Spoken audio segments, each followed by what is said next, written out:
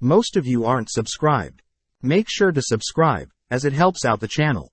Without further ado, kicking off the series, we see our MC, Makoto, narrating his normal life, waking up and having breakfast with the family, heading to school and attending archery practice after school, only to head home, have dinner, shower and read his father's newly released book. But when he closes his eyes, he is suddenly suspended in space, greeted by a glowing orb, which asks Makoto if he knows who they are. When Makoto shows off his confusion, the orb reveals that it is a god, and that Makoto will be reincarnated to another world immediately. When Makoto refuses, the orb reveals its true form, Tsukuyomi, a god tasked with choosing a hero, and sending the hero to save a world. As Makoto asks more and more questions, Tsukuyomi realizes that Makoto hasn't been told about his lineage. Tsukuyomi reveals that Makoto's parents are both from other worlds, which surprisingly makes sense, as Makoto has never met any relatives. Wondering why he of all people is chosen, he learns that his parents had promised a god to give over one of their children, and knowing that he doesn't want his two sisters to be put in a tough situation, Makoto agrees to be chosen. Promising to deliver a message to his family whilst he's gone, Tsukuyomi bestows divine power onto Makoto in preparation for his duties, but Makoto suddenly begins to disappear, as Tsukuyomi warns Makoto to be patient with the goddess he's being summoned by, as she can be quite tough to deal with. Thanking Tsukuyomi for the advice, Makoto appears before the goddess, blinded by her divine beauty. As the goddess tells Makoto about her world being invaded by demons and spirits, she insults Makoto for appearing so ugly. Not taking a liking to Makoto, the goddess demands that Makoto leave, but Makoto gets heated, prompting the goddess to show off her power. Knowing she'll be fine without Makoto's help, she sends Makoto to the edge of her world, where orcs and goblins reside, but out of pity, she grants Makoto the ability to speak, read and write any language in the world. Just like that, Makoto is flung through the sky of this new world, fearing that he'll die from such a height. Suddenly Tsukuyomi appears, intercepting Makoto from falling further, and apologizing for the goddess's words, as he didn't expect her to outright reject Makoto. As good news, Tsukuyomi reveals that the world he had grown up in was far harsher on his body, compared to this new world, so Makoto doesn't need to worry about being weak, but he must still be wary, as he can still die. With Tsukuyomi's spiritual body disappearing, Tsukuyomi wishes Makoto the best, only to disappear, wishing to meet again in the future. With Tsukuyomi no longer holding onto Makoto, Makoto falls from a height, but just as Tsukuyomi predicted, Makoto is quite durable.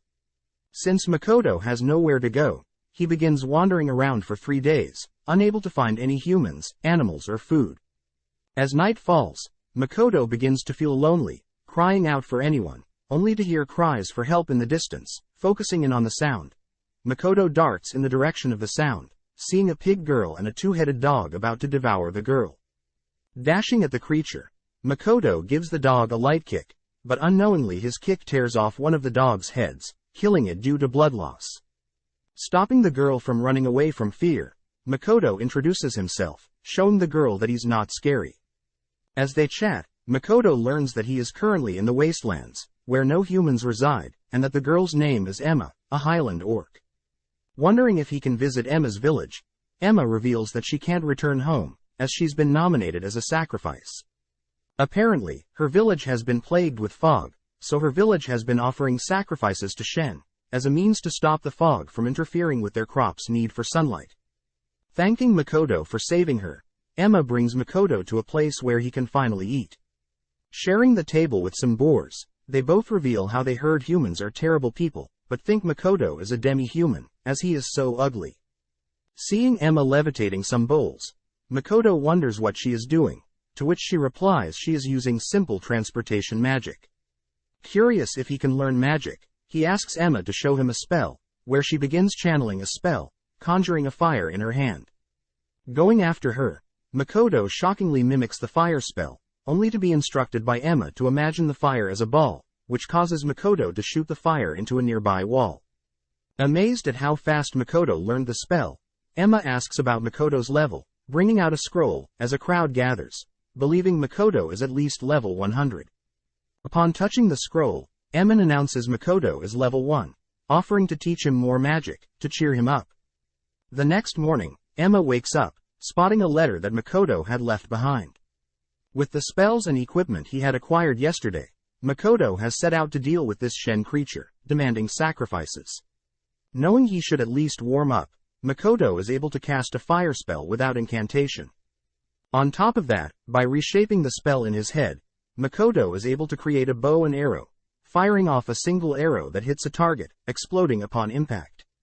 Having not anticipated the massive explosion, Makoto realizes that there were some people he had accidentally blown up.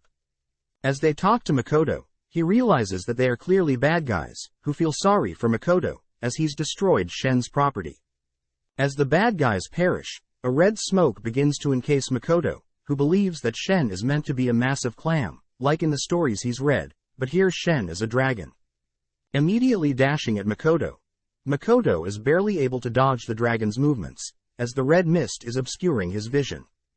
Encasing himself with magic, he begins to read the dragon's movements, dodging Shen's advances. Knowing that he can win, Makoto activates a hidden skill, allowing him to see Shen clearly, whilst casting several fireballs near Shen, who thinks nothing of Makoto's magic. But when struck by a single fireball, Shen sustains huge damage, wondering how fire could harm its fire-resistant body. With no time to think, Makoto sneaks in close, pummeling the dragon several times. Makoto brings the dragon to the ground. Believing the fight is over, Makoto drops his guard, allowing Shen to catch Makoto with some illusion magic. Brought back to his old life, Makoto is alone with Hasegawa, who suddenly confesses to him. Knowing that this is so strange, Makoto attempts to reject her, but is forced to accept her proposal to stop her from crying. After the confession is done, Makoto reveals that he knows this is all an illusion, as he reveals his hidden skill. Makoto can create a zone around himself, which allows him to manipulate the space however he pleases. This means he can also enhance his body, whilst in the zone. Thanking Shen for making him stronger, Makoto breaks out of Shen's illusion spell, but realizes that Shen is no longer hostile. Apologizing for attacking Makoto, Shen asks that he form a contract with it, offering to be Makoto's companion, and in exchange Shen wants to see Makoto's memories from another world. Seeing as there is no downside, Makoto agrees, which triggers the pact ceremony. With both Shen and Makoto glowing, Shen realizes that Makoto is too powerful, forming an 80-20 pact in Makoto's favor.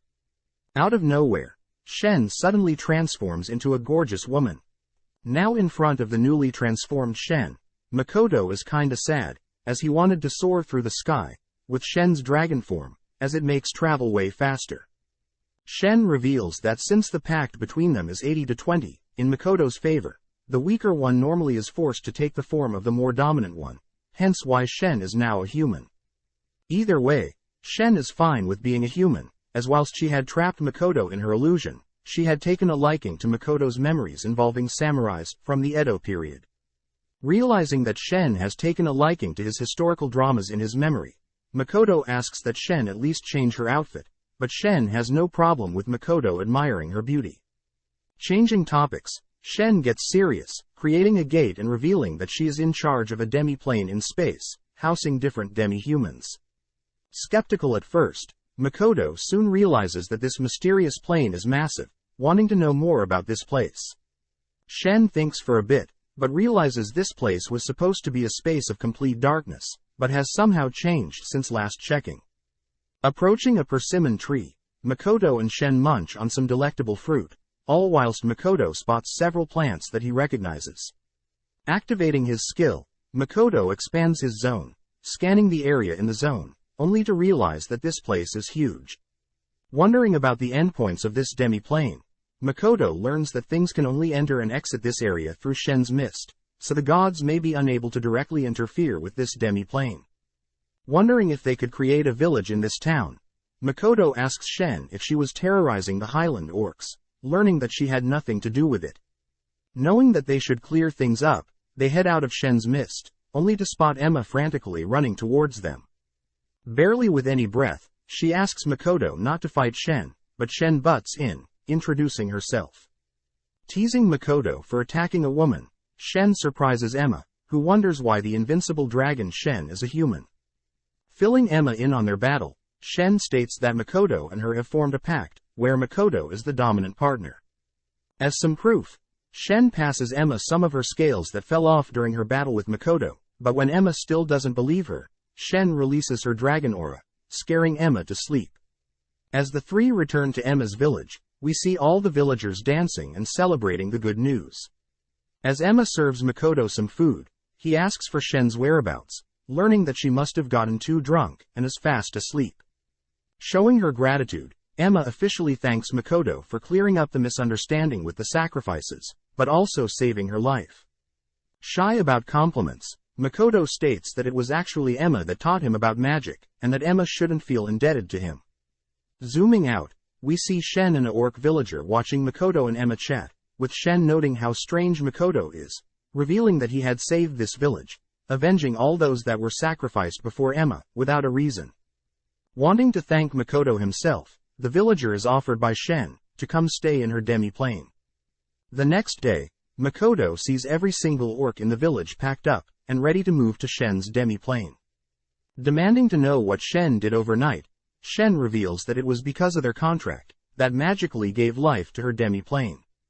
Plus, quality of life should be far greater than here in the wastelands, as the water, air and environment is high quality. Worried about the possible creatures that may attack the orcs, Makoto turns to see a mini Shen, wondering if she is Shen's child. Insulted, Shen reveals that the little Shen is a fragment of her true body, which Makoto notes is crazy, as she should tell him what abilities she has. Checking a final time if all the villagers want to live in Shen's demi-plane, Makoto begins thinking of how to transport all of them, but within seconds, Shen absorbs all the villagers into her demi-plane, using her mist, shocking Makoto. With the orcs immediately getting to work, gathering materials to build their new town, we cut to Makoto juggling water, darkness, fire, earth and thunder spells in his palm. Knowing that water is his strongest affinity, Makoto notes how by focusing on one element, he can cast multiple water spells at once. At the same time, Shen begins fangirling over the dramas she's watched through Shen's memories, demanding to watch more, but Makoto rejects her, asking why he is the master of her demi-plane. Shen states that since he is her master, he is also the master of her belongings, including the demi-plane. Annoyed, Makoto forbids Shen accessing any more of her memories, which she reveals she has already recorded most of his memories, but wants to spend more time with her master. Wondering how much of his memories Shen has seen, Shen heads out, attempting to find out a better way to record Makoto's memories, as her current method requires Makoto to be stationary. Turning around, Makoto spots his memories that Shen had recorded floating around, spotting a memory of a picture he and his family would take every year. Remembering that his parents are actually from this world, Makoto reasons that it would be smart to check out what his parents did here, setting the goal of visiting a human village first. At the same time, a dwarf runs through a forest and is cut down by a huge creature, deemed the Black Disaster. Checking up on some orcs working cutting down trees for material, Makoto learns that they are having trouble cutting down tougher trees. Helping out, Makoto activates his ability, having called it Kai. Makoto projects a zone around a small sword he has, strengthening the blade's sharpness. With the enhanced blade, Makoto easily cuts through the tree, shocking the orcs. Seeing one of the orcs injured, Makoto activates his Kai ability, healing the orc, noting how Makoto healed his wound without mana. This would explain how Shen could incense him during their battle. Trying out the ability on himself, Makoto realizes that he is unable to heal himself, but is interrupted by Shen. Carrying an injured dwarf, Makoto wonders what happened, but suddenly a massive spider breaks into Shen's demi-plane. Asking if Shen can help out, Shen states that she'll leave the creature to him, finding out that Shen had encountered the spider before, but had left it be. Knowing that the spider is a bug type, Makoto wonders if it is weak to fire, dodging the spider's charge, only to cut off one of its legs. Creating a fire source in the air, Makoto encases his sword in flames, but realizes the spider has disappeared, appearing above him, spitting out its webs. Cutting through the webs, Makoto manages to sever some of its legs, but is shocked to see the creature's insane regeneration. Changing strategies, Makoto conjures his flame bow, shooting an arrow, only to follow up, using the fire source in there, and impaling the spider with a fire spear from above. Seeing the spider not perishing, Makoto watches as the spider begins absorbing his fire magic, healing itself. Off to the side, Shen learns that the dwarf she saved is an elder dwarf, who was barely able to leave a scratch on the creature. Creating a volley spear, Makoto is surprised to see that the spider simply tanked all the damage, only to regenerate the wounds. Suddenly the spider changes speed, catching Makoto off guard, breaking past his Kai zone, and impaling him onto a tree. Approaching swiftly, the spider begins devouring Makoto, but Makoto gets serious, releasing a huge explosion, blowing the spider back. Charging up several fire spells, Makoto barrages the spider with flames, simultaneously shooting and recasting the same spell. Following up, Makoto conjures a water bow, shooting a huge blast of water, sending the spider flying back into the mountains. Seeing Makoto collapse from exhaustion, Shen gets a bad feeling, as the spider has regenerated, grabbing a hold of Makoto before Shen can intervene. Surprisingly, the spider is in love with Makoto, embracing him, but Shen manages to pull him out of the spider's grasp. As the spider suddenly speaks, Shen asks if the spider remembers her, but the spider states that all it cares about is Makoto, getting jealous when she learns that Shen is Makoto's slave. Hearing that, the spider decides to form a pact with Makoto, only for Makoto to wake up in the presence of a gorgeous girl. Asking about how he's still alive, Makoto learns that Shin, her smaller self, and Emma all work together to heal his beat-up body, especially Emma, who is amazing at healing magic. Turning to the girl in front of him, Makoto demands to know who this mysterious girl is, only for her to reveal that she is the spider he fought. Shocked, Makoto wonders how she was able to form a pact with him, when he didn't agree to one, but the girl states that she offered her body and soul, forcing a pact, weirding Makoto out. Joining the conversation, the dwarf and Shen are happy to see that Makoto is alright, but he's clearly annoyed that things happened whilst he was asleep, but reasons that it would be better to have the spider be in its human form. Speaking up, the dwarf asks if he can chat with Makoto privately, to which Shen adds that this dwarf is a special subrace of dwarfs known as elders, able to craft sacred or noble artifacts. Introducing himself as Baron the Elder Dwarf, he thanks Makoto for getting rid of the black spider, as his village will live in peace. But Makoto knows that Shen had made up the lie regarding the spider becoming a girl, saying Makoto was able to break the curse, as a way for the dwarf to accept what is happening. As a request, Baron asks if he may move to this area where Makoto lives, surprised that Makoto has no problem with that.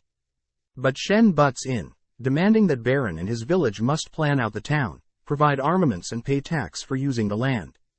With Baron accepting the conditions, he notes that it may take a while to convince the heads of his village, but Shen gives Baron some of her scales, which Baron knows can be used to bribe villagers to relocate.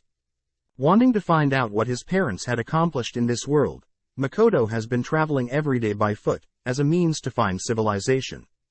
Finally spotting a human village off in the distance, Makoto is called by Shen, who has something important to talk about.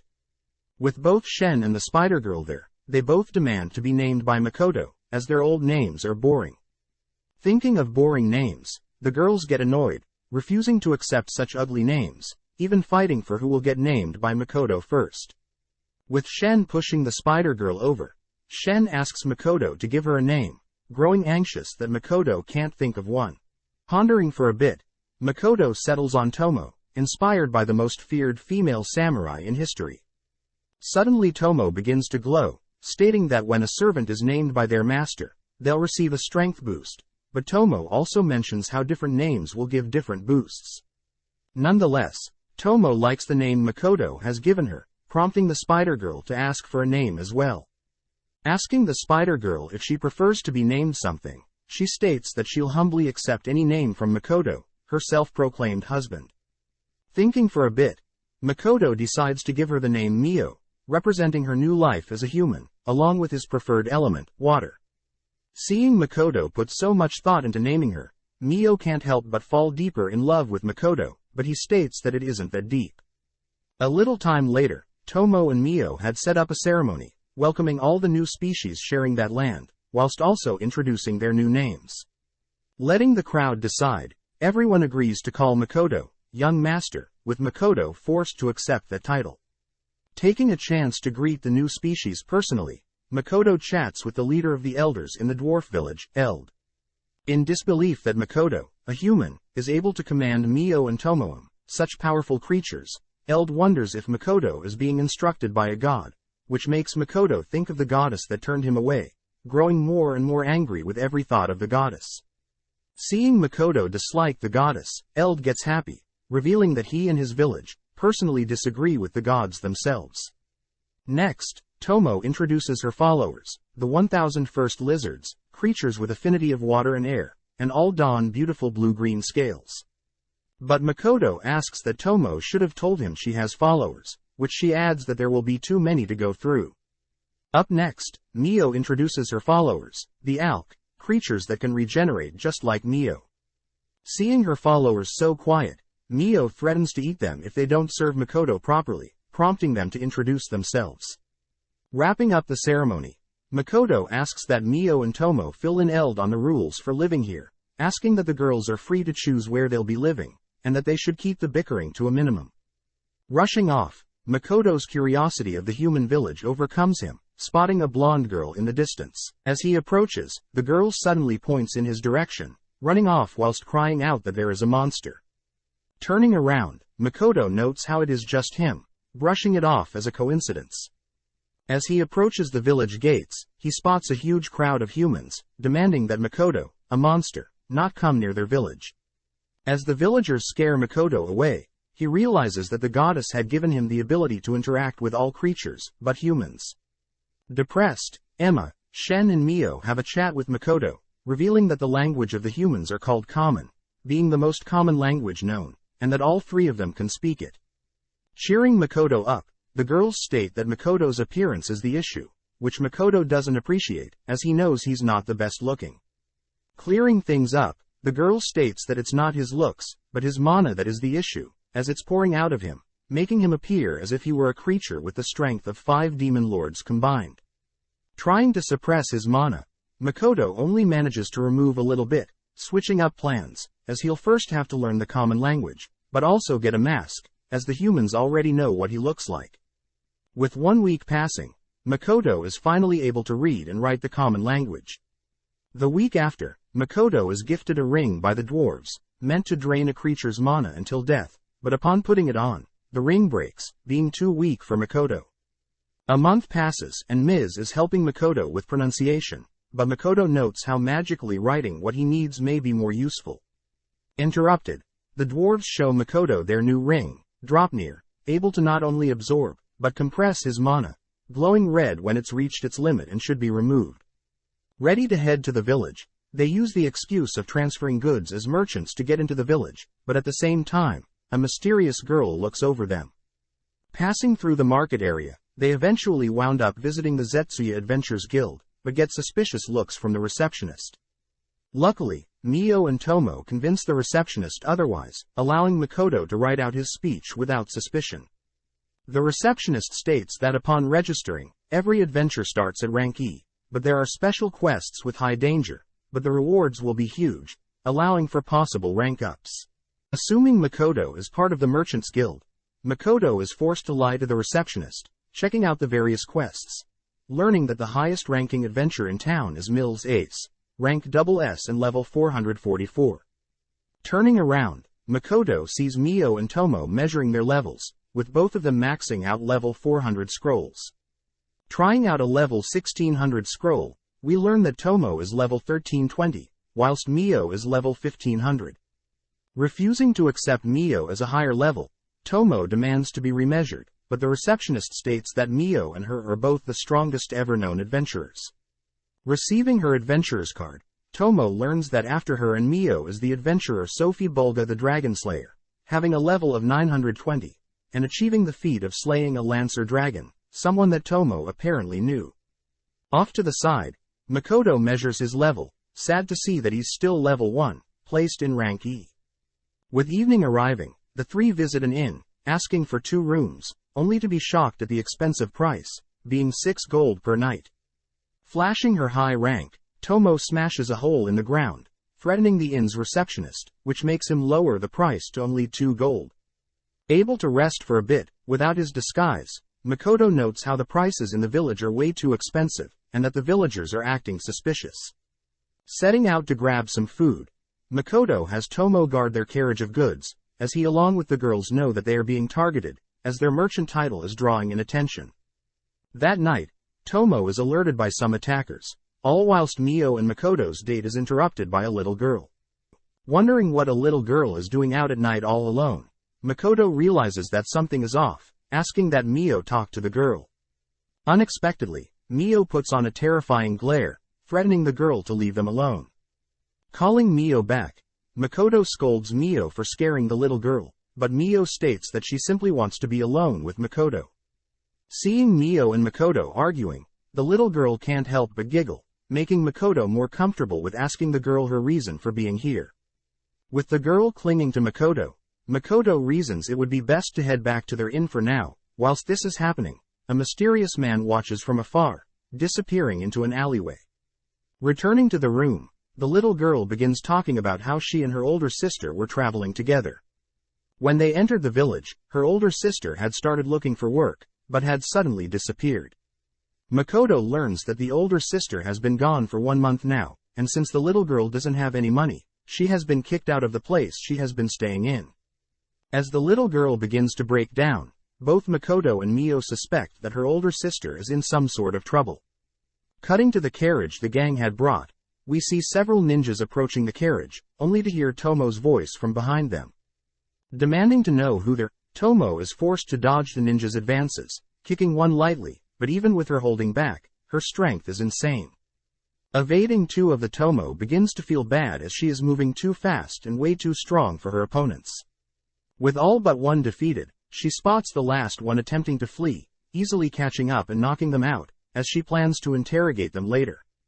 Returning to Makoto to tell him about what had happened, Tomo is scolded for not holding back more against mere humans, and that she's lucky that they have Mio to clean things up.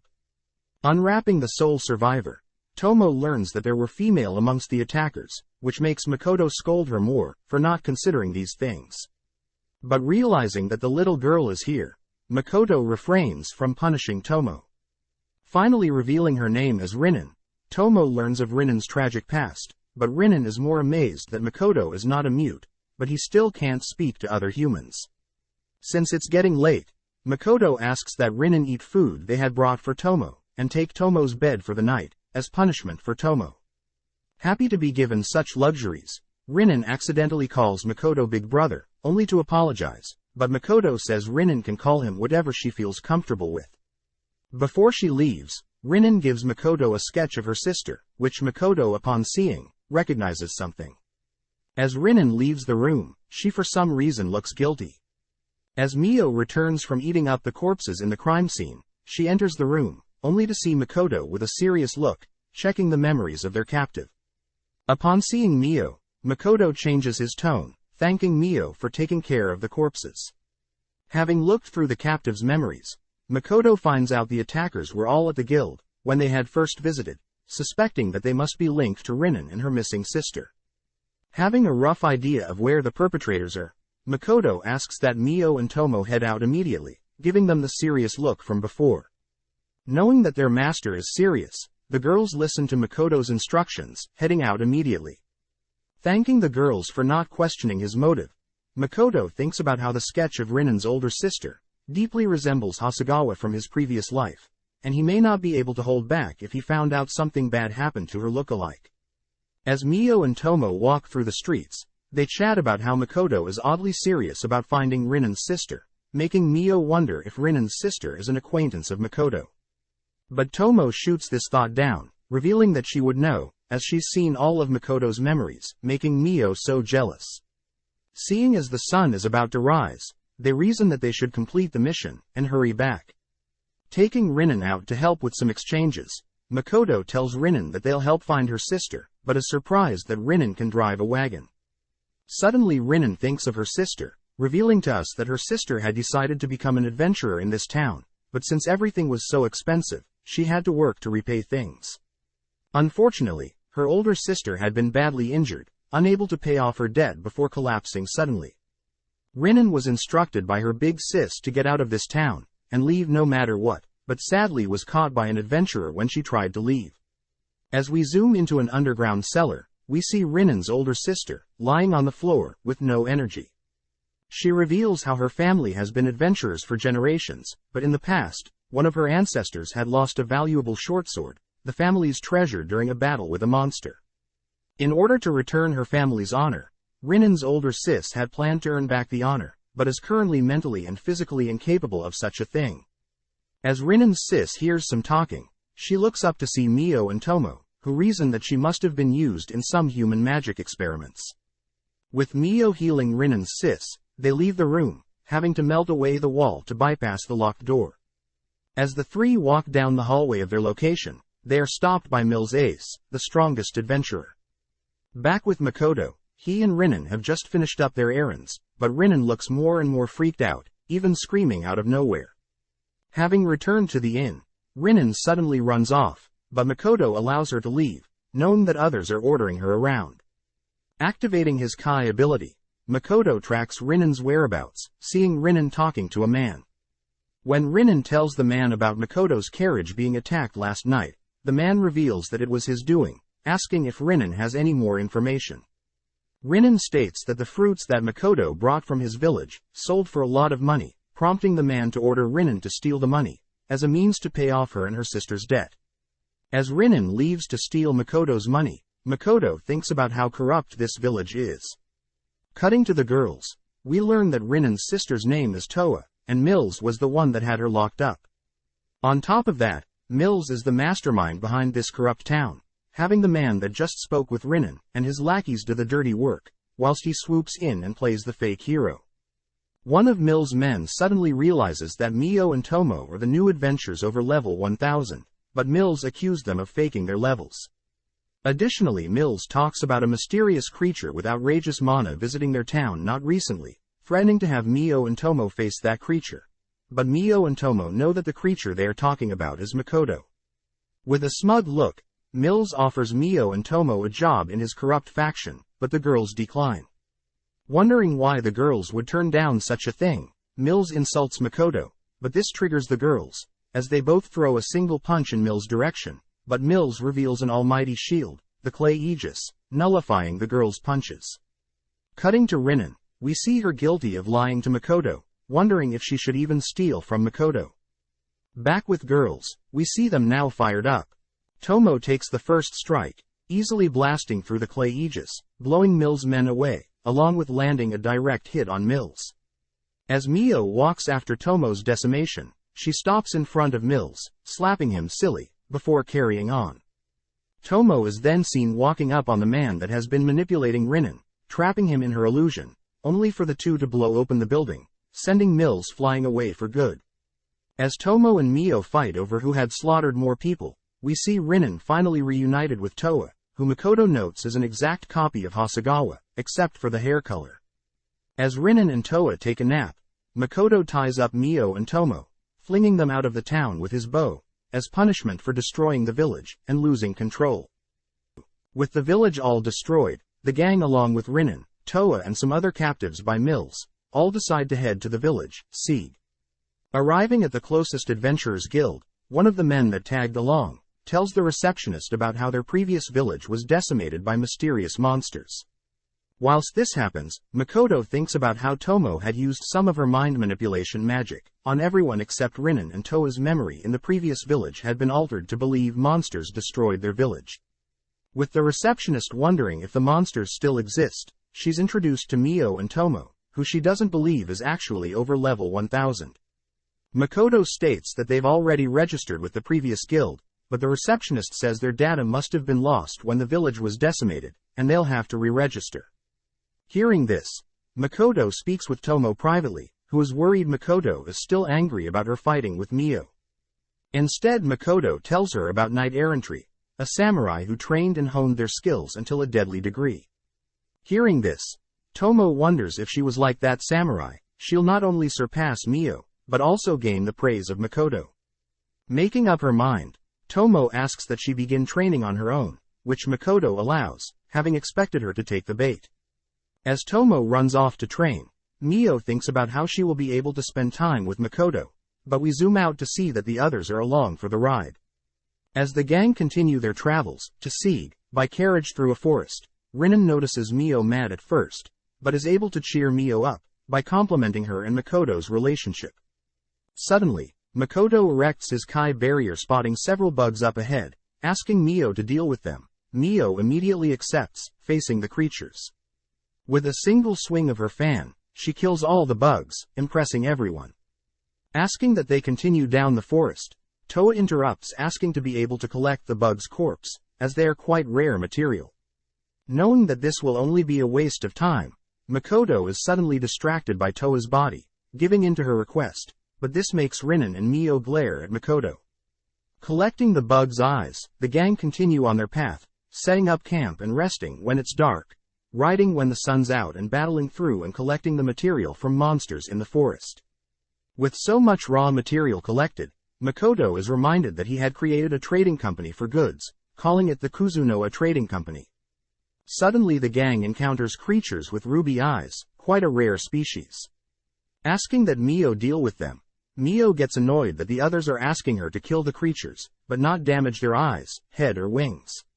Knowing that he should deal with this himself, he learns that the abdomen is the most vulnerable spot, but the girls are scared he's too weak, as he's technically level 1 in their minds. Readying his bow, Makoto focuses, easily shooting down each and every creature, impressing the girls, with the elven girl in particular, believing that Makoto's bow is high-tech. Makoto is unable to explain that his bow and arrows are ordinary, as the others are too busy harvesting the valuable materials from the creatures. Finally arriving at Sieg, Makoto is re-registered, sad to see that his level is still 1, even after slaying those creatures in the forest. With Makoto asking that Mio wait for Tomo to have them both re-register at the same time, Makoto visits the quest board, spotting only rank A and B quests, looking at a special quest by the Rembrandt Trading Company in particular. Since it's special, Makoto can accept it regardless of rank, realizing that this quest is asking for ruby eyes. Suddenly Toa interrupts Makoto, telling him about her rank up during their adventure, pleasing Makoto, as he asks that they split the goods they acquired. Asking for one of each of the goods, and most of the ruby eyes, Makoto apologizes for hogging the valuables, but the others are simply happy Mio and Makoto helped them get here. Seeing everyone's sad faces, Makoto states that they should at least throw a party to celebrate their parting ways, which pleases everyone. With Toa offering to set things up for the party, Makoto exchanges contacts with Toa using their guild cards, which Makoto notes how high-tech this is, as all adventurers no matter the rank have access to a town map and monster encyclopedia, but it comes at the cost of a yearly fee to the guild. That night, Mio and Makoto meet up with the others for their party, at a tavern. Seeing that they offer meat, Makoto can't help but dig into a huge chunk of meat. Watching him, Louisa the Blessed Gunner, an elven girl that's rank A- and level 108, talks about how she can barely sense Makoto's presence or desire, amazed that she has never seen anyone use a bow like Makoto. Next Mio glares at Hazel, who is an alchemy master who's rank B+ and level 114, learning that Makoto plans to use the ruby eyes he acquired from their trip for a special quest he found earlier. Next is Renina, who's a dwarven priest knight, rank B+ and level 122. Quite drunk, Renina challenges Makoto to an arm wrestling contest, but is surprised when she's defeated by Makoto. Finally, Toa is revealed to be a dark thief, with rank A and a level of 125. As the party comes to an end, Toa asks more about Makoto's special quest, but upon hearing it's from the Rembrandt Trading Company, she warns Makoto about some rumors she's heard regarding them. As the two make their way back to the room they will be sharing, Makoto asks that Mio go on ahead, as he plans to grab the goods for the special quest, being warned by Toa that people that accept Rembrandt Trading Company's quest usually have bad things happen to them. Since Tomo is nowhere to be found, Mio gets antsy wondering if he and Makoto will get to share a bed, but when Makoto arrives, he simply sleeps in his own bed, making Mio regret not destroying one of their 2 beds. The next day, Mio and Makoto head back to the demi-plane, which Makoto is proud to announce that he's able to create the mist needed to enter and leave whenever he wants. Greeted by Tomo's fragment and Emma scolds Makoto for not acting more kingly, as he may be an adventurer in the real world, but in the demi-plane he is the ruler. Filling in the two on what has transpired since they were gone, Makoto learns that the Alks are settling in the mountains with the help of the orcs and mist lizards. The dwarves are helping with construction and repairs, along with designing new equipment, and as for farmland, the mist lizards are in charge of clearing farmland and guarding the village. As a final surprise, Makoto spots a huge area of land, being built specifically for him, designed based on his memories, which Makoto remembers Tomo had recorded a bunch of his memories, and this is what it's being used for. Speaking of Tomo, Makoto is sad to hear that neither Emma nor Tomo's fragments have been able to get in touch with Tomo. Suddenly Eld appears, showing off his new boots invention, allowing him to walk and keep up with the younger dwarves, but more importantly asked to show Makoto something. Unveiling his new leather, scaled and full-plated armors, Eld asks that Makoto equip one of them, but are all disheartened when Makoto refuses to wear any of them, as they are too heavy-duty and flashy. Instead, Makoto notices a thinner protective gear on the racks, which Eld states that Rugi was the one that crafted this coat. Makoto recognizes that name as the same person that crafted his Dropnir rings. Rugi reveals that the gear absorbs mana, just like his Dropnir rings do. When the gear is blue, it prioritizes physical and magical defense. But Makoto has the option to convert the gear to red, favoring mobility over defense. Trying out the gear, Makoto is sad to see the gear is already exhausted with his mana, but Rugi states that he'll make the gear more compatible with Makoto's vast mana pool. Meeting with Mio, Makoto is introduced to some of Mio's ALK followers, who are practicing appearing as humans. Seeing them gather such materials from the demi-plane, Makoto notes that the goods grown in the demi-plane are more powerful than normal. With nothing else left, Makoto heads to the Rembrandt Trading Company to complete his quest, but upon arriving, realizes that the quest isn't as easy as it seems. Sitting down with the representative of the Rembrandt Trading Company, Patrick, Makoto apologizes for not being able to talk, and instead will be communicating via his writing magic. Perfectly fine with this, Patrick's butler enters, as Patrick asks about how long Makoto's been an adventurer, as Patrick is aware of most adventures in this town, but doesn't recognize Makoto's name. Telling Patrick about how he has moved into town recently, Makoto reveals that he's rank E and level 1, aiming to join the Merchant Guild and establish his own trading company. Hearing this, Patrick gets mad, standing up and scolding Makoto for doing things wrong, only to ask Makoto to leave. Having heard Makoto's level and rank, Patrick assumes Makoto is using this meeting to establish a connection with his trading company, but Makoto unveils the ruby eyes, shocking Patrick. Instantly apologizing, Patrick notes the rare and well-kept ruby eyes, which prompts Makoto to ask why Patrick needs them. As an apology for his rudeness, Patrick reveals that he needs the ruby eyes to produce a special kind of medicine, ambrosia, that can cure most curses. Apparently Patrick's wife and daughter had been afflicted by a cursed disease, a type of curse caused by a witch doctor's ritual. Patrick was able to capture the witch doctor, but they were only able to find out that it was a B-rank curse, before the witch doctor had died. Wanting to help, Makoto asked that he be present when the medicine is made, as he personally knows an alchemy meister that'll speed up the creation process, and since it takes 2 eyes to cure one person, Makoto gifts all of his eyes, bringing Patrick and his butler, Morris, along with everyone to tears.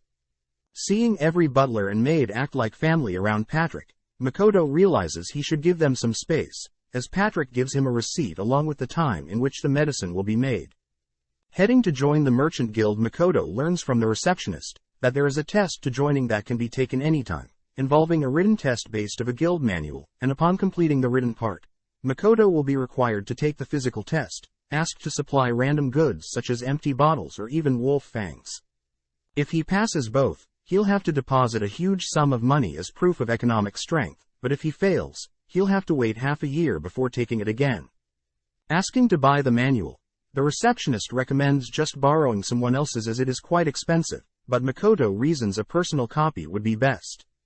Having a look at the manual, Makoto gets surprised, making the receptionist feel bad, as she knows the test is hard.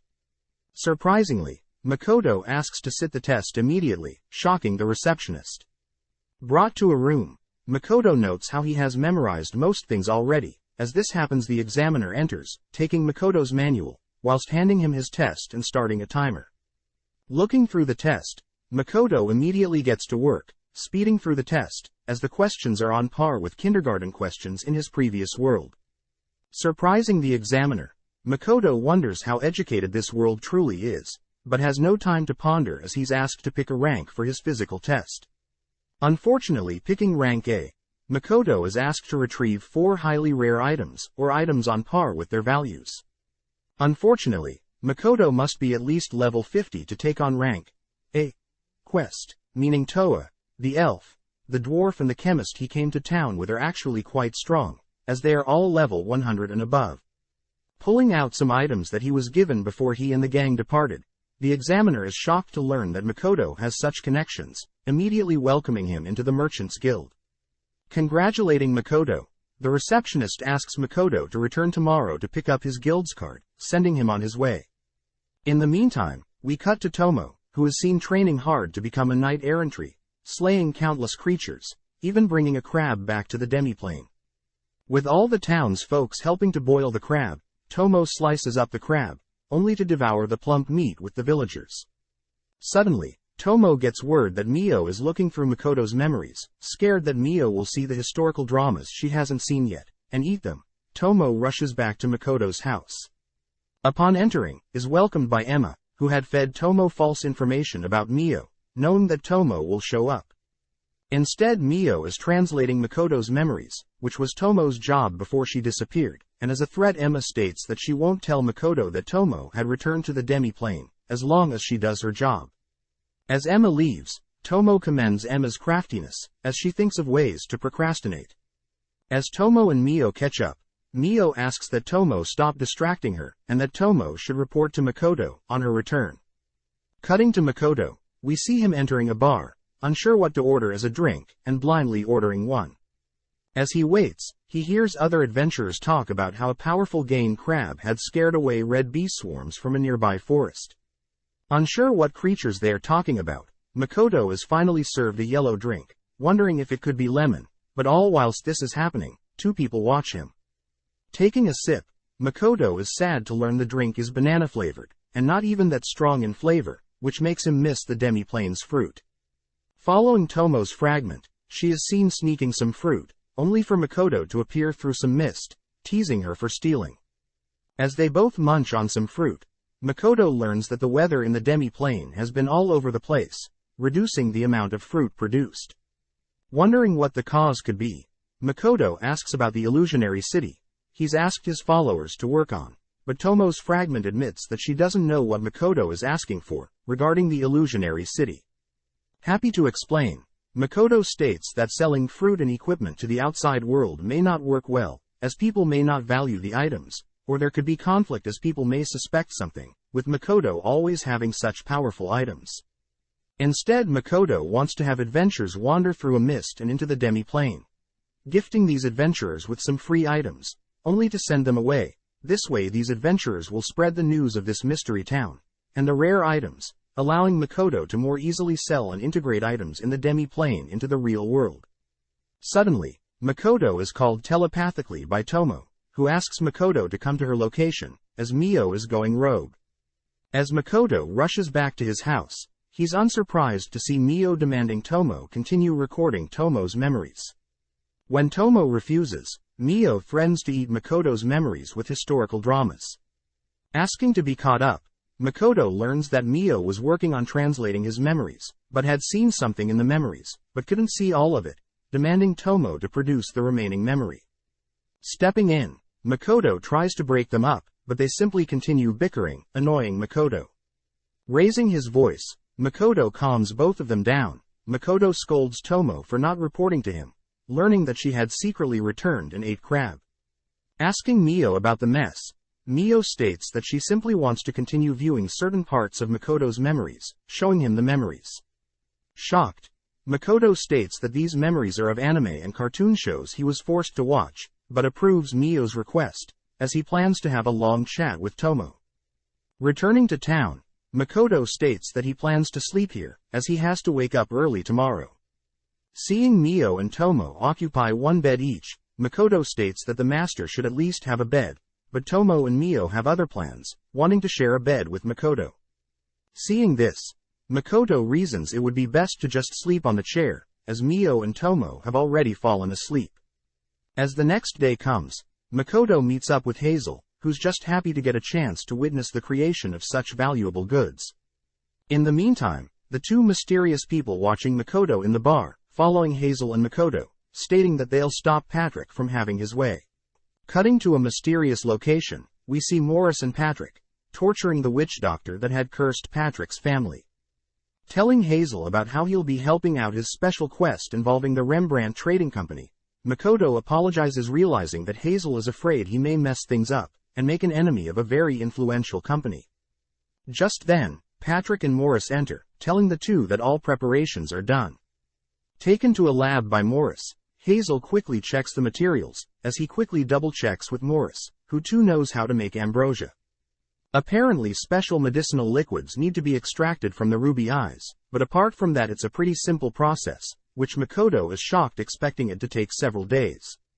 Etching a ritual circle into the floor, Hazel begins chanting a spell to enhance his alchemy specialty, but Makoto notes how inefficient this ritual is, as it's taking too long.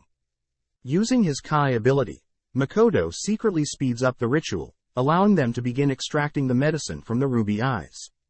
As they wait, Morris reveals that they would normally extract a similar liquid from the ambrosia flower itself, but it's quite rare, more rarer than ruby eyes, which gives Makoto the idea of hunting these flowers down and selling them for his own trading company. With one dose done, Morris rushes to give it to Patrick, allowing Hazel and Makoto to work on 2 more doses. Seeing Hazel nonchalantly hold the valuable vials, Morris re-enters, scaring Hazel and making him fling the vials. Immediately activating his Kai ability, Makoto saves one, propelling himself to the second one, barely able to save it.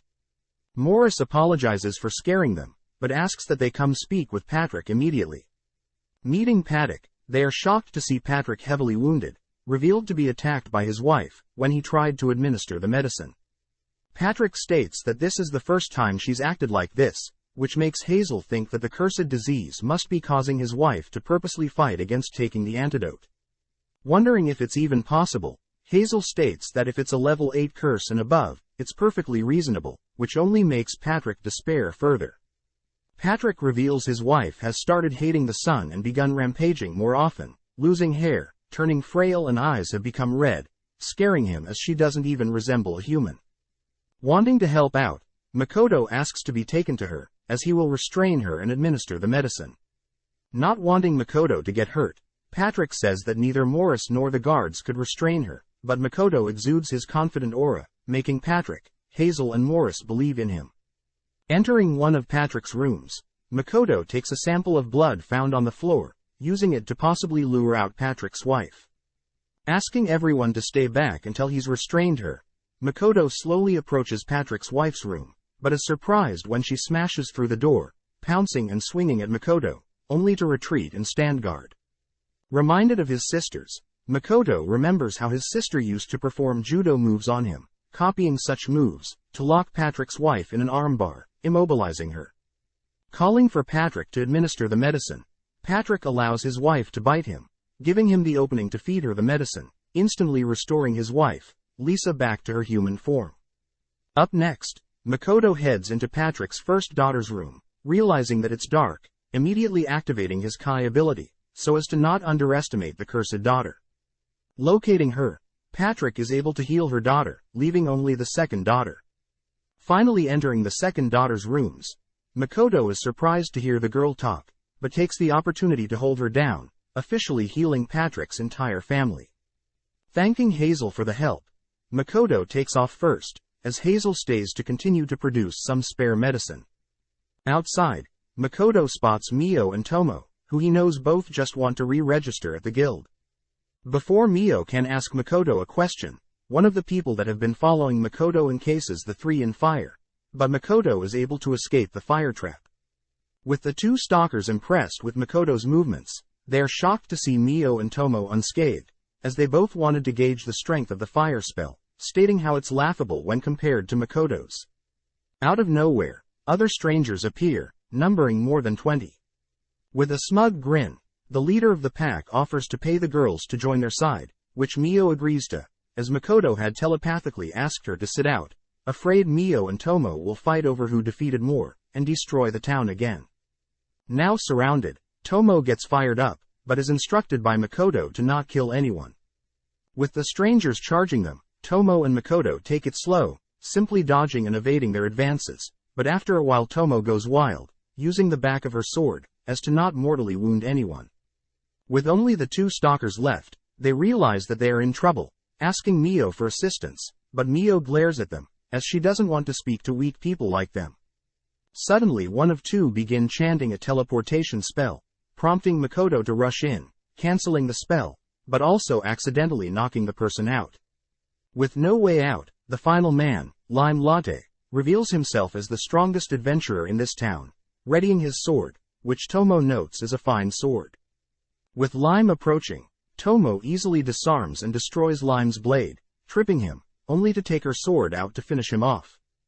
Before she can knock him out, she glances at his memories, seeing children innocently playing in an orphanage, making Tomo stand down for now.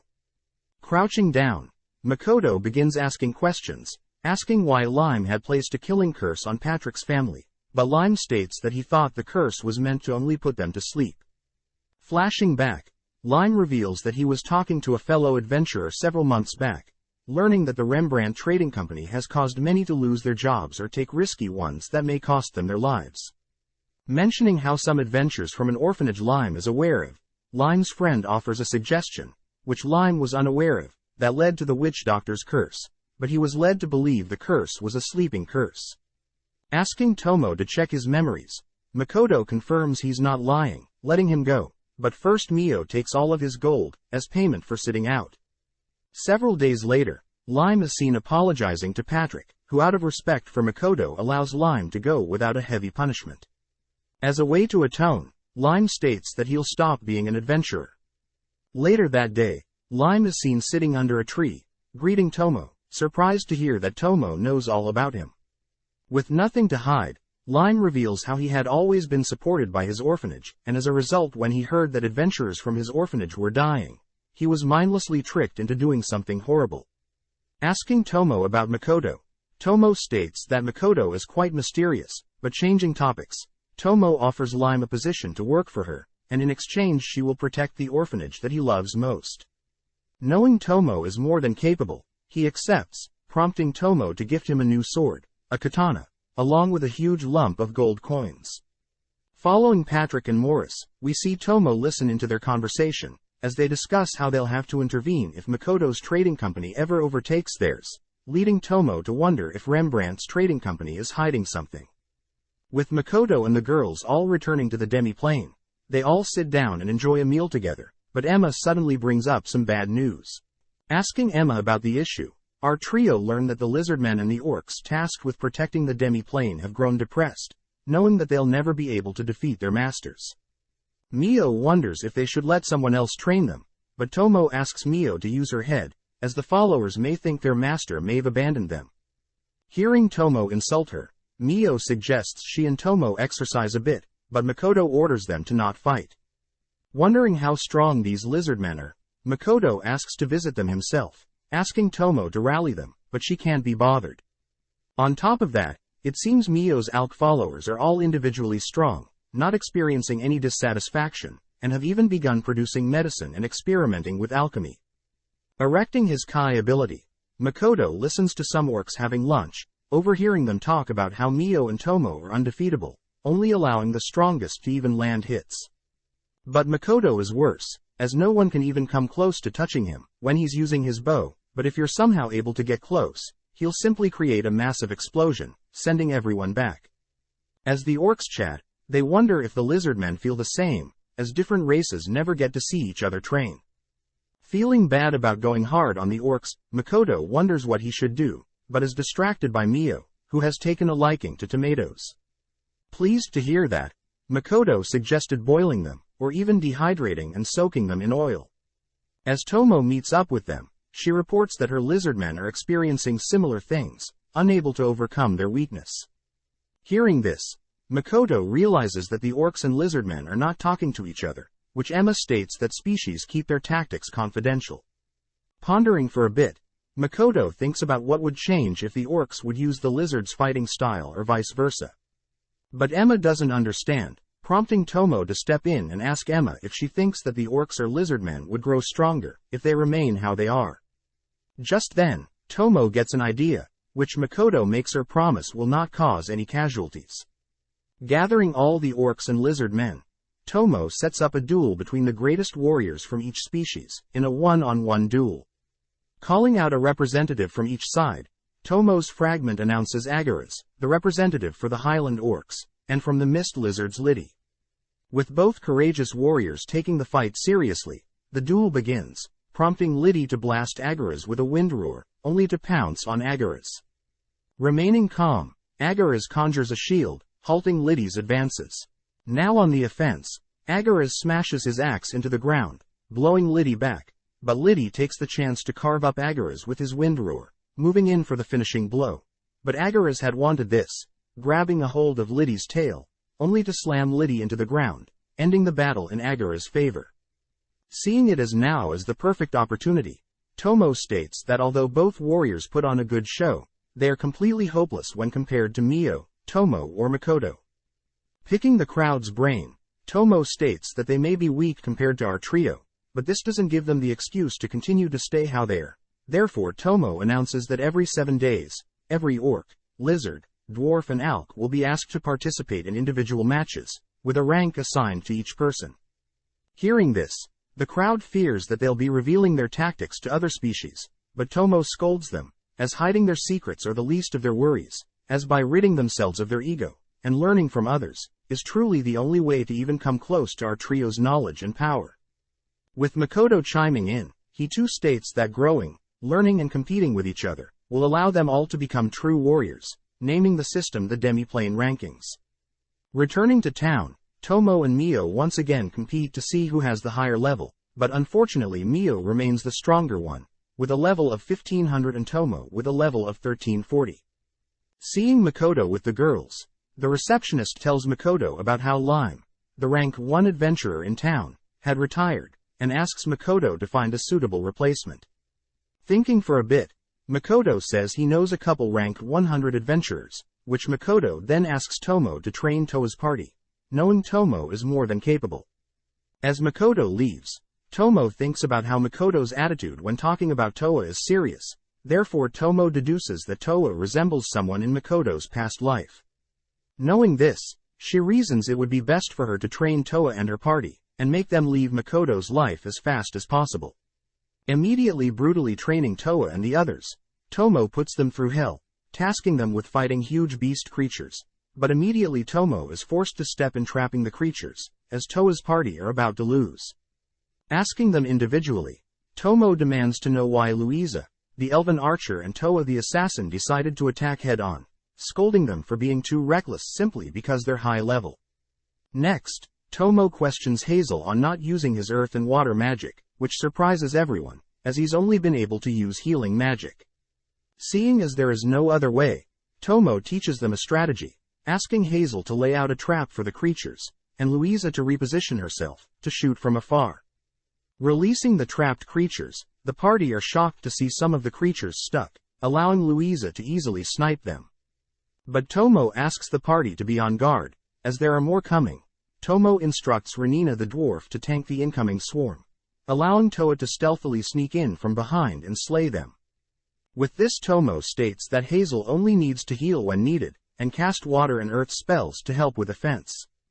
With the party training until sunset, Tomo congratulates everyone, but sets their next goal of conquering a creature's den, filled with 100 of the same creatures they've fought today. Hearing this, the party states that they're still too weak, but Tomo states that she knows they are able to achieve such a feat, ordering them to rest for today, but tomorrow she expects them to report back to her, succeeding in conquering the creature's den.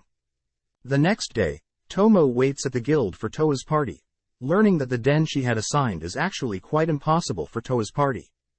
The location is known as Death Wish Road, as the location is near the Tinnarak forest, where many adventurers have gone missing. Just then, Toa and her members return, completely beat up and having used up all their resources, but they complete Tomo's quest, making a name for themselves in town.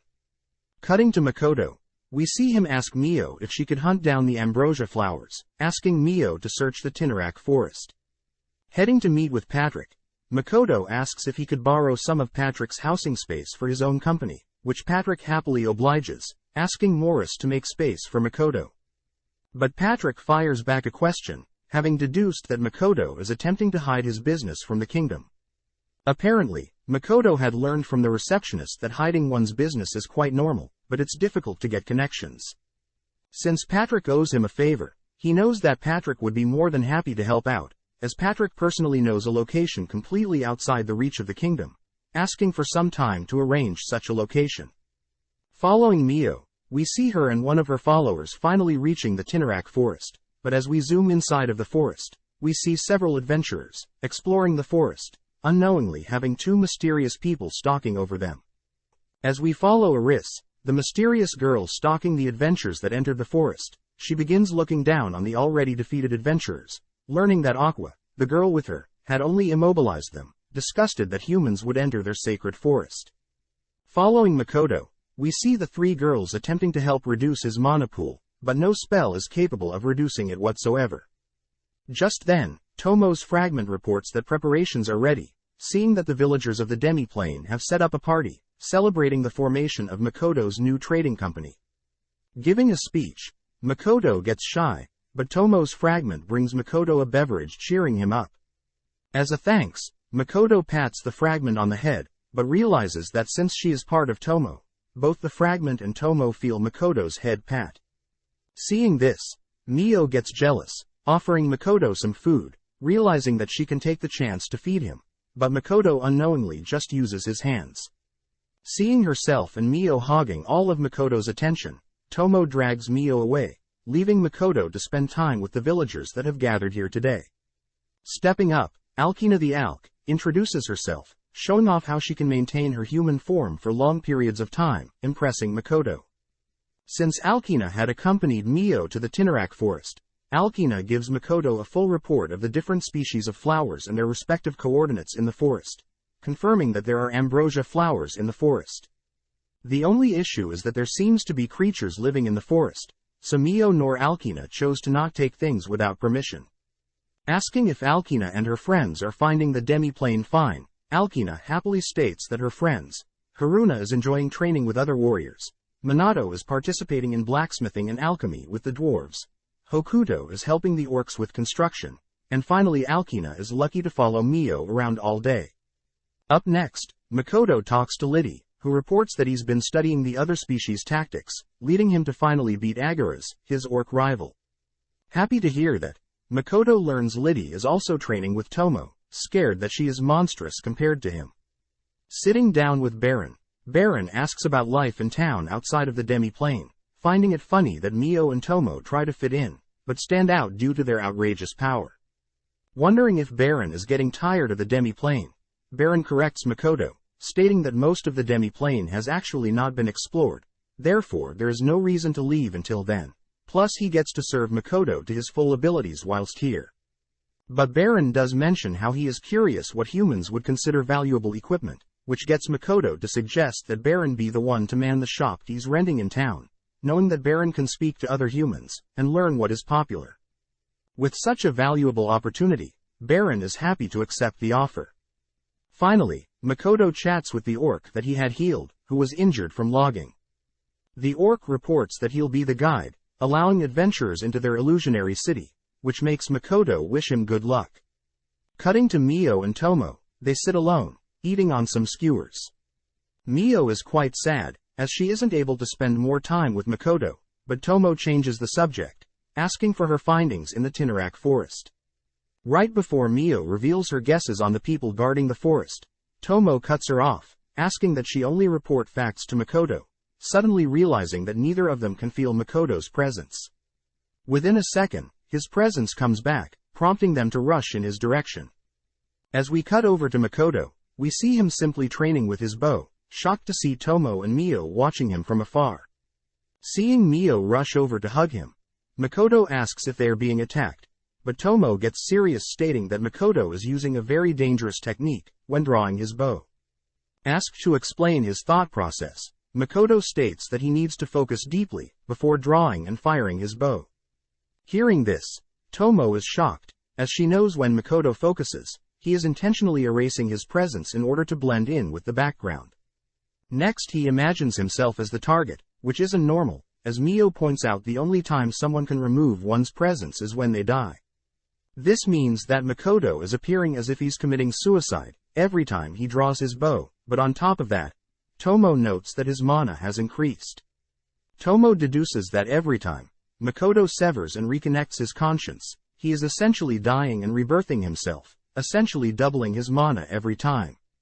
This would explain the increasing range of the demi-plane, but this means the goddess of this world will have him exterminated, as he's approaching the level of a god. For now, Makoto will conceal his mana when in the outside world, whilst Tomo has the dwarves work on stronger mana-absorbing gear. As Makoto calms Mio down, Tomo thinks about how interesting it is that her master is on par with a god. The next day, Makoto walks through town, thinking about how he's now unable to shoot a bow normally, without overthinking. As he wanders around at night, a bag suddenly flung in his direction, moving out of its trajectory, only to spot a demi-human, who he notes looks just like him. Out of nowhere, a blonde woman attempts to seduce Makoto, who realizes he's in the red light district, but before anything happens, Mio and Tomo drag him away. Brought back to their room, Tomo and Mio are pissed, with Mio blocking off all of Makoto's escapes. Both girls begin accusing Makoto of preferring prostitutes over them. Hearing Makoto stuttering, they both force themselves onto Makoto, but Makoto conjures a wall of ice between them, suddenly disappearing. As we cut over to Emma, she runs over to a tree, shocked to see Makoto hung upside down, with his clothes torn apart. Deducing that Mio and Tomo may be the cause of this, Emma changes the topic, telling Makoto that Rugi has finished crafting mana-absorbing gear for him. The next day, Rugi shows off his new mana-absorbing coat, linking several rings to it, to greatly increase the gear's durability. Suddenly Mio appears, asking to speak with Makoto, which he shyly accepts. Chatting privately, Mio apologizes for last night, agreeing to never force herself onto Makoto, unless permitted. Changing topics, Makoto announces that he'll be visiting the Tinnarak forest, to negotiate the ambrosia flower for his trading company, but Mio states that it'll be a waste of time, and instead she'll just forcibly take it. But when Makoto offers to have only Mio and him visit the forest, she forgets about terrorizing the forest, as she can be alone with Makoto. Now passing through the forest, Makoto and Mio make their way to the ambrosia flowers, with Mio spotting some adventurers following them, casting her web, so they don't interrupt her date with Makoto. As they approach a large field filled with ambrosia, they reason they should ask for permission before plucking them, holding hands as they make their way through the field. Suddenly Makoto and Mio are stopped by Aqua and Aris, pissing Mio off, as these people are interrupting her special time with Makoto. To make things worse, the three adventurers following Makoto and Mio appear as well, which Makoto recognizes one of the adventurers to be the girl from yesterday. Suddenly, Aris and Aqua accuse Makoto, Mio and the adventurers of stealing their land's goods, prompting Aris to suddenly conjure an ice spell, scaring everyone away. As Makoto runs away, we see the blonde girl from yesterday running alongside him, ordering him to protect them. With Aqua personally firing some flame arrows at them, Makoto is able to sense the attack in time, erecting his Kai barrier, and protecting everyone from further harm. Carrying Mio, Makoto runs alongside the adventurers, who demand that Makoto save them. Annoyed, Makoto suddenly hears Tomo's voice, chatting via telepathy. Asking if Tomo knows who the attackers are, Makoto asks if Tomo can help out, but Tomo refuses, jealous that Makoto is on a date with Mio, going as far as to hold her hand. Explaining his situation, Makoto says he'll allow Tomo to pursue katana making and rice farming as hobbies if she helps out, which she immediately agrees. Immediately coming up with an idea, Tomo asks Makoto to create a smokescreen, where Tomo can then create and drag the adventurers into the demi-plane via mist, where they'll visit the illusionary city, both protecting them and getting rid of them. Additionally, Tomo suggests Makoto feed her some of her favorite food, as she's currently in a sour mood. Channeling a fireball, Makoto shoots the ground beneath the adventurers, creating a smokescreen to allow them to be taken away by Tomo. Whilst Aqua and Aris are distracted by the friendly fire, Makoto cuts his own hand, feeding his blood to Mio, which Aqua and Aris find creepy, but this is enough to make Mio happy, complimenting the delicious meal she was fed. having just witnessed something strange. Eris begins casting a powerful ice spell, wanting to end this quickly, but as she slowly channels magic into her wand, Mio intervenes, slowly absorbing the magic, impressing Makoto. Following up, Makoto casts a bright beam of light, using it to distract Aqua and Eris, giving Makoto the opportunity to destroy Aqua and Eris's wand and bow, but to be safe, Mio ties them up. Whilst this is happening, the adventurers are welcomed by Tomo's fragment, having successfully made it to the illusionary city. With Aqua and Eris now bound, Makoto can clear things up, stating that he has no intentions of stealing from this forest, and instead is willing to exchange items of equal value. Hearing this, Eris and Aqua introduce themselves, offering to lead them to their village, where the elder of the village will talk to Makoto. Moving deeper into the forest, Makoto and Mio are taken to the forest ogre village, but Makoto can't help but sense a barrier looming over this village, one that Makoto recognizes. As they walk through the village, Eris states that the barrier helps protect their home, along with the precious ambrosia flowers, but they soon reach the elder's house. Greeted by Nilgistory, the representative of the leaders, Makoto learns that these people in the forest don't consider themselves elves, but claim to be forest ogres, drawing strength from normal means, whereas elves draw strength from spirits. Just then, Nilgistory's son enters Adano, who glares at Makoto only to scold the elders for refusing to accept that they are elves, even though they are descendants of elves.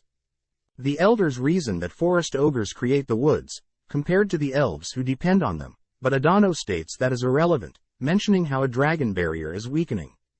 Turning to Makoto, Adano listens to how Makoto is only a merchant, here to trade goods, but Adano knows that if Makoto is capable of taking down Aqua and Eris, Makoto is more than a merchant.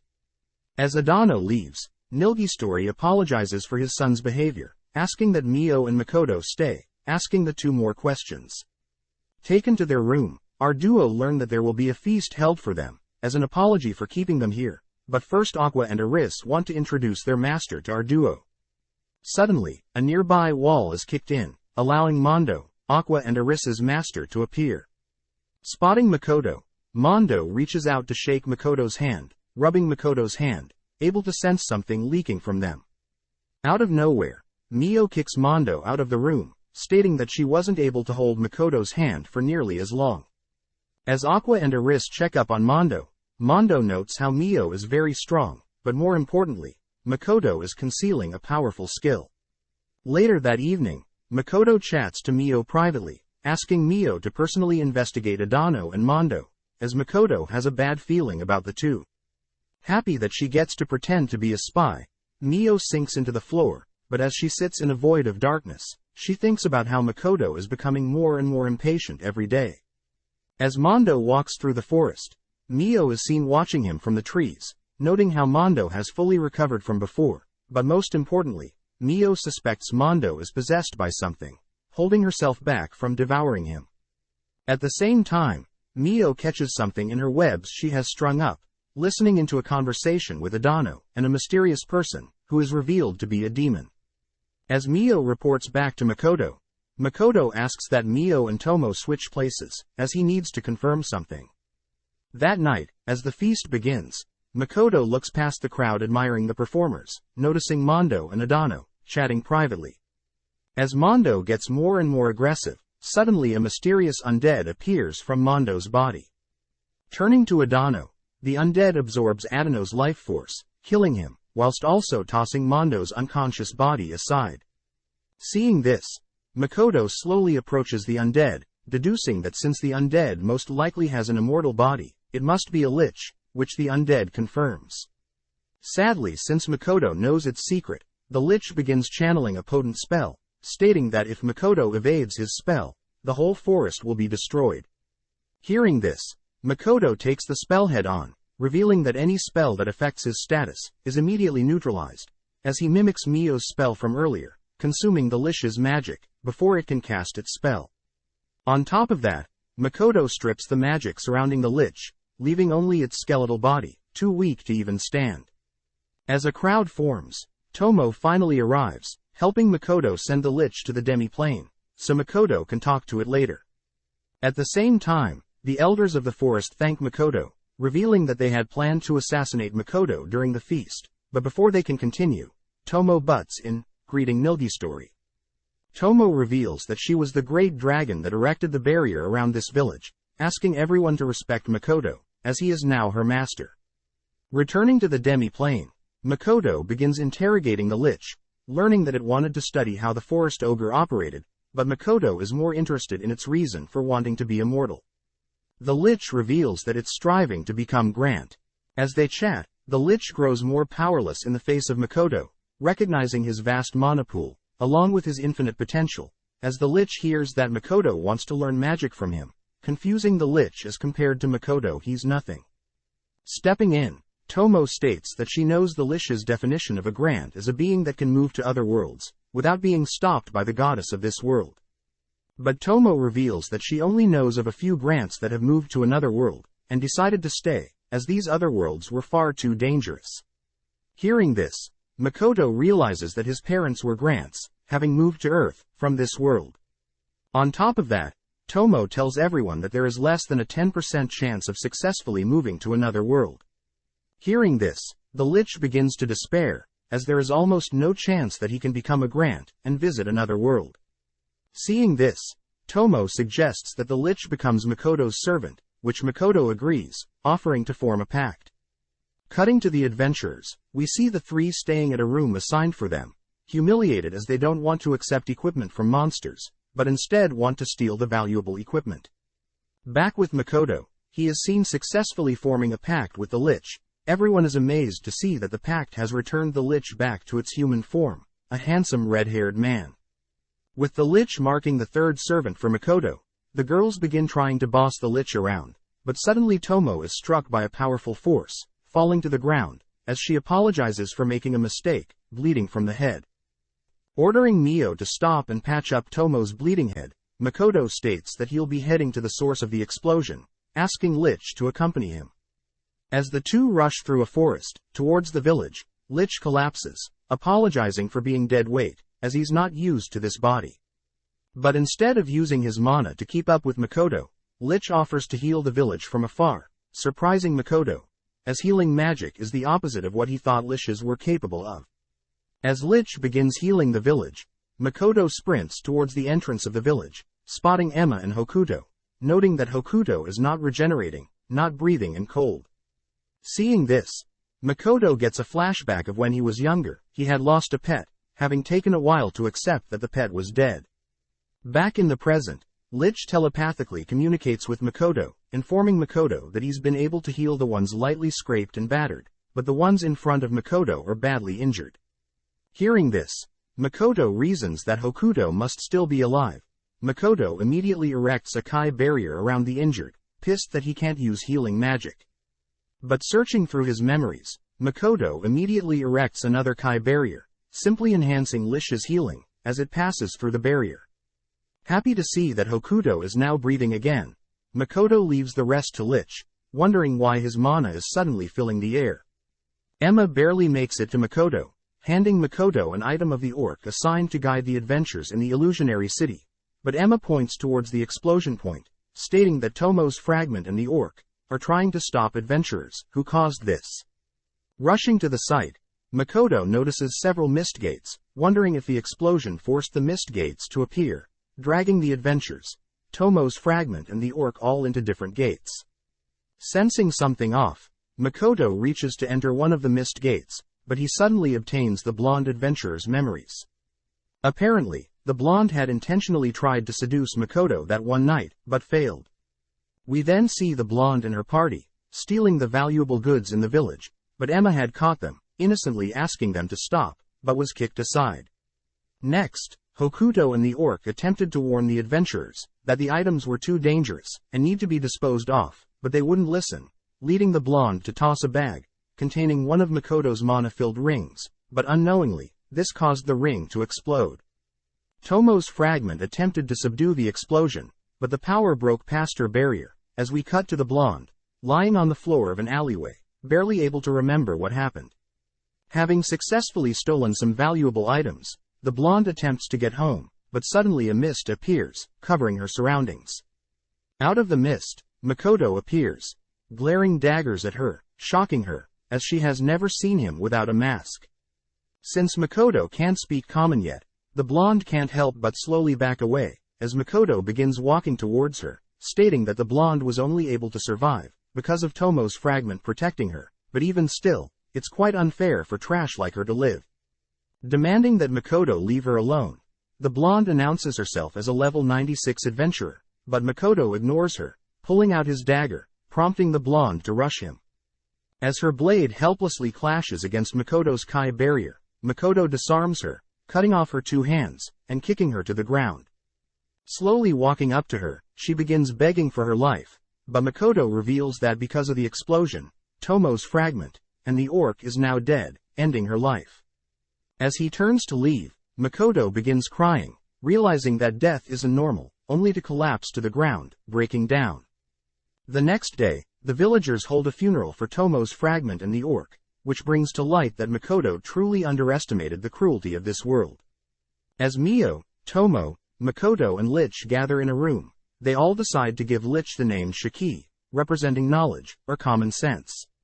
Happy to see Shiki pleased with his name, Makoto turns to ask Tomo how he was able to see the memories of the blonde adventurer, as that is a skill specific to Tomo. Makoto wonders if upon forming a pact with Tomo, Mio and Shiki, that he'll start growing dragon, spider and undead body parts, but this makes Tomo crack up. It's revealed that since Makoto had formed pacts, through contracts of control, no part of the servant will enter the master's body. But Tomo does state that Makoto was most likely able to use her ability, since he trusts her, as it's quite known that a master is able to use a servant's skills, only if they have a strong connection. Hearing this, Mio gets jealous, listing off times when she's been close with Makoto, but Tomo matches her energy, listing her moments with Makoto. Heading elsewhere, Makoto chats to some villagers, asking Emma to construct a barrier around the illusionary city, as a means to keep adventurers in, but also prevent weak and young villagers from getting in danger. Next Makoto asks about Hokuto, happy to hear that his recovery is going well, but Makoto asks for some of the Alks to change into their adventurer form, and live among the adventurers brought to the illusionary city, as a way to keep watch and gather information. Makoto then visits the dwarves, asking them to integrate a disposal system, where dangerous items are immediately disposed of, and valuable items are kept out of adventurers' reach. As the dwarves immediately get to work, Makoto visits the friend of the orc that passed, stating that he's personally apologized to the deceased orc's parents, but hearing this, the orc's friend states that Makoto is not to blame, as things like this do happen, and when they do, it's important to accept and make sure it never happens again. As Makoto and Shiki wrap up their rounds for the night, Shiki notices Makoto acting strange, but Makoto says he's simply been thinking about the future of the demi-plane. The next day, Makoto meets up with Patrick, learning the location in which Patrick has set up for Makoto. Seeing as things are ready, Makoto states that he will be heading out soon, planning to leave some of his associates to man the store in town. But first, he feels bad for lying to Patrick. Taking off his mask, Makoto reveals his face, but this doesn't shock Patrick or Morris, as Patrick was fine loving his family when they became monsters.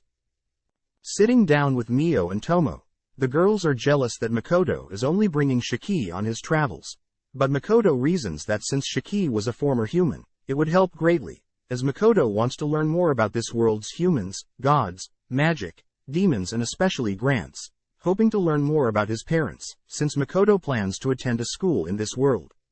As a parting gift, Makoto gives Tomo and Mio fragments of his memories, each containing hobbies that Mio and Tomo may be interested in, whilst Makoto is gone. Reluctant to accept them, the girls state that they'll work on gathering more species in the demi-plane, and help grow the store here in town, whilst Makoto is gone. As Makoto and Shiki bid farewell to everyone in town, they make their way to a magic circle, meant to help with travel, but upon stepping on the circle, the goddess of this world intervenes, transporting Makoto to an unknown location, leaving Shiki, Mio and Tomo, searching for Makoto's location. Cutting to Patrick and Morris, they narrate how there is news of nearby cities, gathering their heroes, to finally start a war with the demons. Looking around, Makoto senses bloodlust, barely able to dodge, but in exchange, Makoto loses some of his fingers. As Makoto looks towards his enemies, two mysterious people, a girl wielding a powerful sword, Sophia, and a young boy, Mitsurugi, both giving off powerful auras.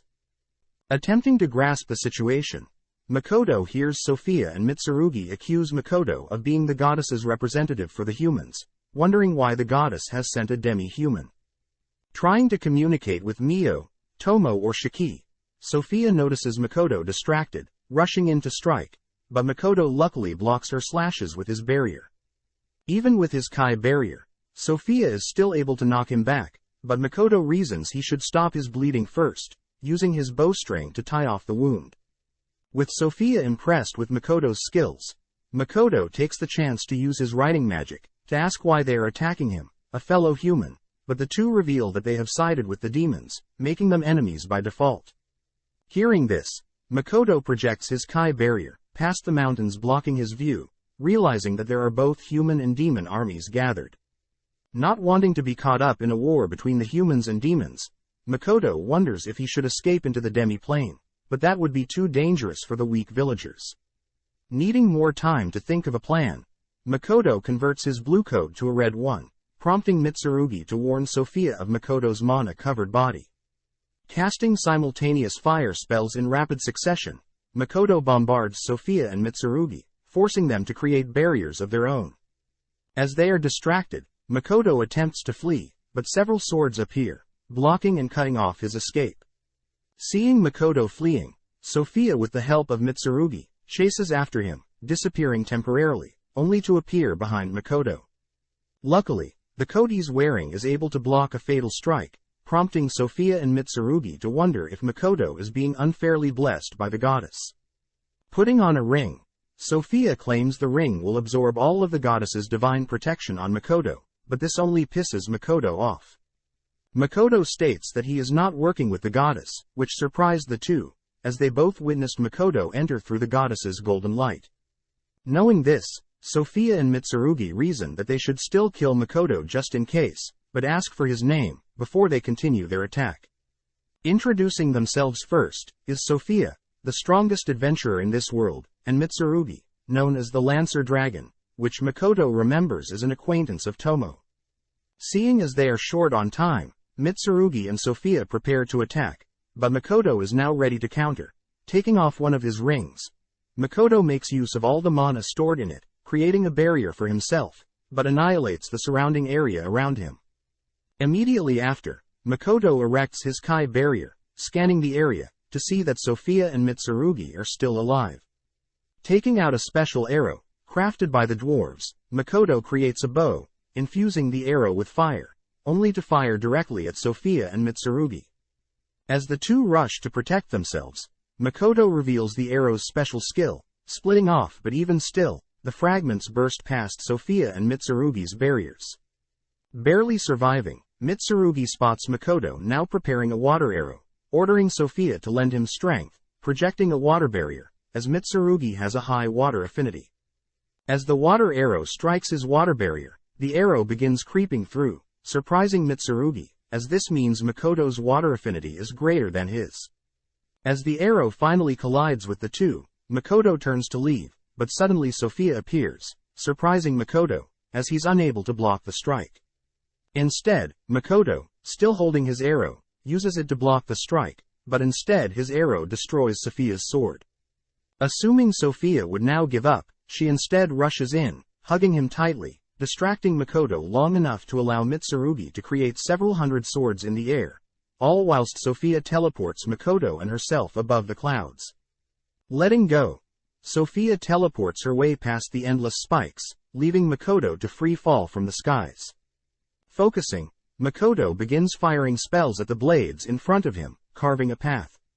Using up his remaining rings, Makoto channels a final water spell, blasting it at Mitsurugi and Sophia, completely parting the clouds, and creating a massive crater filled with water. In the middle of the crater, Mitsurugi and Sophia are barely alive, with Mitsurugi losing a leg, and Sophia losing all her armor. They can no longer sense Makoto's presence, assuming him to be dead. Waking up, Makoto is seen back in the demi-plane, completely recovered, thanks to the girls. As Patrick gets word of the war between humans and demons ending, we see Makoto and the others, all learning that the goddess had planned to have Makoto die facing the demons. Seeing the girls pissed at the goddess, Makoto reasons that he should get far stronger, therefore heading to this world's school, and learning more about the fundamentals will help him grow stronger. This time, the girls want to follow him, not wanting something similar to happen, but Makoto states that he wants to keep the girls' existence a secret, as the goddess may already know about Shiki. Changing topics, Tomo says she wants to introduce Makoto to someone, asking for her new fragment to come out. This time, Tomo states that she had used one of Makoto's rings to create this fragment, making sure this one will never perish like the last. Since all fragments have different personalities, Makoto chooses to name this fragment, Kamoi. Seeing Makoto grow so attached to Kamoi, Mio can't help but hate Kamoi. As the season ends, we see Tomo successfully recruiting the forest orcs, happy to see that Aris, Aqua and Mondo are here as well. Several days later, Makoto is successful with opening his store, showing off the dwarves' masterful craftsmanship, and the demi-plane's valuable items and fruits, which draws in attention from everyone, including Toa and her party, along with Lime. That evening, Makoto sits alone, reflecting on the battle with Sophia and Mitsurugi, noting how there were actually heroes fighting for the humans, but he brushes that all aside, as he's called to attend a party, celebrating the opening of his store in town. Picking up from the previous season, Masumi Makoto narrates how he along with Shiki will be heading to Rotskirt Academy, hoping to set up a store as a traveling merchant, along with continuing his search into his parents who had also lived in this world. Having decided to avoid using another teleportation gate, to avoid being located by this world's goddess, Makoto and Shiki mention how tiring it is, having to walk to the town of Rotskirt. Seeing as they have almost arrived at Rotskirt, Shiki reasons that they should rest up a bit and grab some food, offering to book Makoto and himself rooms, but when Makoto states he doesn't mind how cheap the room is, Shiki freaks out, stating that Mio and Tomo would never allow Makoto to stay in a cheap room. Cutting to Tomo and Mio, who have decided to stay in the demi-plane and take care of it whilst Makoto is gone.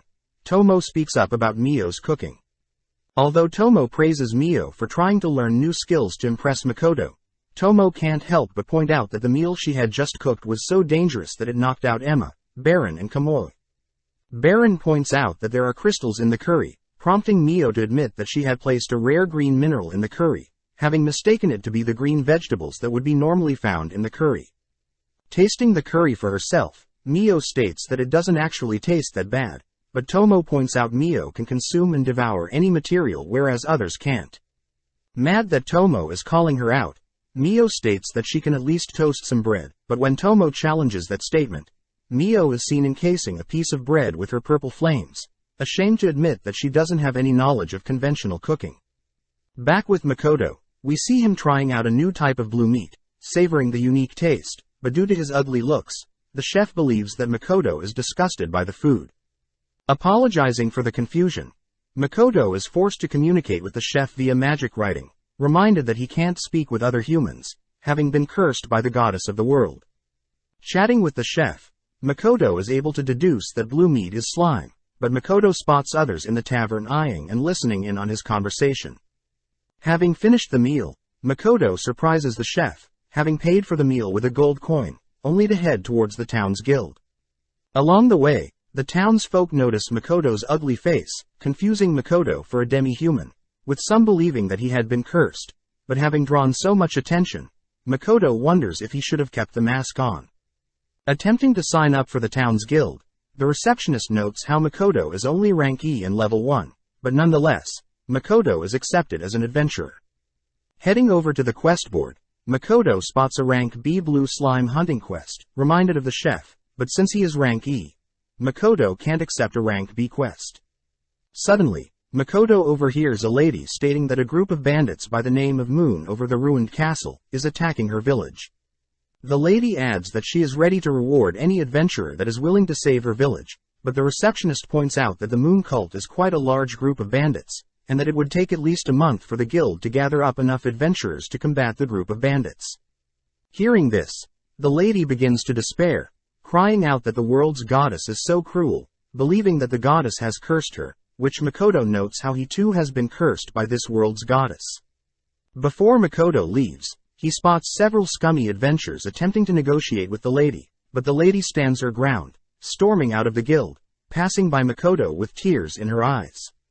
Heading through the town's alley, Makoto admits that he shouldn't have paid with a gold coin earlier, erecting his Kai domain, only to sense several men tailing him from both the tavern and the guild.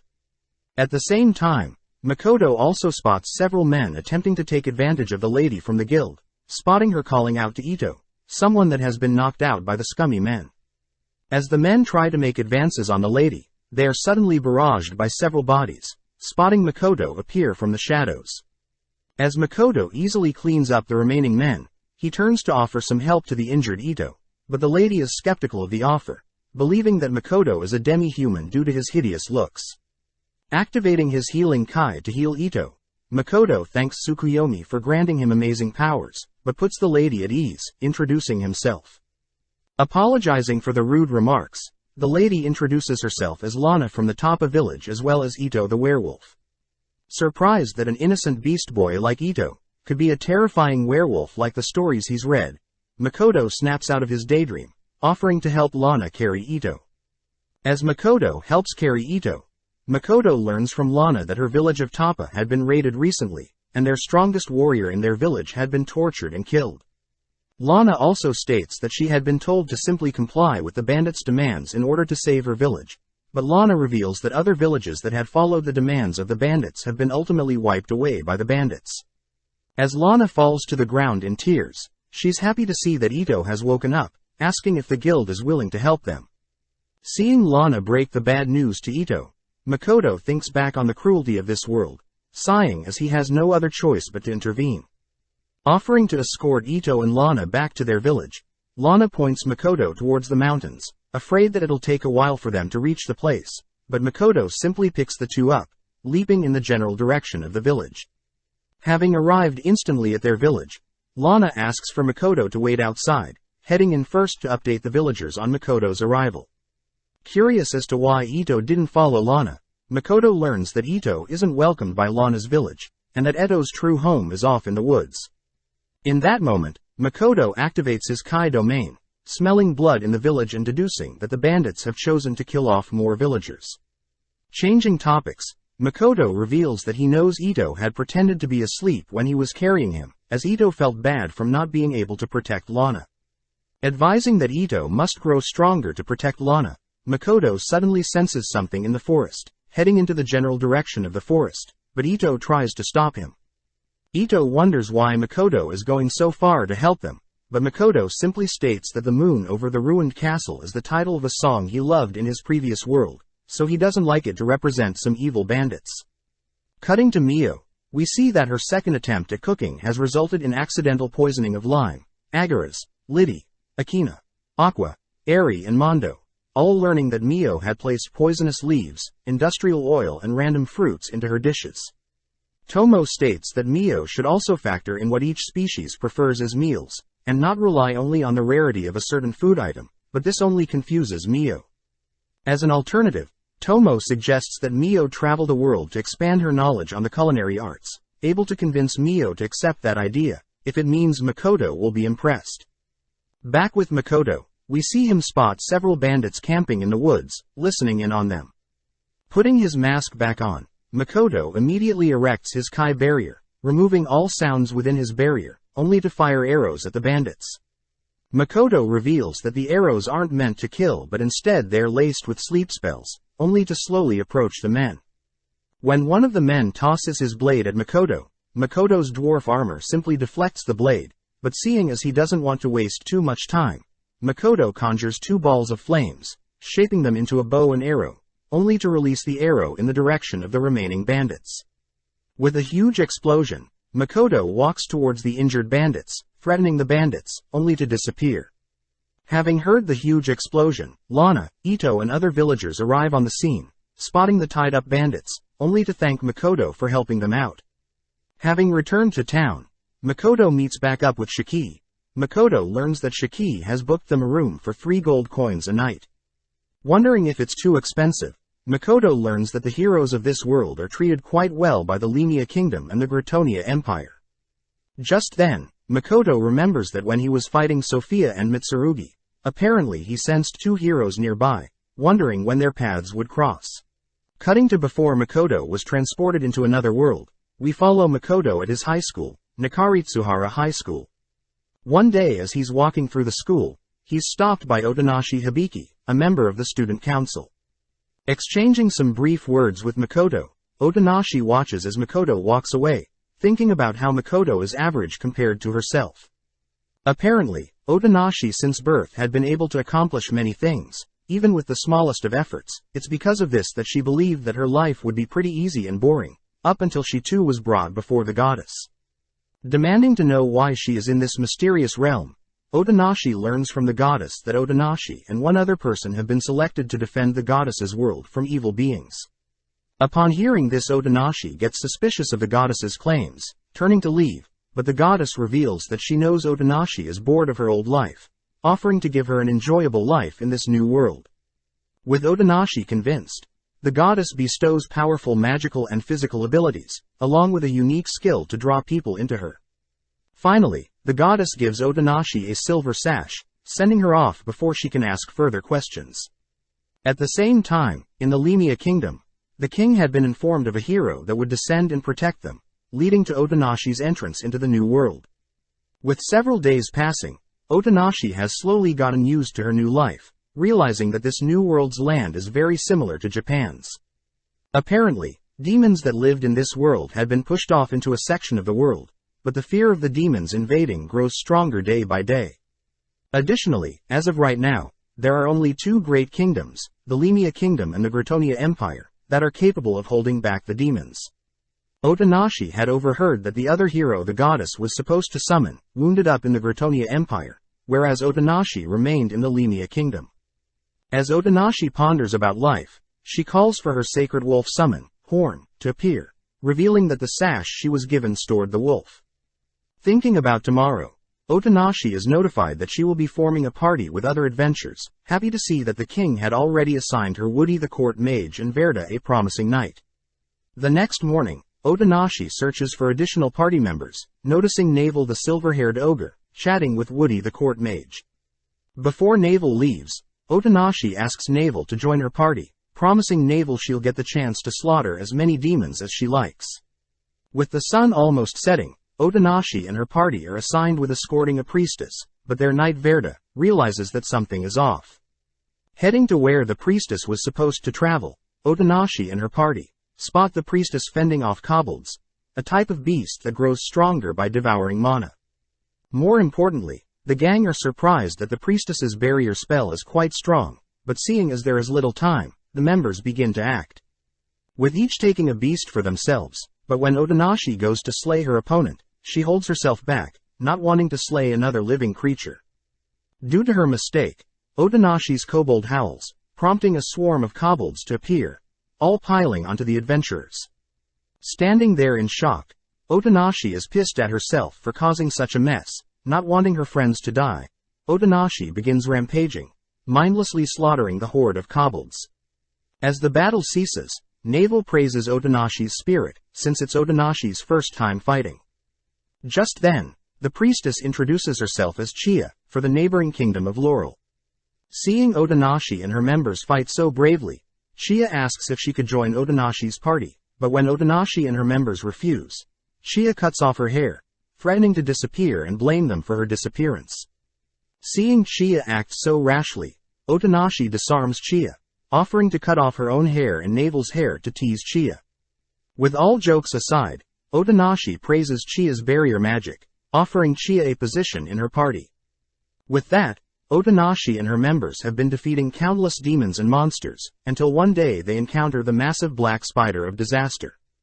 With the spider initiating the battle, Navel attempts to sever one of the spider's legs, but no luck getting through.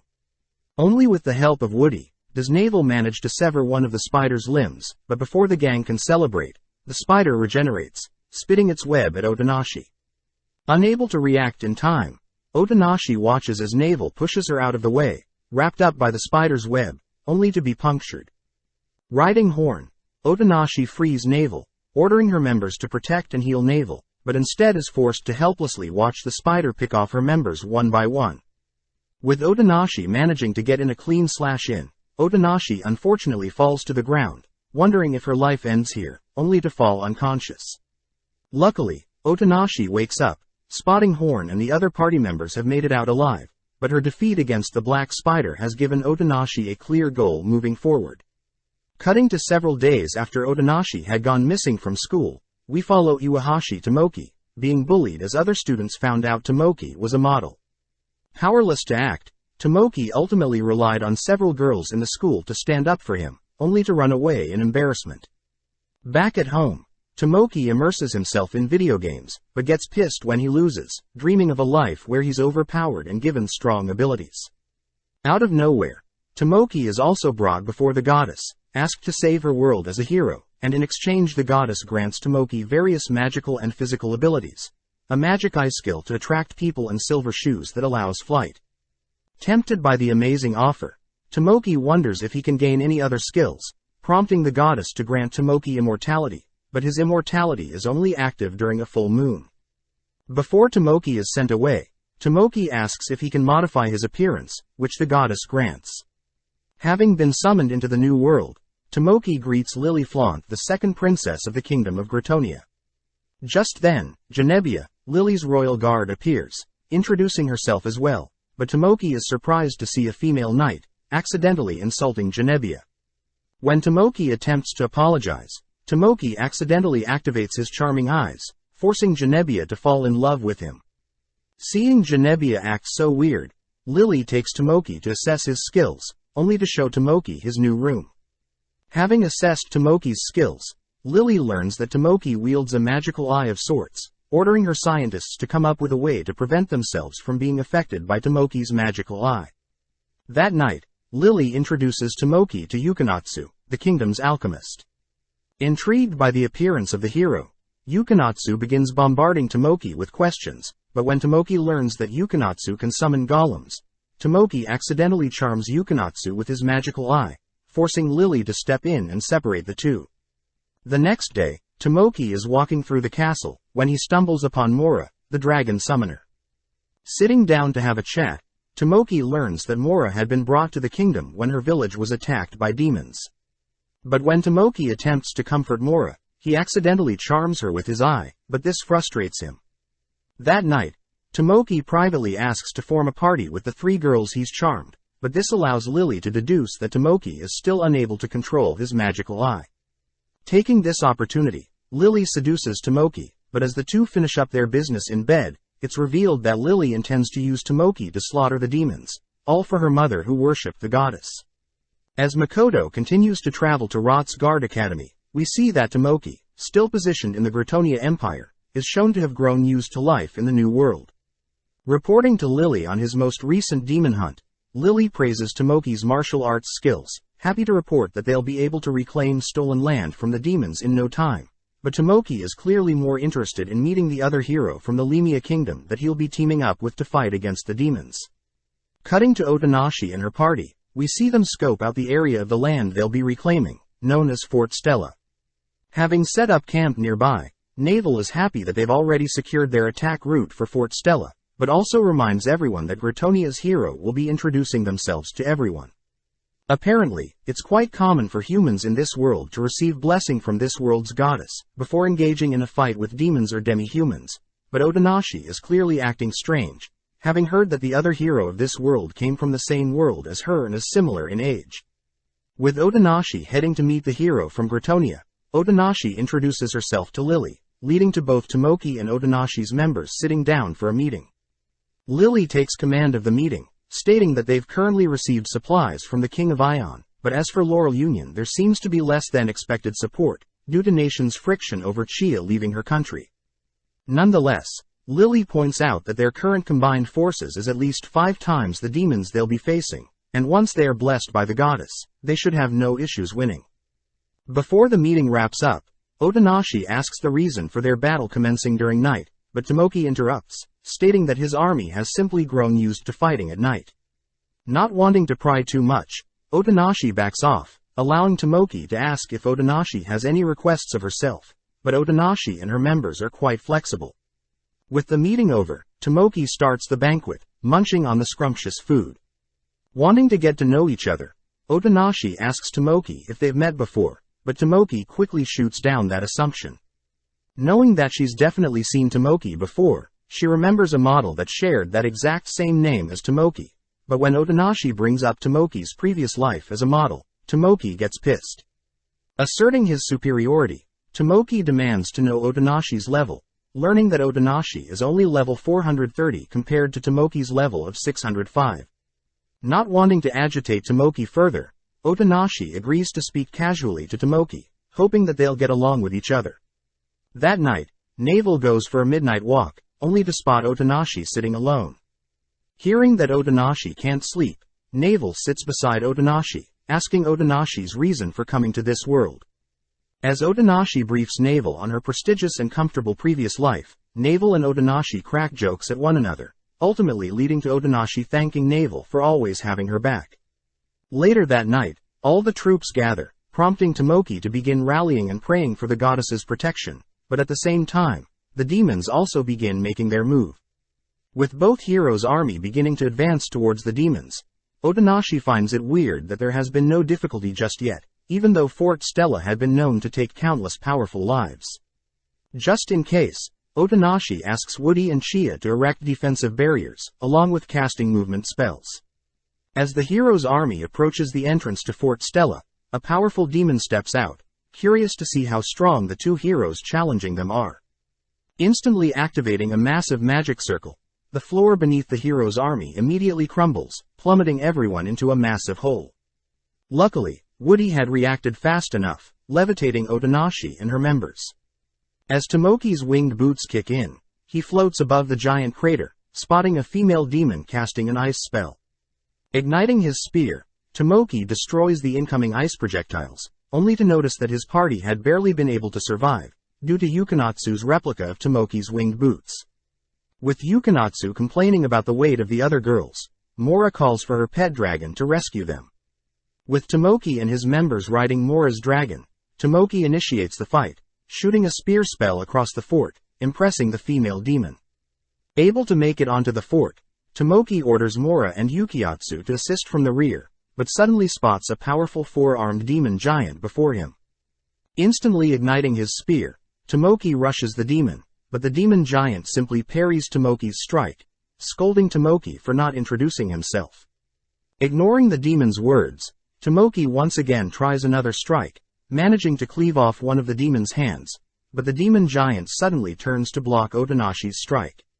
Apologizing for Tomoki's rudeness, Otonashi officially introduces herself as the hero from Lemia, prompting the demon giant to introduce himself as the third general of the Demon King's forces, Io the Demi-Gigant. Regenerating his destroyed arm, Io unveils his right, chanting a spell that dissolves his ring, and in exchange Io removes the blessings of the goddess from his enemies within a predefined area. Hearing this, Tomoki realizes that his immortality at night is a blessing from the goddess, beginning to fear the idea of death. Instantly ordering his party to leave, Tomoki boards Mora's dragon, but before he leaves, Otonashi states that someone that flees from a battle is no hero. With Otonashi's party arriving to back up Otonashi, Io praises Otonashi's courage, announcing that he'll fight them seriously. At the same time, the goddess is sad that her heroes are losing, but she suddenly spots Makoto. As Otonashi and Io's fight continues until daybreak, Io commends Otonashi's resilience, but as Otonashi attempts to go for a killing blow, she is forced to relinquish her blade, falling to the ground, only to helplessly watch her party be beaten down. At that exact moment, the goddess had decided to summon Makoto to the battlefield nearby to fight Sophia and Mitsurugi, via a bright beam of light, but this light gave Otonashi and her members courage to continue fighting. As Mora and Woody heal up the rest of Otonashi's party, Navel secretly communicates with Woody, realizing that it's time she used her final trump card. With a dreadful look on his eyes, Woody enchants Navel's blade, only to hand and equip Navel with a rose sign. As Navel enters the fight, she instantly draws the attention of Io, having dealt several deep cuts in an instance to the demon. Seeing a rose mark on Navel's neck, Varda also realizes what Navel had done, but seeing as Io is trying to regenerate, Navel continues the onslaught, managing to slice off one of his arms. Amazed that he had never heard of the spell allowing Navel to grow so strong, Io attempts to catch Navel off guard with a kick, but Varda intercepts the kick with his shield, allowing Otonashi and Navel to attack. As Io prioritizes Otonashi, Navel manages to sneak an attack to Io's neck, but right as they believe Io is defeated, Io unveils his true form, instantly healing wounds and boosting his stats. Seeing as it's time, Navel orders Woody to encase Otonashi and her members in a windshield, giving Otonashi a final glance before Woody sends the party far away from Navel. As Otonashi struggles to learn what is happening, Verda tells Otonashi that the rose sign Navel has equipped grants the user immense strength, but at the cost of their life. With only Navel in the way of Io, Navel points out how she was blessed to have met Otonashi, charging at the Io, who gladly meets Navel's strike. Sadly, Navel chooses to implant her sword into Io's hand, casting a self-destruction spell that takes Navel and Io's life. At the same time, we see Tomoki feeling guilty for leaving Otonashi and her party, but Lily convinces Tomoki that he did the right thing. As the female demon checks up on the remains of Io, it's revealed that Io had managed to survive, learning that Sophia and Mitsurugi had been defeated by a mysterious monster. As Mio and Tomo are seen healing Makoto after his battle with Sophia and Mitsurugi, we cut back to the present, where Makoto and Shiki have finally made it to their destination. Following Mio and Tomo in the present, they are both seen walking through a forest, both wanting to meet up with Makoto. Holding themselves back, Mio mentions how she plans to head to the town of Korin to acquire some kelp for a Japanese dish Makoto likes. But Mio also reminds Tomo that she needs to head to investigate the location of where Sophia, Mitsurugi and Makoto fought. Tomo states that she plans to investigate the reason for the appearance of a massive lake where Makoto fought, noting how Mio and herself will be alone for a while, but is happy to hear that Shiki and Makoto have made it to the town of Rotskerd. Back with Makoto and Shiki, they begin exploring the town, wondering what sort of competition they'll face when setting up the store. Upon turning a corner, they see a crowd of men gathered around a girl, which Shiki finds peculiar, but Makoto knows that this isn't the first time he's seen humans bullying other humans. Realizing that the girl is acting strangely cold, Makoto approaches the crowd, but at the same time the girl attempts to leave, only to be shoved for being so rude. Attempting to stop them, Makoto asks for Shiki to speak for him, drawing the attention of the men gathered. Threatening Makoto and Shiki, Makoto notes how the men's uniform belongs to the Rotskerd Academy, but when he turns to Shiki, Makoto gets scared when Shiki asks if he can murder the men. Ordering Shiki to calm down, Shiki instead politely asks the men to leave the girl alone, stating that he doesn't want to slaughter them. Shocked at Shiki's threat, the boys take out their wands, casting wind magic and levitating, but Makoto accidentally provokes them when he asks if levitating is all the boys can do. Bored of the situation, Shiki takes out his wand, tapping it onto the ground, only to instantly conjure 4 rock pillars that target the men. Knowing that they shouldn't cause a scene, Makoto dispels Shiki's earth pillars, impressing Shiki as Makoto has already mastered the fundamentals of counter magic. Turning to communicate with the girl, Makoto gets annoyed that she believes Makoto wants something from her, but Makoto states that she is free to go, learning that she works at the Gotetsu restaurant nearby, where they serve great hot pots. Intrigued by the offer, Makoto realizes the 4 men are floating slowly to their deaths, ordering Shiki to help them out. With a single cast, Shiki casts a wind spell to help assist their fall, but out of spite purposely drops them. As the men look around for the girl, they utter the girl's name, Luria, only to run off, cursing at Makoto and Shiki. Knowing that Makoto just made enemies, Shiki states that Makoto should stop intervening in others' affairs, but seeing Makoto's serious glare, Shiki apologizes for questioning Makoto's intentions. Since Makoto plans to take the student entrance exam in 3 days, Shiki and Makoto head to find an inn, as once Makoto is a student, he'll be officially a resident of the town, where he can finally open up a store. Confused at what Makoto is saying, Shiki corrects Makoto, as the papers that Makoto was given are for the teacher employment examination, shocking Makoto as this was not what he had planned. Cutting to Patrick and Morris, we see Morris admit that he may have made a mistake when signing Makoto up for a position in the Rotskerd Academy. On the day of the teacher examinations, Makoto is clearly nervous, having no idea what to expect. Upon reaching the receptionist, Makoto asks if there are any office positions that may be available, but this only annoys the receptionist, scolding Makoto for being inconsiderate. As the receptionist looks up, he's terrified to see Shiki glaring at him, only for Shiki to use some dark magic, draining the life force from the receptionist. As Makoto attempts to stop Shiki from acting up, a female worker steps in, apologizing for her colleague's rudeness. Seeing Shiki and the female worker interact, Makoto fears that Shiki will start fighting with her, but suddenly she asks for Makoto's papers. Amazed that Makoto had been referred by the Rembrandt Trading Company, she states that since Makoto is applying to be a general tactics teacher, Makoto will be able to choose the difficulty of the examination along with the ratio of practical and written examinations. Overwhelmed by the woman's words, Makoto watches as Shiki steps in, personally choosing the hardest examination, which only involves physical aspects. Now in a room with other examinees, Makoto and other examinees are told that the exam will take place over 3 days, and they've all been assigned a feather from when they wish to return and a bell for when they choose to drop out. The examiner states that examinees are forbidden to fight with each other, and within the 3-day time limit, examinees are to gather a red, blue and yellow orb, in order to complete the exam. The examiner states they'll provide the examinees with weapons, but food will have to be procured by the examinees, but beware, there are monsters in the training area. Just like that, Makoto is sent to a random location, immediately erecting his Kai zone to inspect the surrounding area. Happy to see that there is plenty of food and water nearby, Makoto manages to also locate the other players, but notes how they are pretty far away. Just then Makoto spots a red orb floating nearby, taking out the instructions on how to capture the orb. Apparently, each orb upon being damaged by specific attacks will stop moving, allowing them to be captured, but if the orbs are attacked by incorrect methods, they'll explode and disappear. Since red orbs require physical attacks, Makoto lightly punches the red orb, but it explodes on impact. Spotting a yellow orb, Makoto fires the required magic attack at it, but it too explodes on impact. Finally, seeing a blue orb nearby, Makoto fires an arrow at it, as the blue orb needs to be hit by projectile attacks, but is confused when the blue orb is destroyed as well. Rereading the instructions, Makoto wonders if he's too strong, choosing to deactivate his strengthening Kai. But even without the Kai boost, Makoto destroys countless colored orbs. With it being already night, Makoto is sad that he'll have to spend the night, choosing to erect a powerful barrier that'll harm anything that comes nearby.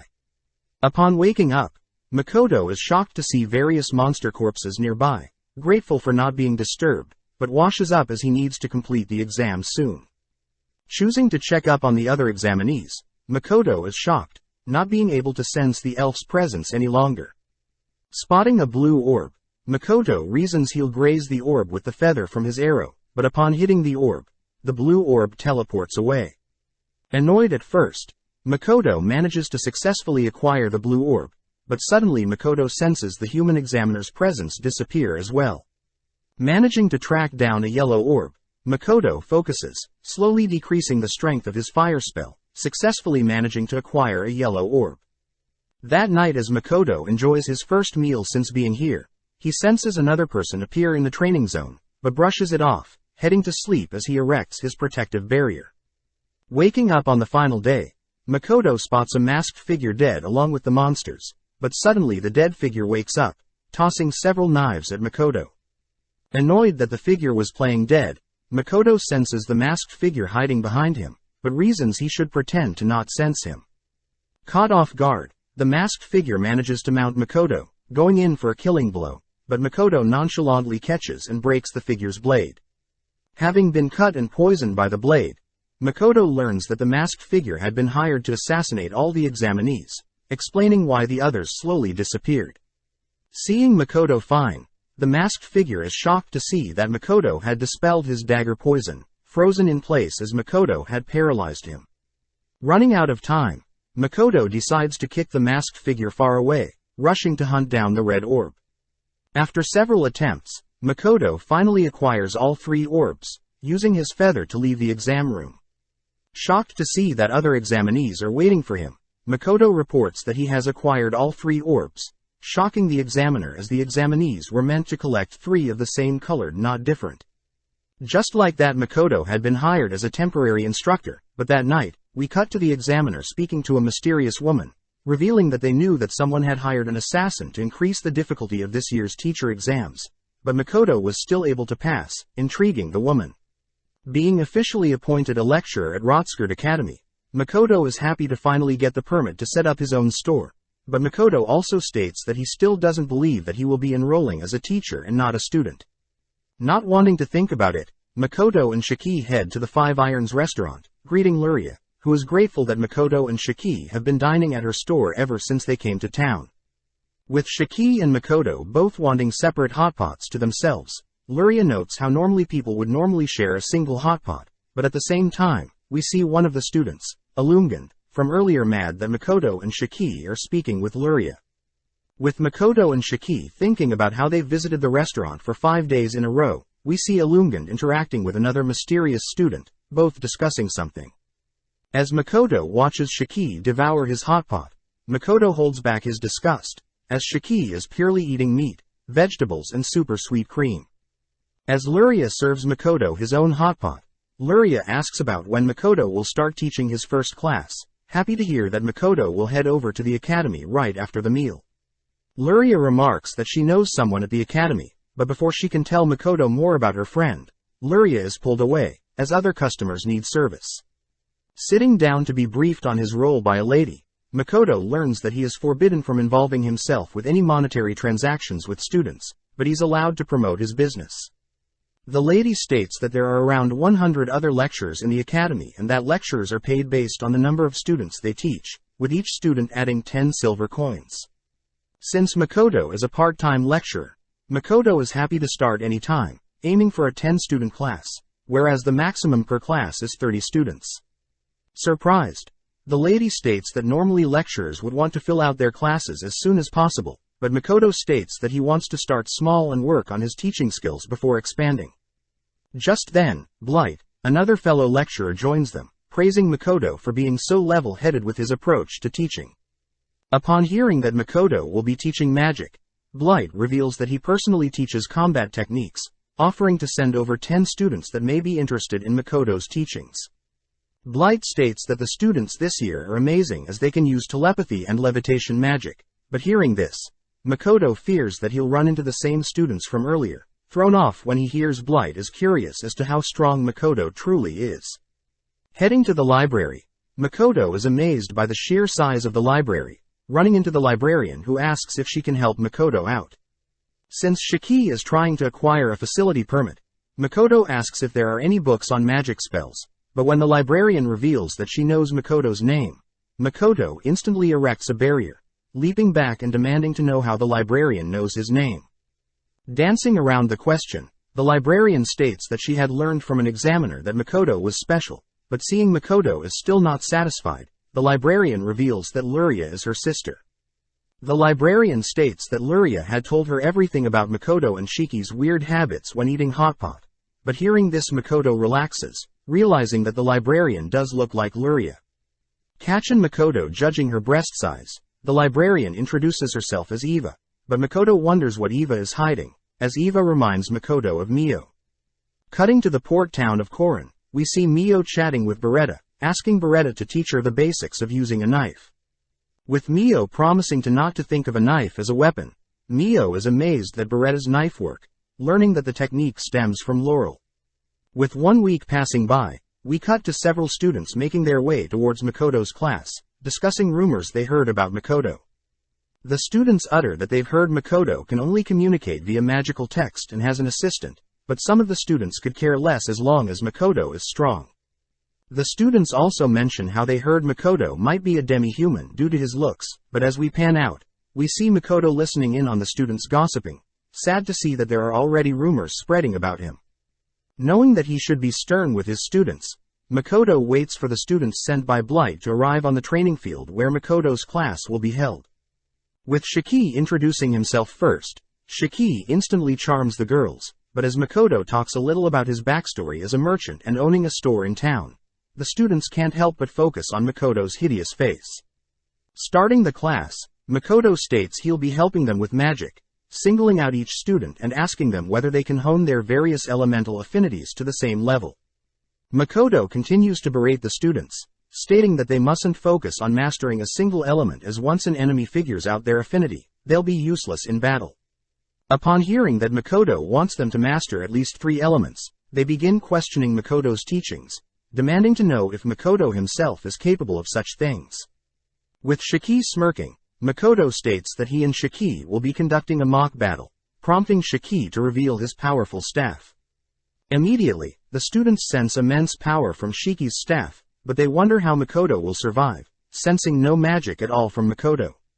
As the duel begins, Shiki ignites his staff, rushing Makoto, but Shiki's staff is stopped by a powerful barrier. As Shiki attempts to barrage Makoto's barrier with strikes, Makoto commends Shiki's growth, but Shiki reveals that he had been training under Mio and Tomo. Seeing Shiki getting too close, Makoto begins channeling a fireball, sending it directly at Shiki, but is impressed when Shiki barely blocks the spell. Needing time to recover, Shiki conjures up several rock pillars, but Makoto easily breaks through the rocks, shocking the students with his immense power. Attempting to toss an earth spell at Shiki, Makoto is impressed that Shiki easily dispelled his earth magic, immediately following it up with a simultaneous cast of a fire and water arrow. Knowing that they can't fight forever, Shiki begins channeling a powerful light magic spell, whereas Makoto chooses to cast a dark magic spell.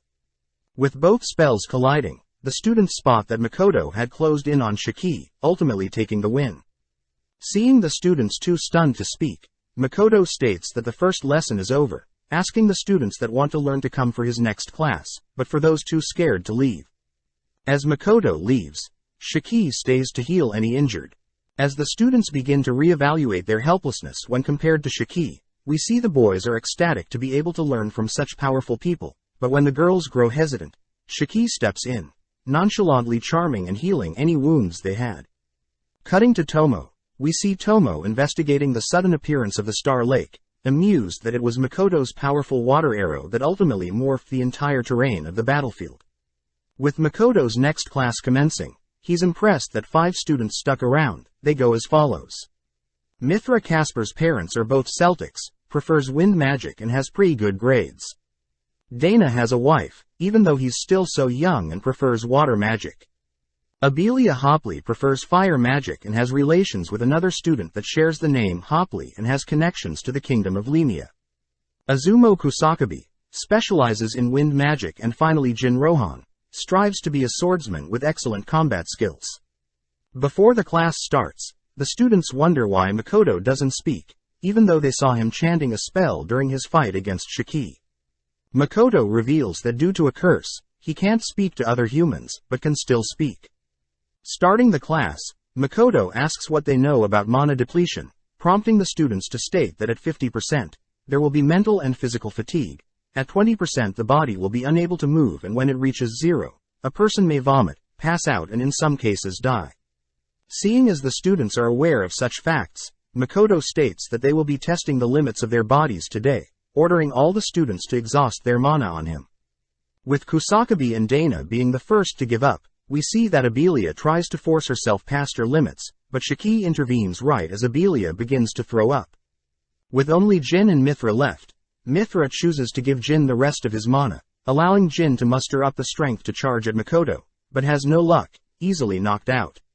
Seeing as no one managed to land a single strike, Makoto asks them to reflect and report back to him on what they learned on limit testing today. Cutting elsewhere, we see Ilungand Hopley be revealed as knowing Abelia Hopley, easily defeating his sparring partner, but is distracted as the mysterious student had handed him a mysterious potion that'll boost his physical and magical powers. But that evening, as Ilungand walks through the school, Ilungand realizes that Makoto and Shiki are lecturers at his school. That night, Makoto and Shiki review the students' combat performance, noting how Kusakabe can use complex spells, Dana is smart and makes good judgments fast, Abelia can mix magical and physical attacks, Mithra tends to sacrifice himself for his comrades, and Jin was the last to run out of stamina and mana. Based on the feedback, Makoto believes that Jin is a competent leader, but at the same time, we follow Blight speaking to a member of the Assassin's Guild, demanding that they get rid of Makoto already. With 2 weeks passing by, Makoto reveals his new Kuzunoa store in Rotskird, but sadly he has to fire Aris and Aqua as they need more people back at the original store in Sieg. As both Aqua and Aris beg Makoto to let them stay, Makoto eventually gives in, telling the girls about the new various items they have in store. Makoto states that he intends to promote his new store by marketing it as a pharmaceutical and general store that opens till late, planning on operating till midnight. Makoto tells the girls that they'll be taking turns manning the stores, and that he'll provide the girls meals, piquing their interest. On top of that, Makoto says there will be no manager bossing them around, as they are still quite a new store, selling the girls on working at his new shop. As Makoto heads back to the academy, he notes how his new store and classes are going well, but unfortunately he's gained lots of attention from female students, all begging to marry Makoto, having heard of his overwhelming strength in combat along with opening a new business. Thinking about marriage, Makoto brings out a photo of his parents, only to realize Eva is behind Makoto, asking Makoto who the people in the picture are. Not wanting to tell Eva everything, Makoto simply tells Eva that two people are quite important to him and they are married, both caring dearly for each other. Hearing Makoto confused about the concept of marriage, Eva mentions that most students are children of nobles and merchants, therefore marriage is used to gain status or wealth. Hearing this, Makoto gets uncomfortable, as the students are used as tools for their parents' benefit, but Eva finds Makoto's reaction cute, as it's a common thing around the world, but this makes Makoto realize how lucky he is that Tomo and Mio want to marry Makoto out of love. Cutting to Lime, we see him reporting these findings on what transpired around the area where Makoto fought Sophia and Mitsurugi. Lime reveals that the dragon Laika the waterfall was fighting before people raided Fort Stella, suspecting Sophia to be the one to slay the waterfall dragon. Lime also asks if Tomo had figured out what the rings that strip users of the goddess protection came from, but Tomo sadly says she hasn't, but has figured out who created the massive lake. Before Lime and Tomo can utter that it was Makoto's doing, they both suddenly sense people outside, calling out to see who it was. The voice outside reveals that they had sensed that Lime was carrying a powerful sword, but as they both ready to engage whoever's outside, we see Lily, Mora and Tomoki greet them. Diffusing the situation, Tomo and Lime introduce themselves, uttering that they work for the Kuzunoa Trading Company, explaining Lime's rare sword. Tomoki notes how Tomo's speaking is familiar, asking how old Tomo is, but Tomo fires back, noting how rude Tomoki is, asking for Tomoki to introduce himself first. Apologizing for Tomoki's rudeness, Lily introduces Tomoki, Mora and herself, implying that Tomoki is the hero for the Gratona Kingdom and herself is the second princess. Lily reveals that they are here to investigate the sudden appearance of the lake near where they fought, but seeing Tomo's katana, Tomoki asks to hold it, snatching it out of Tomo's hands, only to attempt to unsheath it.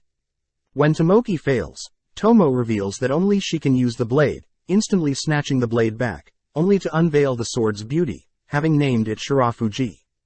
Seeing the blade's power, Lily offers to purchase Tomo's blade, but Tomo only smirks, revealing that she knows Lily is trying to replicate the blade's power for her own kingdom. Annoyed, Tomoki uses his charming eye on Lime, prompting Lime to offer his katana to Tomoki, but Tomo instantly shoots that thought down. Turning to Tomo, Tomoki uses his eye on Tomo, but Tomoki's eye has no effect on Tomo, and instead Tomo feels disgusted that Tomoki is staring at her. Having deduced that Tomo is a dragon, Mora states that she knows Tomo's true identity, making Lily think Tomo is Laika the waterfall dragon, but Tomo had read Lily's mind, telling Lily that she isn't Laika. Activating her powers, Mora commands Tomo to serve her, but Tomo smirks, revealing that she knows Mora is a dragon summoner. Roaring, Tomo forces Mora onto her knees, whilst also dispelling Tomoki's mind control on Lime.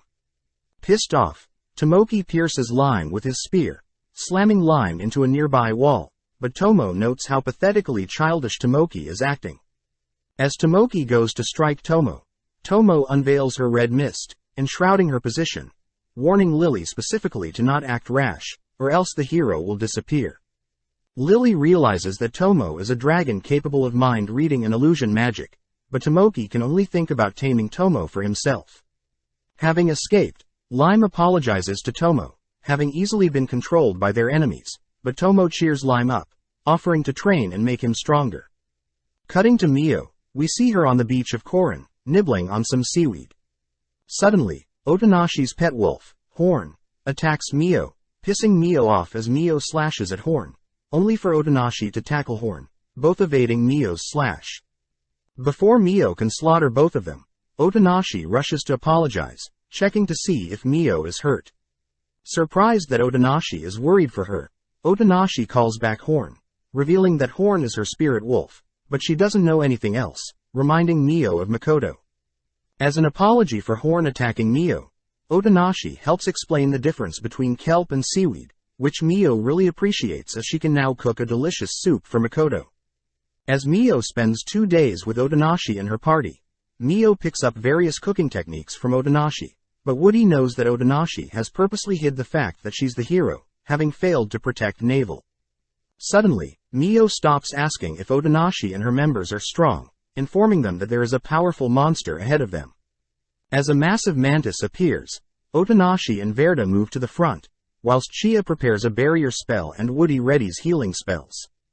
As Verda blocks the mantis's claw, Mio is impressed but notes that their equipment is quite weak. As Otonashi attempts to move in close, Verda rushes to assist Otonashi, but is forced to block one of the mantis's strikes, shattering his blade, only to be knocked to the ground. Seeing Verda badly injured, Otonashi gets flashbacks of Navel's death, begging Mio to help them out. Scolding them for overestimating themselves, Mio steps up, instantly decapitating the mantis, shocking everyone. Happy to see that Verda is not mortally wounded, Mio is suddenly attacked by the barely living mantis, pissed that the creature had damaged her kimono. Unleashing her purple flames, Mio incinerates the mantis, conjuring her dark smoke to put everyone to sleep. Just then, Horn appears, growling at Mio, but Mio reassures Horn that she is no longer the terrifying spider, convincing Horn to keep her identity a secret. As Otonashi wakes up from her nightmare, she sees that Mio has brought them to Sieg, asking them to meet up at the Kuzunoa shop in town. Happy to see everyone is alright, Otonashi and her members thank Mio, but Mio asks Otonashi to repay her by teaching her to cook. Sadly, Otonashi and her members are here to train in the wasteland, but Mio notes how they are too weak to fight in the wastelands. Coming up with an idea, Baron suggests that he create special gear for Otonashi and her parties, and pay him back after, but Otonashi must teach Mio how to cook. Fearing that Otonashi and her members are still too weak, Baron suggests that Toa and her party join Otonashi's, guaranteeing nothing goes wrong. With Otonashi beginning to teach Mio on how to cook, we cut back to Makoto, who learns from Shiki that Tomo wants to meet up in person, happy to hear that Shiki will take care of things whilst he's gone. As Makoto enters through the mist to the demi-plane, Makoto suddenly senses something is off. Walking around, Makoto wonders why the demi-plane is so hot all of a sudden, which Shiki notes is weird as well, especially in the middle of the night. As Makoto and Shiki head to Makoto's newly constructed home, Makoto is greeted by many of the citizens of the demi-plane, flattered as Mio and Emma reveal that everyone has been waiting for his return, especially Tomo's fragment. With Tomo egging Makoto on to give a speech, Makoto shyly utters that he's grateful to be surrounded by so many hard workers, prompting everyone to raise a glass as they start the welcome party. Indulging in the delectable food, Makoto apologizes to Emma and Tomo, having spent way too long away from them, promising to visit more often. Just then, Mio brings over a soup for Makoto to try, impressing him as the soup reminds him of something he tasted in Sieg. Noticing Mio's flustered look, Makoto learns that Mio was the one who cooked the soup, even more amazed to learn all the food he's been eating was specially made by Mio.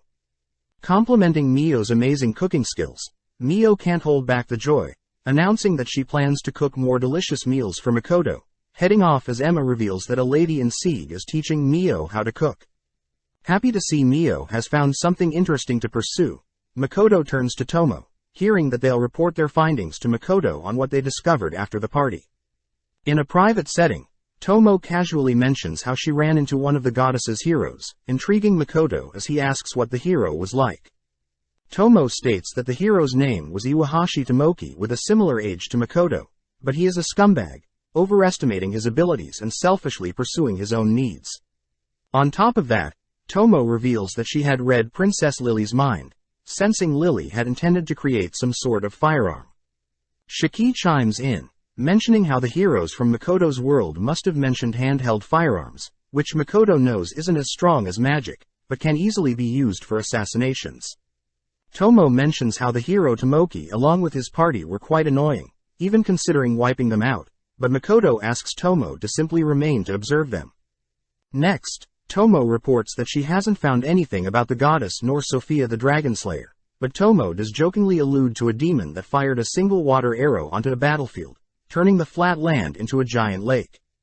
Makoto now begins to report what he found whilst traveling and teaching students, but Tomo reveals that Shiki had already been updating them throughout, but Tomo does ask about other girls clinging to Makoto. Dancing around the topic, Makoto wonders why it's so hot in the demi-plane, prompting the three to head out to the forest. Shiki and Tomo mention several citizens of the demi-plane have gotten sick recently, hinting that it may all be because of Makoto. Tomo states that the mist gates Makoto has been randomly creating dictates the weather of the demi-plane, especially Makoto's most recent mist gate location. Makoto states that his most recent gate was near the academy, which was a bearable temperature, but Shiki states that there must be other factors at work. Tomo says she'll look into what could be causing the unbearable temperature change, warning Makoto to be more careful where he's traveling. Cutting to Mio, we see her sad to hear that Otonashi will be returning to the kingdom of Lemia, as Otonashi needs to fulfill her duties back home. Otonashi reiterates how grateful she was to have trained in the wasteland, and even be gifted such a marvelous sword by Baron. Getting an idea, Otonashi asks Mio to join her, but Mio coldly shoots down that thought, stating that she only serves her master, which Otonashi respects. Before parting ways, Otonashi asks Mio to visit Lemia someday, and in return she'll teach Mio some Lemia recipes which Mio agrees to. The next day, Emma shows Makoto the abundance of lotus flowers and white clover flowers they've been growing, reasoning that it'll enhance the demi-plane and allow children to play in it. Emma also reports that their harvesting cycles had sped up thanks to Shiki's earth magic, now able to harvest every 2 weeks, meaning that they'll never run out of resources. Hearing all the good news, Makoto states that they should continue to expand their population of species, which Emma happily reports that they have candidates that Makoto can interview. But first, Makoto heads to visit Eld, spotting a massive monster drop, learning that Mio had acquired the item from slaying a monster that ruined her kimono. Eld reveals that the monster was enhanced, having consumed a wind spirit, strange as even weakened spirits don't fall prey to any types of monsters. Makoto wonders who could have done something so cruel, but Shiki slowly raises his hand, revealing that he was the one creating these monsters. Apparently whilst he was still possessing the forest ogre, he had captured several mid-tier spirits and fed them to monsters to see how stronger the monsters would become.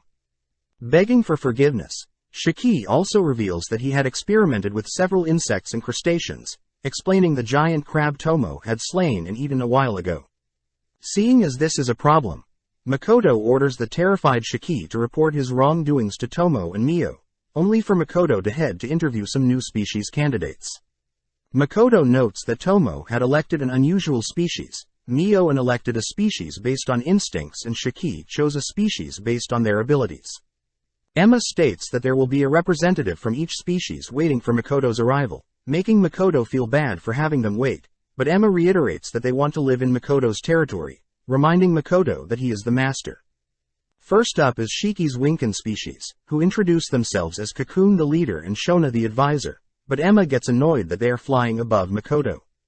Apologizing, Cocoon and Shona return to the ground, as Makoto reads through the Winkin's history, amazed that they lived in more remote places than Tomo's mountain. Cocoon mentions how there are plenty of resources where they lived, and that they are quite good fighters, pleasing Makoto as Makoto promises to treat the Winkin equally and give them suitable jobs. Next is Tomo's species the Gorgons, but Makoto is weirded out, seeing the representatives blindfolded, learning that Gorgons have a petrifying eye. As Emma orders the girls to remove their blindfolds, Makoto is amazed to see their petrifying eyes turn the table instantly into stone, reading that the Gorgons only consist of females, able to reproduce by absorbing energy from other male species. Makoto says he's willing to allow the Gorgons to live with them, but they must find their own male species to repopulate, which the girls are completely fine with.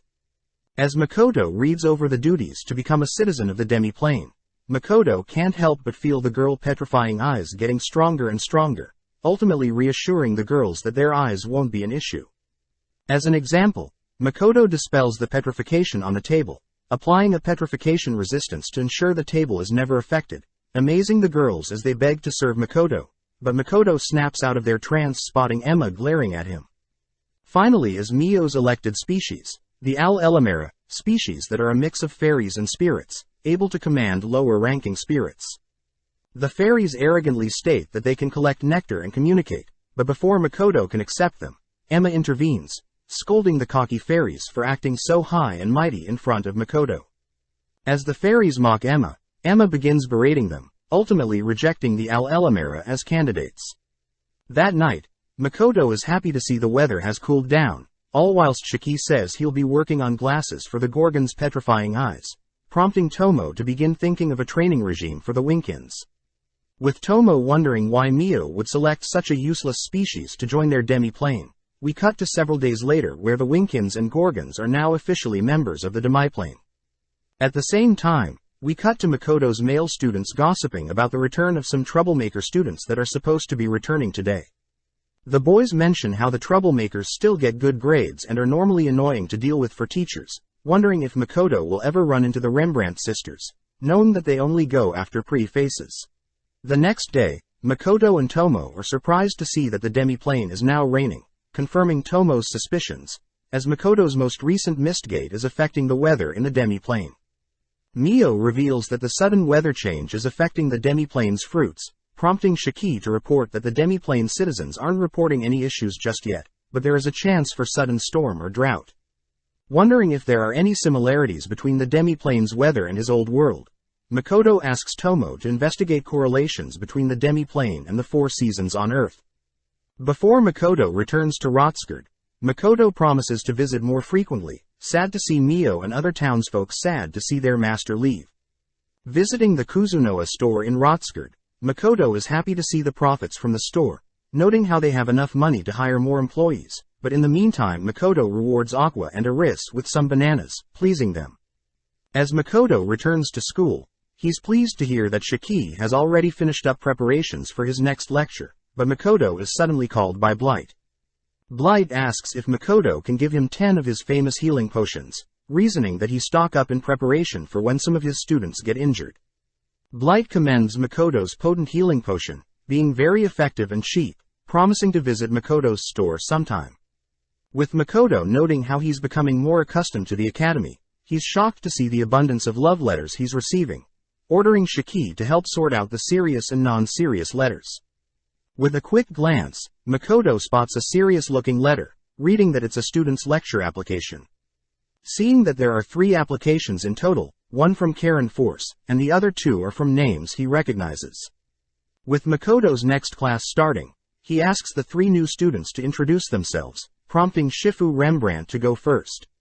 Apologizing for being absent during the first half of the year, revealing that she specializes in attack magic with elemental affinities for earth and fire, with the ability to conjure earth protection via the spirits.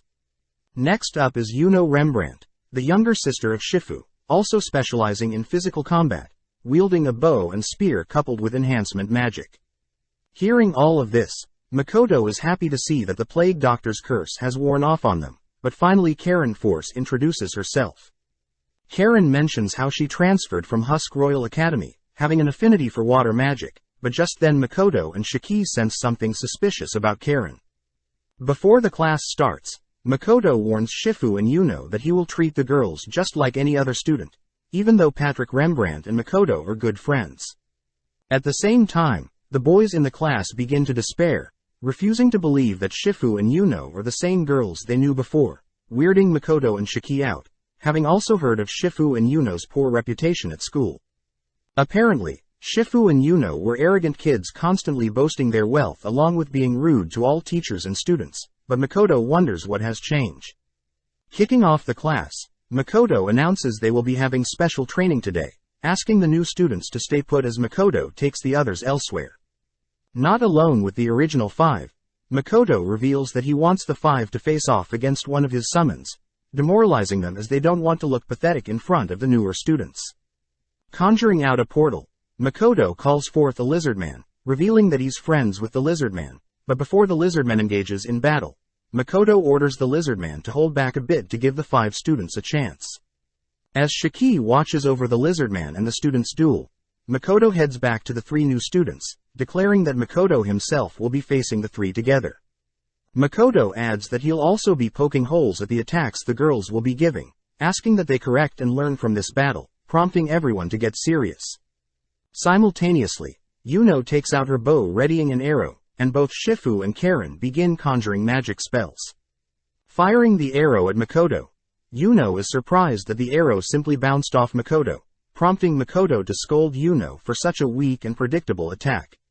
As Yuno tries again, she has no luck breaking through, forcing Makoto to instruct Yuno to imbue her attacks with mana and enhance her body to fire the arrow stronger and faster. Just then, Shifu finishes her chant, launching a beam of fire that creates a smokescreen, only to be followed up by Karen's ice spell, encasing Makoto in an ice block. Makoto is impressed that Shifu has used her fire spell to block his vision, allowing Karen to strike Makoto with her ice spell, but unfortunately Makoto nonchalantly breaks free from the ice spell.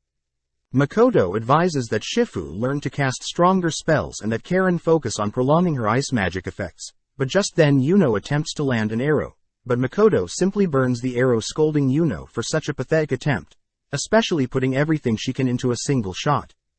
Makoto orders Yuno to try incorporating her spear into her attacks, warning the girls that they must learn defeat before they can improve, but at the same time we see the lizard man execute a powerful wind slash. As everyone is blown back, Azumo counters by creating wind barriers around the other students, prompting Abeli to dash forward, igniting an arrow, firing it towards the lizard man. As the lizard man jumps back, Jin approaches from behind, but having anticipated the attack, the lizard man disarms Jin, ultimately defeating the 5 students. Asking the 5 to report what they've learned today, Makoto asks to have a private chat with Karen, all while the remaining students complain that Makoto is purposely trying to kill them. Speaking up, Shiki states that Makoto is setting tasks with the goal of having each student improve, jealous that Makoto is paying more attention to them than he is to Shiki. With Shifu and Yuno agreeing to continue to take Makoto's classes, Abelia offers to have everyone work together on the reports they have to write for Makoto, but the male students wonder why Shifu and Yuno are so friendly. Elsewhere, Makoto demands to know why Karen has been holding back, prompting Karen to reiterate that she was a military student back home. Makoto reveals that he had already looked her up, wondering if she is an imposter, but Karen tries to divert the topic by seducing Makoto. Getting serious, Makoto reveals that he knows Karen is a demon, having deduced so by Karen's skin and eyes. Unable to deny Makoto's claims, Karen tries to charm Makoto with her eye, but to no effect, giving up but warning Makoto to never call her a hornless demon. Karen states that she is using Karen's body, but it wasn't her that killed Karen but her allies, making Makoto feel sad for Karen. Karen is surprised that Makoto is not worried about speaking to a demon, but Makoto reveals that he doesn't discriminate as long as Karen stays in check. Makoto reveals that he can speak demon, asking Karen what her demon name is, prompting Karen to reveal that it's Rona, preparing to slay Makoto for knowing her secret. Just then Shiki appears, revealing that Rona is one of the Demon King's 4 generals, having personally run into Rona himself whilst he was still a lich. Makoto warns Rona to not act up, as Makoto has not only an army's advantage but also information on Rona, but seeing things escalate, Rona asks if they can change locations. Heading to the hotpot store, Rona asks about Makoto's trading company, shocked to hear that Makoto doesn't work for the Kingdom of Ion, but Makoto reveals that he knows some humans have sided with the demons, so Makoto being neutral is simply in between. Getting serious, Makoto demands to know why Rona has infiltrated the academy, but Rona dodges the question, prompting Shiki to reveal that Rona has the ability to charm and seduce her enemies.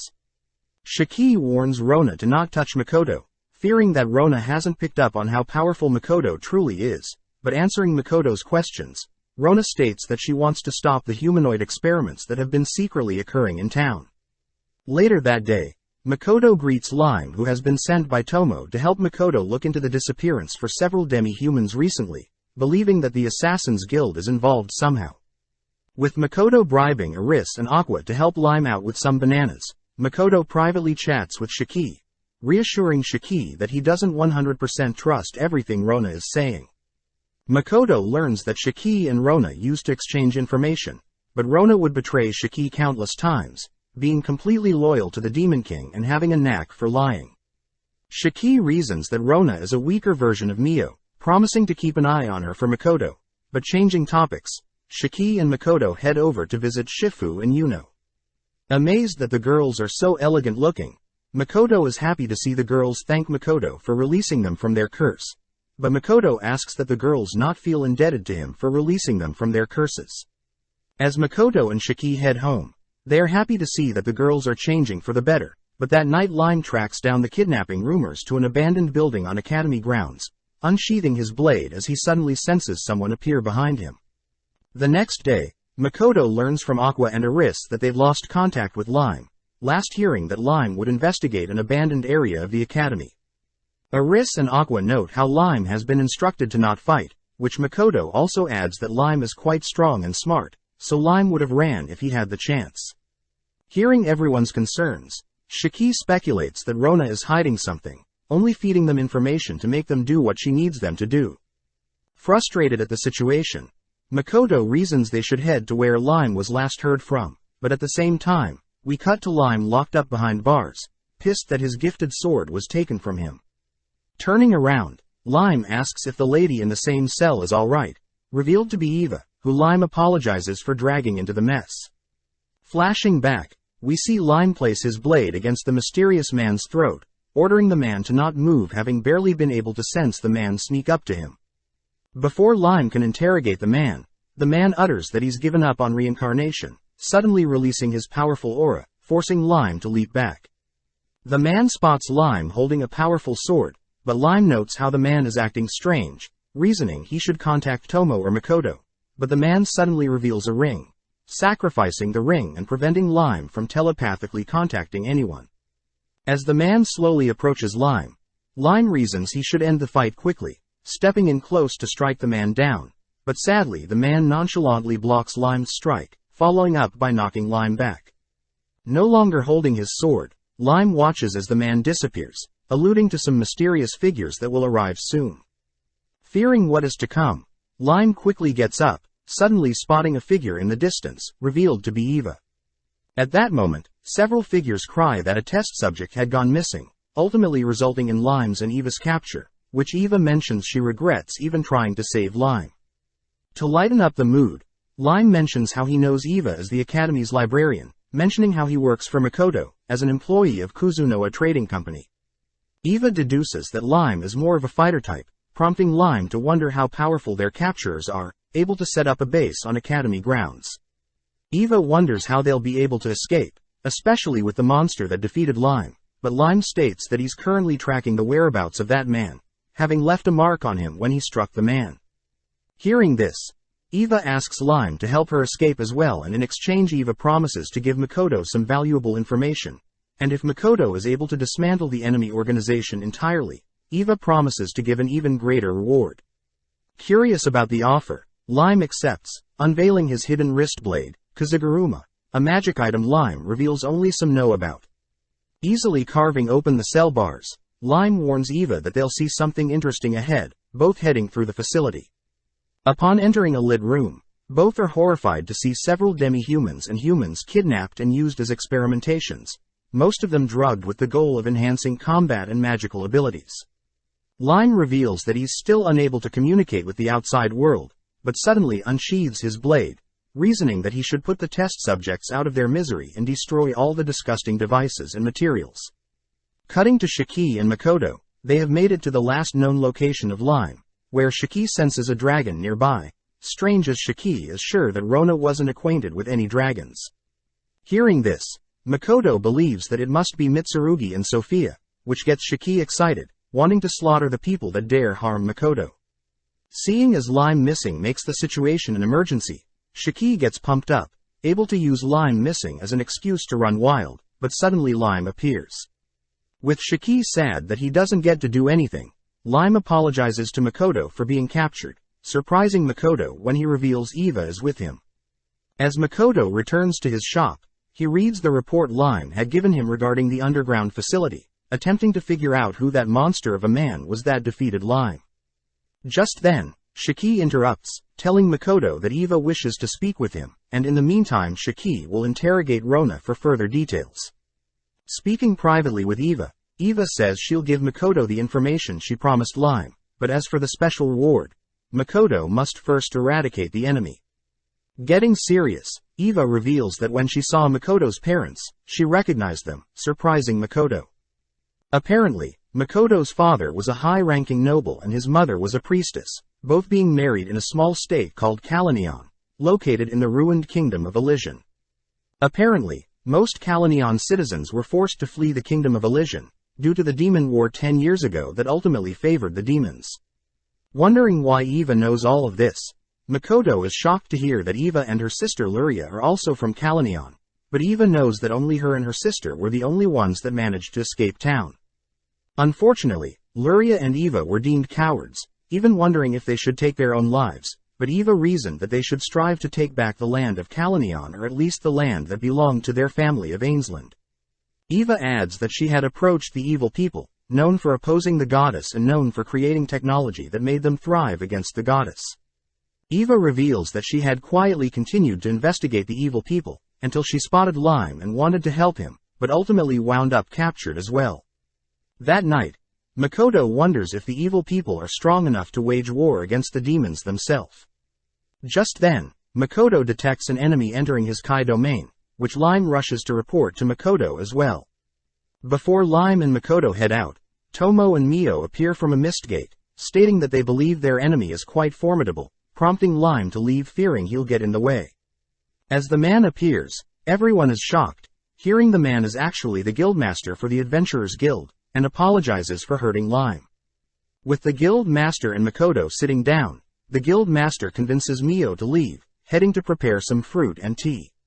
Annoyed, Makoto demands to know why the guild master is here, but the guild master asks Makoto to be more casual, threatening to reveal Makoto's whereabouts to the goddess of this world.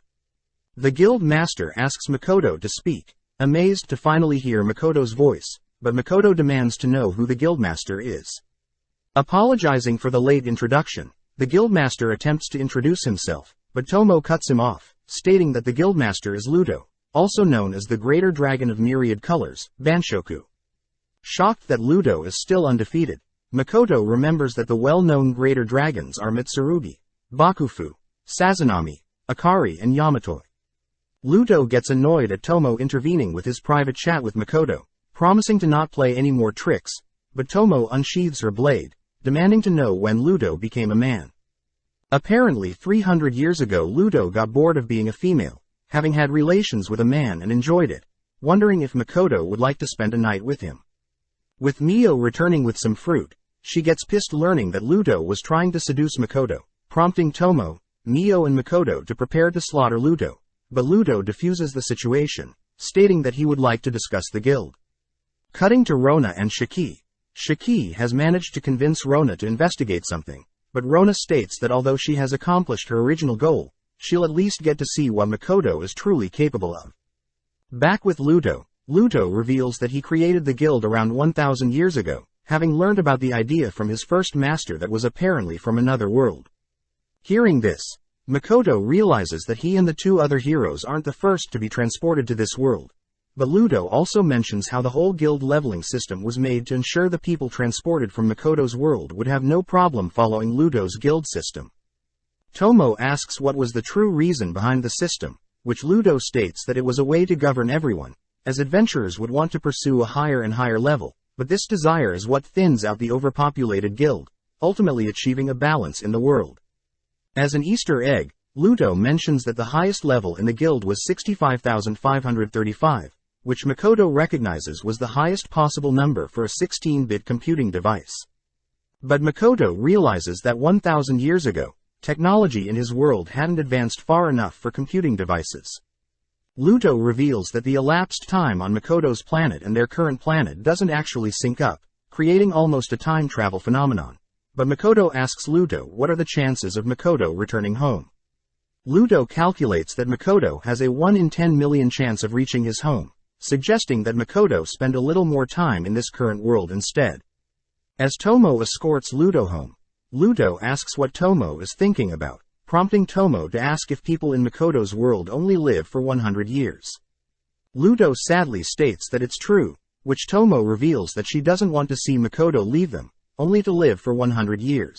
Luto mentions how he had been observing Makoto's extraordinary life up until now, revealing that the other heroes of this world have chosen to stay in this world, curious what catalyst will inspire Makoto's future, hinting that traveling between other worlds is possible. As Luto leaves, Mio appears, voicing that she too will follow Makoto wherever he goes, prompting Tomo to ask Mio to set her straight if she were to ever betray Makoto. As Shiki returns to report his interrogations of Rona, Shiki apologizes as Rona was able to avoid Shiki's questioning, by replying with threats, deception and seduction. Apparently Rona wanted to reveal Shiki's investigations, but Makoto wishes that Shiki would just get along, but Shiki states that he refuses to be friends with someone as troublesome and untrustable as Rona. Makoto mentions how Rona is actually quite useful, able to deliver what she promises, but hearing this, Aqua and Aris ask Makoto to reward them with some more bananas. With everyone weary of Rona's seduction, Makoto notes how people are growing skeptical of trusting other humans along with Rona. Lime points out that he hates working with hot-headed people. Shiki reiterates he'll never share a meal with Rona, and both Aqua and Aris agree that Rona relies on exposing her skin for seduction and that Rona would never appreciate bananas like them. Later that day, Makoto sits down for a meal with Rona, surprised to hear that Rona intends to drop out of school, having already accomplished her goal. Rona apologizes for leaving the rest of the investigations to Makoto, revealing that Karen Force's death will be announced after Rona leaves school, which Makoto knows will be a big shock for everyone at school. Rona mentions how the Fusk Royal Academy already knows of Karen's passing, thanking Rona for the intel. Rona commends Makoto for surrounding himself around good-willed people, but warns Makoto that sometimes rash actions must be taken to accomplish one's goals.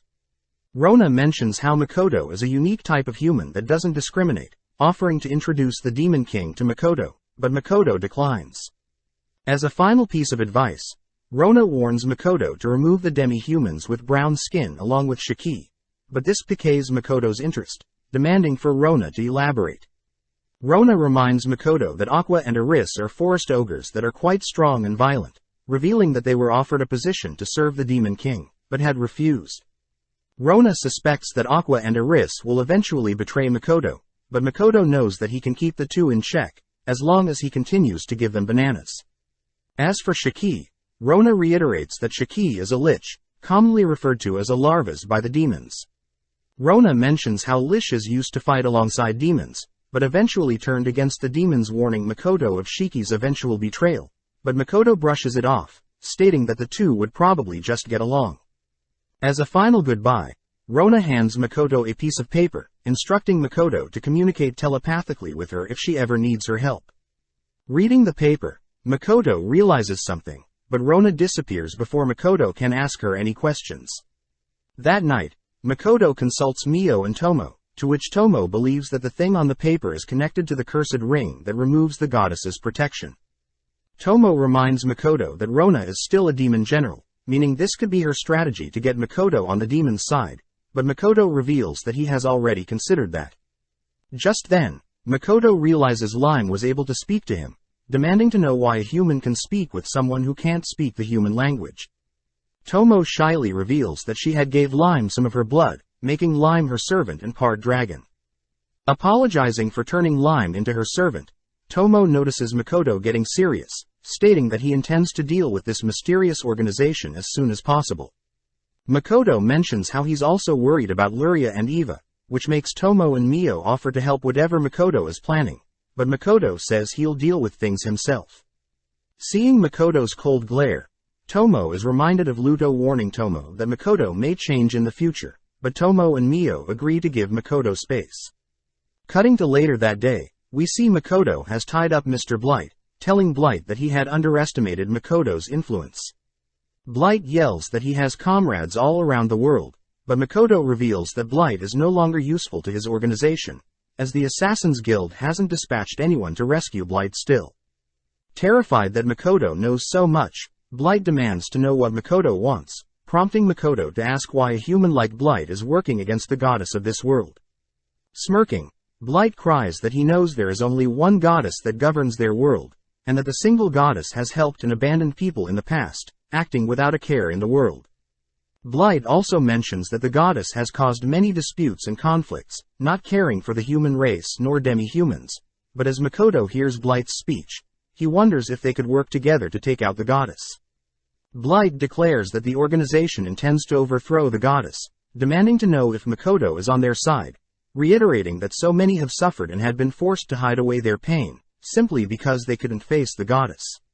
Hearing all of this, Makoto asks why the organization chose demi-humans as test subjects for experimentation, but Blight simply puts on a disgusting grin, declaring that humans aren't meant to suffer, so the demi-humans must take their place as test subjects. Having heard enough, Makoto approaches Blight, placing his palm on Blight's face. A few days later, we see hundreds of students gathered around the academy, discussing heading home over the summer break. Just then, Yuno and Seif discuss their plans for the break as well, nonchalantly passing through the school, as hordes of terrified students make a path for the two girls. Off to the side, we see several students and a tired Illumined watching the Rembrandt sisters, chatting about how Yuno and Seif had apparently begun interrogating the girls that have been pursuing Makoto as a love interest due to his wealth and power. With Ilum's boys uttering that they heard Mr. Blight had resigned, the boys suddenly notice Ilum acting strange, slowly walking off, only to reach into his pockets, seemingly addicted to a mysterious substance. Cutting to Makoto's students, they all discuss how sad it is to hear that Karen had left the school, all moving on to discuss how they'll defeat Makoto's blue lizard summon. Makoto's students note how the blue lizard is able to maneuver flawlessly due to its tail, along with elemental affinities for water and wind. Excited with Seif and Yuno agreeing to help take down the lizard, the students begin discussing battle formations, all heading to Makoto's last class before the summer break. As the lesson begins, Makoto shocks everyone when he reveals a female blue lizard, both equally as strong as the male blue lizard. Even with 7 students, they were unable to defeat this new obstacle, ultimately defeated. With summer break finally arriving, we see Makoto and Shiki amazed that several students have decided to remain at the academy, hoping to train and get an edge on other students. Makoto mentions how Seif and Yuno chose not to head home, disappointing Patrick, as he wanted to see his 2 daughters. Just then, Makoto's students asked to have a private meeting with Makoto and Shiki, asking if Makoto could continue to train them over this summer break. With the students offering to pay Makoto, Makoto apologizes since his schedule will be packed, but Shiki corrects Makoto, uttering that Makoto can actually hold a class once a week. With Makoto unable to say no to his adorable students, but Makoto states that Seif and Yuno must head home during the latter half of summer break to visit their father. Cutting to Eva, we see her sifting through some books, dead set on repaying Makoto for saving her. Apparently, Eva had offered Makoto a part of her Ainsland family's land, once she has reclaimed her home country of Kalanion, but Makoto simply asks to be rewarded with Eva's favorite books. With Eva deciding on a book, we cut to Makoto's students, finally able to defeat the male blue lizard, which Shiki commends them for. Sadly, Shiki reveals that the blue lizard was holding back, prompting the blue lizard to suddenly radiate a powerful aura. Rushing in, Jin attempts to strike the lizard from above, but is easily blown back, forcing Izumo to catch him with a barrier.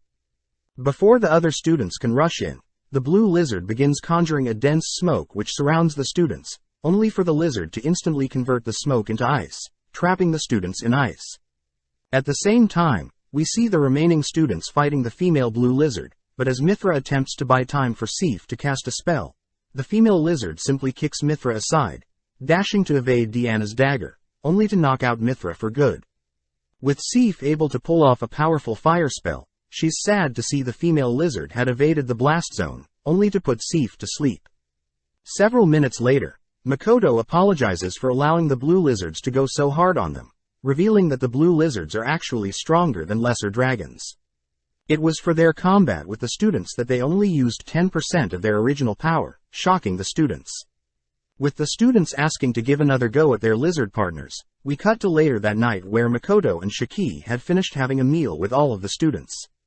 As the students leave for the night, Makoto asks what Shiki had taught them, surprised that Shiki had suggested the students level up by defeating lower-tier monsters first through the Adventurers Guild. As Makoto and Shiki head elsewhere, Makoto suddenly stops, asking Shiki if there are any more bananas at their shop. The next day, we see the students have already started grinding levels, impressed that Makoto and Shiki's training have been paying off, but at the same time, Abelia notes how she's falling deeper in love with Shiki, happy if she can be Shiki's second or third wife. As the students rest for the day, they encounter a Drake the next day, noting how their average party level of 75 is too weak, as normally a party of level 90 is needed. Before the students can get into formation, the Drake suddenly releases a howl, freezing everyone in place, only to slowly approach them. Out of nowhere, Eris appears, binding the Drake with her magic, only to begin berating everyone for their weaknesses. With a single wave of her wand, Eris flings the Drake into a nearby river, instantly impaling it with icicles, only to incinerate the Drake. As Eris disappears, the students wonder who that was. As Makoto students continue to train over the summer break, we cut to Makoto speaking with Ludo, shocking Ludo as Makoto's mana capacity surpasses Ludo's, yet Makoto still wants to increase his mana capacity. Ludo states that she's never heard of someone being able to increase their mana, warning Makoto to keep his forever expanding mana pool a secret, as many people would love to cut Makoto and experiment with this phenomenon. Makoto explains that whenever he draws his bow, he can feel his mana grow, but Ludo cuts Makoto off, handing him a notebook of techniques that may also help Makoto increase his mana. Ludo praises Makoto's curiosity, being able to master so many techniques, yet is willing to consider himself a student if he gets to learn something. Heading to visit Eva, Eva commends Makoto for staying over the summer break and teaching the students, revealing that most teachers have already left for summer break. Searching for the book Makoto asked for, Eva hands Makoto a book with theories on how to disrupt mana flow, noting that Makoto may learn some things from these unorthodox theories in the book. Thanking Eva for giving him a new goal, Makoto begins to work through the summer break, rotating between training and managing the demi-plane, sad to see that his 2 weeks break is almost over. On a particular day, Makoto and Emma both head to Makoto's next duty, with Emma stopping for a second to thank Makoto for being a great leader. Emma tells Makoto that the Winkins have been training with other species in the demi-plane, and have yet to be defeated. Seeing as it makes sense to test how far the Winkin have grown, Makoto learns his mock battle will begin shortly, prompting Makoto to begin wondering how he should approach the battle. With the duel beginning, Makoto spots the first wave of Winkins soaring into the sky, reasoning that he should start off with a light scattered fire spell, but Makoto is shocked when his first spell clears the entire first wave. With the second wave scattering into the sky's clouds, Makoto notes how the Winkin have never fought a formidable opponent like him before, instantly erecting his Kai barrier, only to once again wipe out the Winkins spotted by his Kai barrier. Next up, the chief of the Winkins, Cocoon, riding upon his transformed Lieutenant Shona appears. Firing the same fire spell once more, Makoto is impressed to see a barrier has been erected to stop his fire spell, only for Cocoon and Shona to encase themselves in a wind barrier along with casting and enhancement spells. Seeing the two dive head-on into him, Makoto nonchalantly stops Shona's dive, slamming her onto the ground, forcing Cocoon to leap back.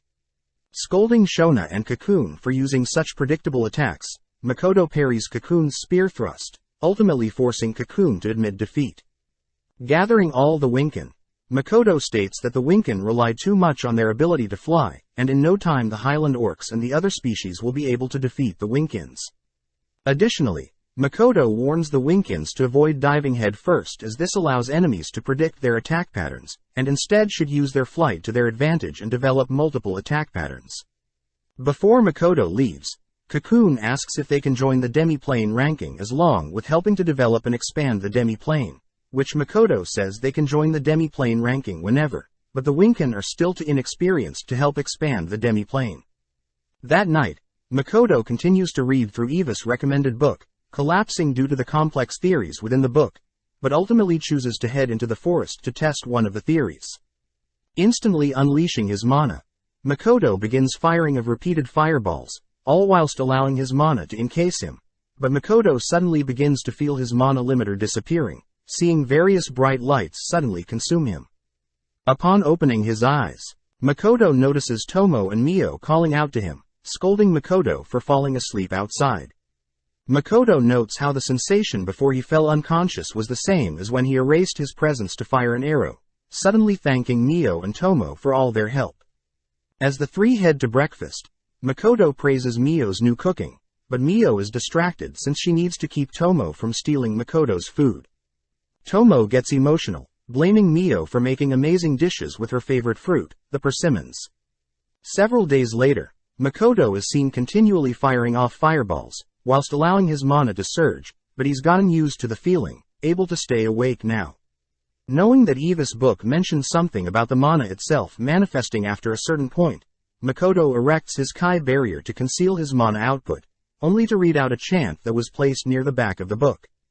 Out of nowhere, an ooze of some sort surrounds Makoto, which Makoto confirms is the physical manifestation of mana itself.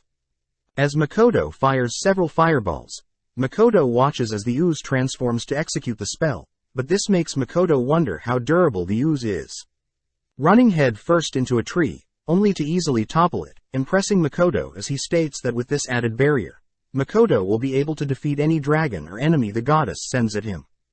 With the final day of Makoto's summer break arriving, Makoto is brought before all the species of the demi-plane, learning that they all want to show off what they've learnt to Makoto over the summer break.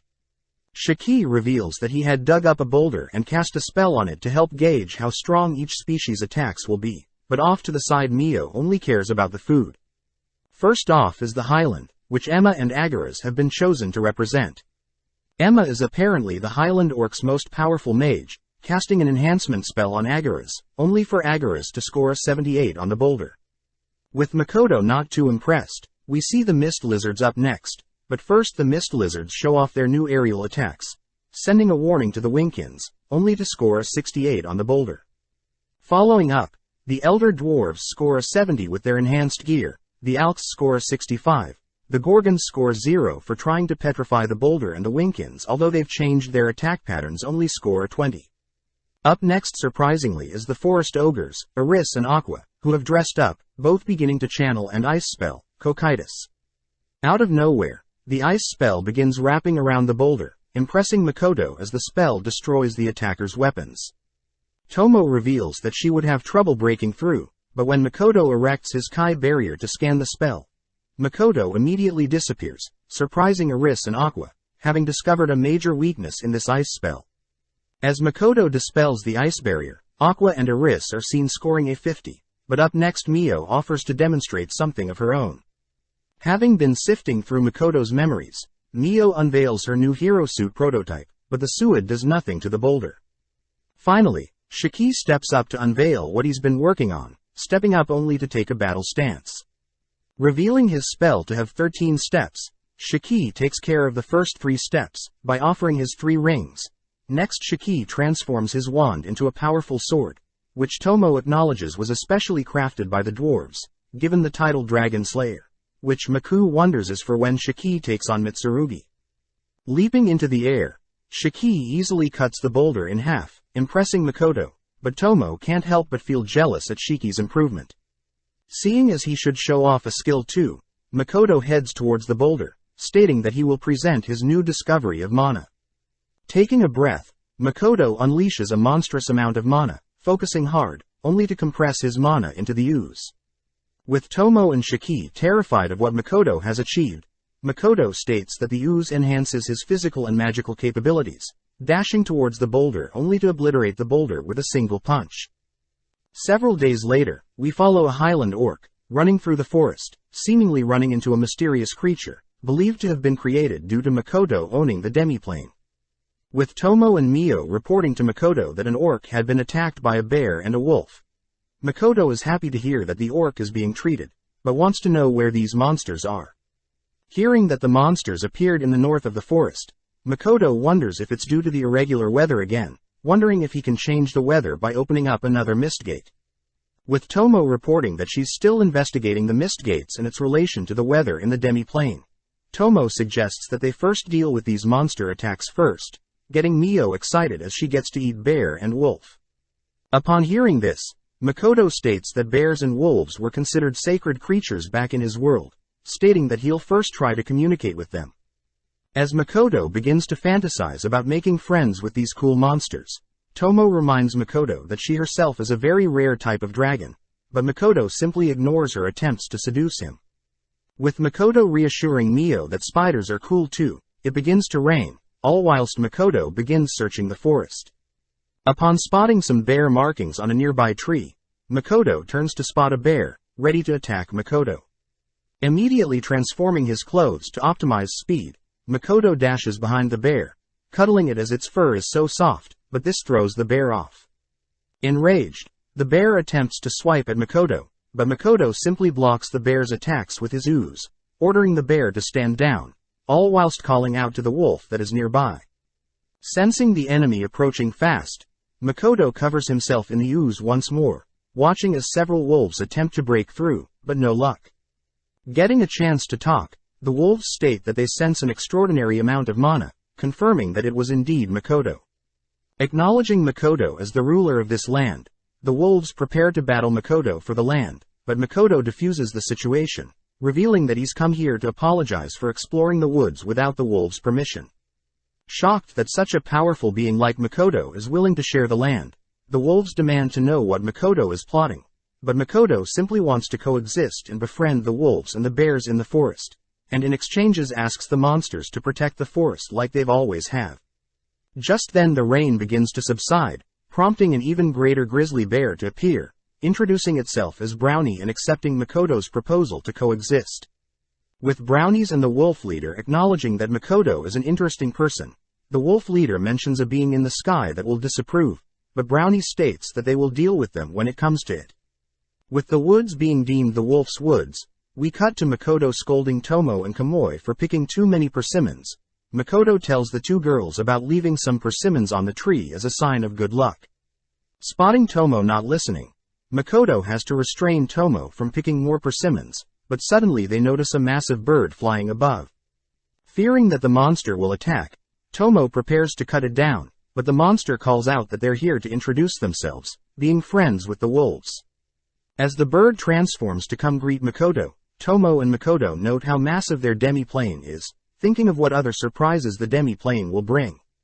With the bird now shrunken down, the bird introduces itself as a boulder bird, ruler of the skies and mountains. Having only heard of rock and stone birds, Makoto is happy to have the boulder bird continue to protect the skies, but the boulder bird chooses to take Makoto's name for it, officially called Rock Bird.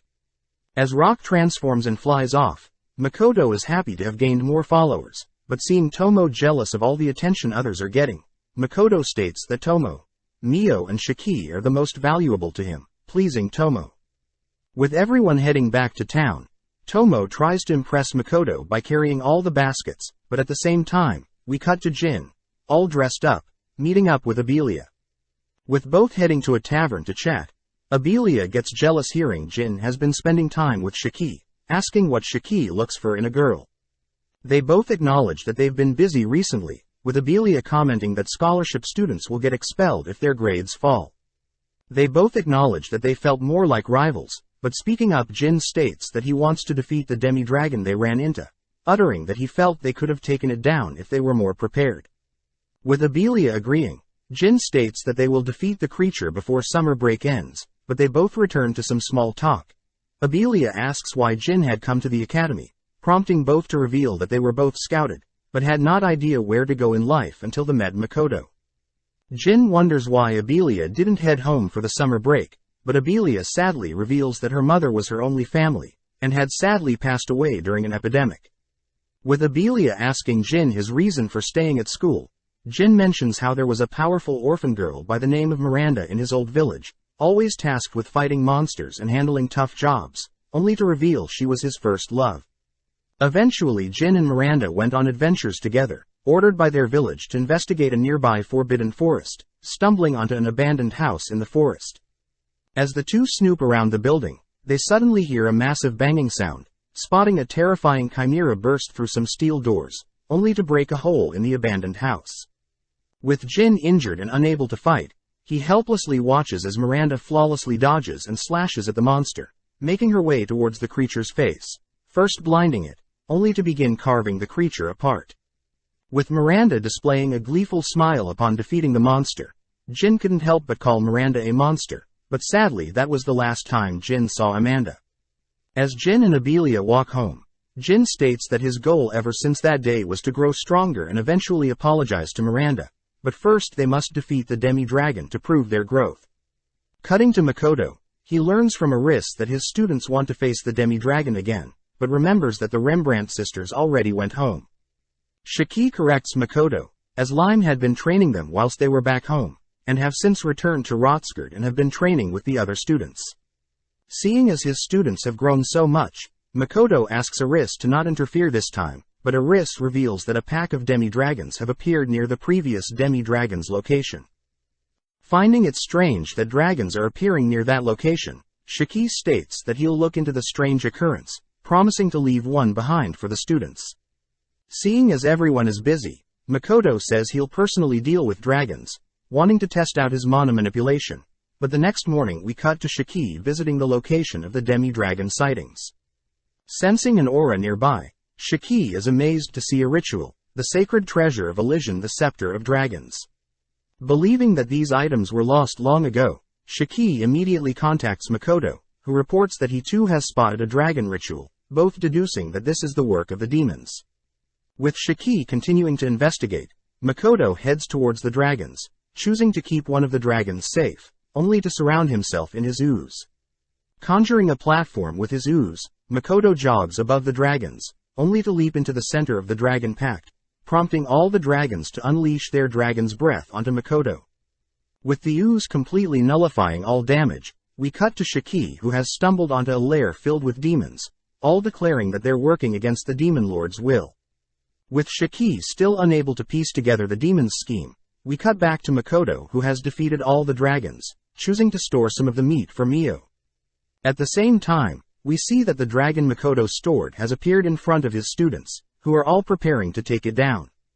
With everyone getting into positions, we see the front-line students rushing in with enhancement spells from Abelia and Izumo, starting with Dana drawing the dragon's attention, only for Mithra, Jin and Yuno to land strikes on the monster. Seeing the dragon conjure its breath, the front line managed to erect barriers, but seeing as the dragon's breath is too powerful, Mithra activates an enhancement spell, simultaneously absorbing the dragon's breath and igniting his blade. Inspired, Dana unveils his blade, casting fire, water, wind and earth enchantments, leaping forward only to land several slashes on the dragon. Following up, Izumo traps the dragon in a wind barrier, allowing Mithra and Abelia to land clean blows. Having finished chanting her most powerful spell, Sif announces that her next attack is made of spirit and elemental magic, working together with Izumo to trap the dragon, guaranteeing Sif's spell lands. With the smoke clearing, the students celebrate their win over their first great encounter, but Jin knows that he must become much stronger if he wants to find Miranda again. Elsewhere, we follow Sophia and Mitsurugi visiting the destroyed building near Jin's hometown, but it's revealed that Sophia used to be Miranda. Sophia reveals that the chimera she defeated was protecting a workshop that belonged to Banshoku, also known as the Elder Dragon Ludo. Flashing back, Sophia had learned of her real name along with her being created by Ludo, wondering how Jin is doing, but brushes that thought aside, declaring that she will hunt down every greater dragon and consume them. With fall arriving, Makoto notes how it's almost time for the Academy Festival, being very popular, as people from all over flood the city, and as an event that takes place over a week. Shiki mentions how the festival also holds a competitive tournament, where guests are invited from Lemia and Gratonia, all in hopes of showing off their talent. Makoto realizes that the tournament is an opportunity for students to job hunt, but hopes that everything at the festival goes well. Later that day, Shiki asks if they can discuss the inventory for the festival, but just then Ludo appears, asking Makoto to spend time with him during the festival. Seeing as Mio and Tomo have plans for the festival as well, Makoto asks that Ludo go with the girls instead. As Ludo voices his disappointment, Makoto simply ignores him, telling Shiki that they can always ask the elder dwarves to man their store if things get too busy. Hearing this, Ludo teases Makoto for always being so nice to demi-humans, speculating that Makoto may actually hate humans. Annoyed, Makoto asks Ludo to leave, but seeing as he's actually quite busy, Ludo gleefully obliges.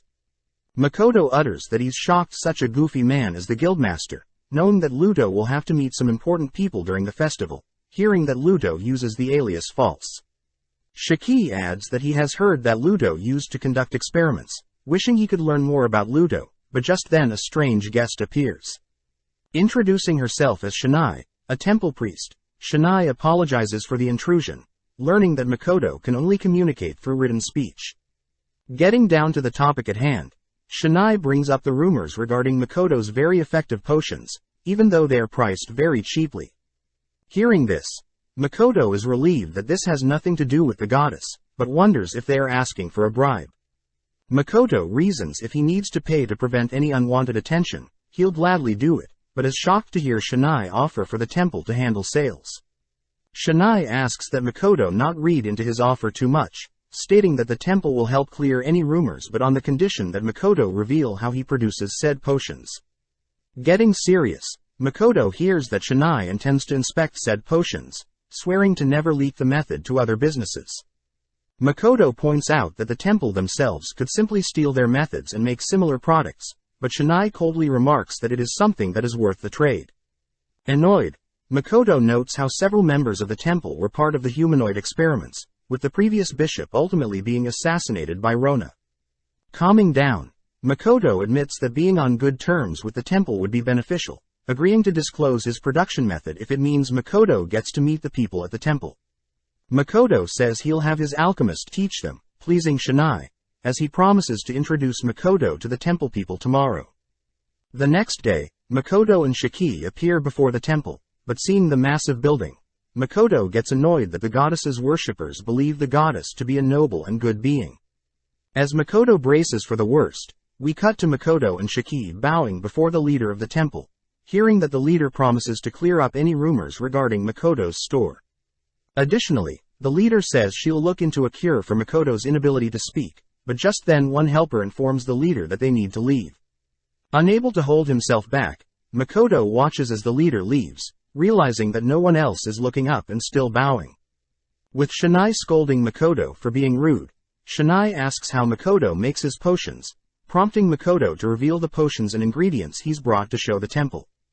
Whilst Shiki teaches the temple their product productions, Shinai asks to speak with Makoto privately, asking how long Makoto has been a merchant. Makoto utters that he has been a merchant for less than 3 years, revealing that they have a store at Sieg and Rotskird, making Shinai curious as to whether Makoto has a backer. Makoto reveals that the Rembrandt Trading Company is an acquaintance, surprising Shinai, as he reveals that the Rembrandt Trading Company haven't been too friendly with them, but Makoto knows that the Rembrandt family stopped worshipping the goddess after the plague doctor cursed them. Shinai also mentions how Makoto is taking care of Patrick's 2 daughters, surprising Makoto as Shinai knows a lot, but answers that since Makoto and Patrick are friends, Makoto is simply taking care of Patrick's daughters. Hearing this, Shinai thanks Makoto for the chat, but as Makoto and Shiki leave, we see the leader confront Shinai. The leader knows that they're following Makoto and Shiki, but states that they failed to read Makoto's mind nor calculate his total mana, knowing that Makoto had purposely blocked their attempts. Knowing that they simply can't follow Makoto without being discovered, several other priestess reveal that the production methods that Makoto provided only yielded 50% success rates, plus the production and material cost would ultimately cost 100 times the price of the product, shocking Shinai. The leader states that she knows Makoto is hiding something, but wonders how she can use Makoto in the future. Cutting to Eris, we see Jin amazed to learn that Eris can defeat the blue lizard by herself, asking if Eris can teach him some ancient magic. As Aqua continues to work, she runs into Makoto and Shiki, scared to explain why Eris is not working. Seeing Eris slacking off, Makoto bribes Aqua with some banana milk, getting Aqua to reveal that Eris has been slacking off for 2 hours. As Eris and Jin continue to chat, Shiki and Makoto make their move, reprimanding Eris and threatening to send her back to boot camp. As Makoto leaves Shiki to deal with Eris, Makoto warns Jin to not cheat during their lessons, heading off to the festival. As Makoto heads through the festival, he suddenly erects his Kai barrier, sensing that several sources of bloodlust, reasoning that he should play dumb for now. Heading through a dark alley, several assassins suddenly surround Makoto, prompting Makoto to cover himself in the ooze. Instantly, Makoto fires fireballs at all the attackers, knocking all of them out, but seeing as a single assassin is left standing, Makoto realizes that they've met before. Taunting the assassin for being obsessed with him, Makoto spots the assassin has fixed his blade, learning that the blade is made from the scale of the greater dragon Mitsurugi. As the assassin attempts to break through Makoto's ooze, Makoto wonders if the assassin is out of his mind, reasoning he should end their battle quickly, swiftly knocking the lone assassin out. Not wanting any more trouble, Makoto makes use of a secret technique that creates a blinding light, only to leave the festival and fire some arrows to release some frustration. Just then Tomo appears, greeting Makoto, only to report her findings regarding the weather and the mist gates. Tomo states that she's found a mist gate location that will yield a 95% match with Japan's weather, but the both note how the location is part of the demon territory. Tomo reveals that there is a fortress near the location, asking for Makoto's permission to wipe out all the demons in the location. But Makoto asks for more time to think, not wanting to go to war with the demons. The next day, we see Tomo and Mio amazed at how lovely the festival is, with Mio drooling over all the delicious foods the stalls offer. But Tomo warns Mio to restrain herself. Cutting to Makoto, we see that he is deep asleep, suddenly waking up, hearing a large crowd of people downstairs. Makoto rushes into the store, apologizing for oversleeping, having been up preparing something, but spots Aris and Aqua being overwhelmed with customers. Makoto wonders where Lime and the new Elder Dwarf employee is, learning that Shiki had asked Lime and the Elder Dwarf to help organize traffic outside, so as to not impede on other stores. Shiki reports that they've almost hit their sales goal, impressing Makoto, as adventurers from around the country have been spreading word of Makoto's business. Shiki also mentions how if they run out of stock, they'll give the customers vouchers and tickets, apologizing for not telling Makoto sooner. But Shiki mentions how Mio and Tomo refuse to allow anyone to disrupt Makoto's slumber. With Makoto hearing that Tomo and Mio are exploring the festival with Luto, Makoto heads out to run some errands, spotting a group of people wondering why Makoto's store name is written in Laurel's secret script. Weirded out, Makoto also hears a customer mocking the Elder Dwarf for being a demi-human, forcing Makoto to ask the customer to leave. That night, we see Mio and Tomo discover the beauty of Hot Pot, followed by Aris begging Aqua to share her banana milk, and Lime promising to defeat anyone that mocks his Elder Dwarf friend. Just then, Shiki gets serious, wondering how more delicious he can make his creamy Hot Pot, but suddenly Luria arrives with another Hot Pot. Makoto is worried that Luria is being overwhelmed due to the festival, but Luria reassures Makoto that everyone is prepared for the rush, plus Eva is helping out by washing dishes. As Mio and Tomo praise the festival's various dishes, they mention how in Laurel people eat raw fish, surprising Makoto, but as Makoto invites the two girls to watch his students battle in the tournament, the girls waste no time indulging in more food. At the same time, we see some people from Laurel chatting with people from Lemia, asking what Laurel wants from them. Getting serious, the Luria representative asks that Lemia return their priestess, but Lemia's representative states that the priestess willingly chose to join the hero of Lemia's party. Seeing as they are getting nowhere, the Luria representatives leave, hoping to meet soon, but now alone. The Lemia representatives voice how annoying it is to have wasted time, when they could be preparing for their second attack against Fort Stella, blaming Luria's hero and princess. Cutting back to Makoto and the gang, they continue to enjoy their time during the festival, all stumbling through town as a group all whilst Makoto happily watches on. But at the same time, we see Lily spying on Makoto and his party from afar. On the second day of the festival, it's well known that a party is held to evaluate students' etiquette and mannerisms, but at the same time we see Makoto has reunited with the gleeful Patrick, all whilst Illumgand watches Makoto from afar. As Makoto and Patrick move elsewhere to chat, Patrick greets his gorgeous wife Lisa, who Makoto is happy to see as well. Lisa thanks Makoto for guarding Patrick along with training their daughters Shifu and Yuno, only to head off with Patrick elsewhere. Now alone, Makoto wonders if he should befriend more humans, but waves to his students as he's happy to see them having fun. Just then a lady and her bodyguard approaches Makoto, asking to speak with Makoto, but with a single glance, Makoto can detect the lady has demons as bodyguards. With Makoto wondering if the lady is dangerous, they all move into a separate room, deducing that the lady is too calm and clearly knows who Makoto is. The lady introduces herself as Sairitsu, an official of the Laurel Commonwealth who takes care of the priestess and Kamuro. Sairitsu asks if Makoto is familiar with who she is, but Makoto utters that he knows people worship the priestess and that Kamuro is a candidate that will one day become the priestess. Makoto notes that Laurel is the commonwealth of three great nations, therefore the priestess is someone that is a very high-ranking being, meaning information is kept tight within those nations, but interestingly their culture resembles Japanese culture. Sairitsu calls out Makoto's bluff, stating that Makoto knows more than he lets on, revealing that the two characters that Makoto uses on his Kuzunoa trading company sign is considered sage script, something only a few people from Laurel should know about. Sairitsu wonders if Makoto is a sage, but unfortunately Makoto admits that he isn't wise enough to be considered a sage. But Sairitsu reveals that sages are also known as people from other worlds. Makoto attempts to hide the fact that he is a sage, but Sairitsu shows how her name is written out, stating that it's very similar to how Makoto's name would be written. Sairitsu also calls out Makoto's unique face, stating that she and her people promise to protect and fight for sages in Laurel.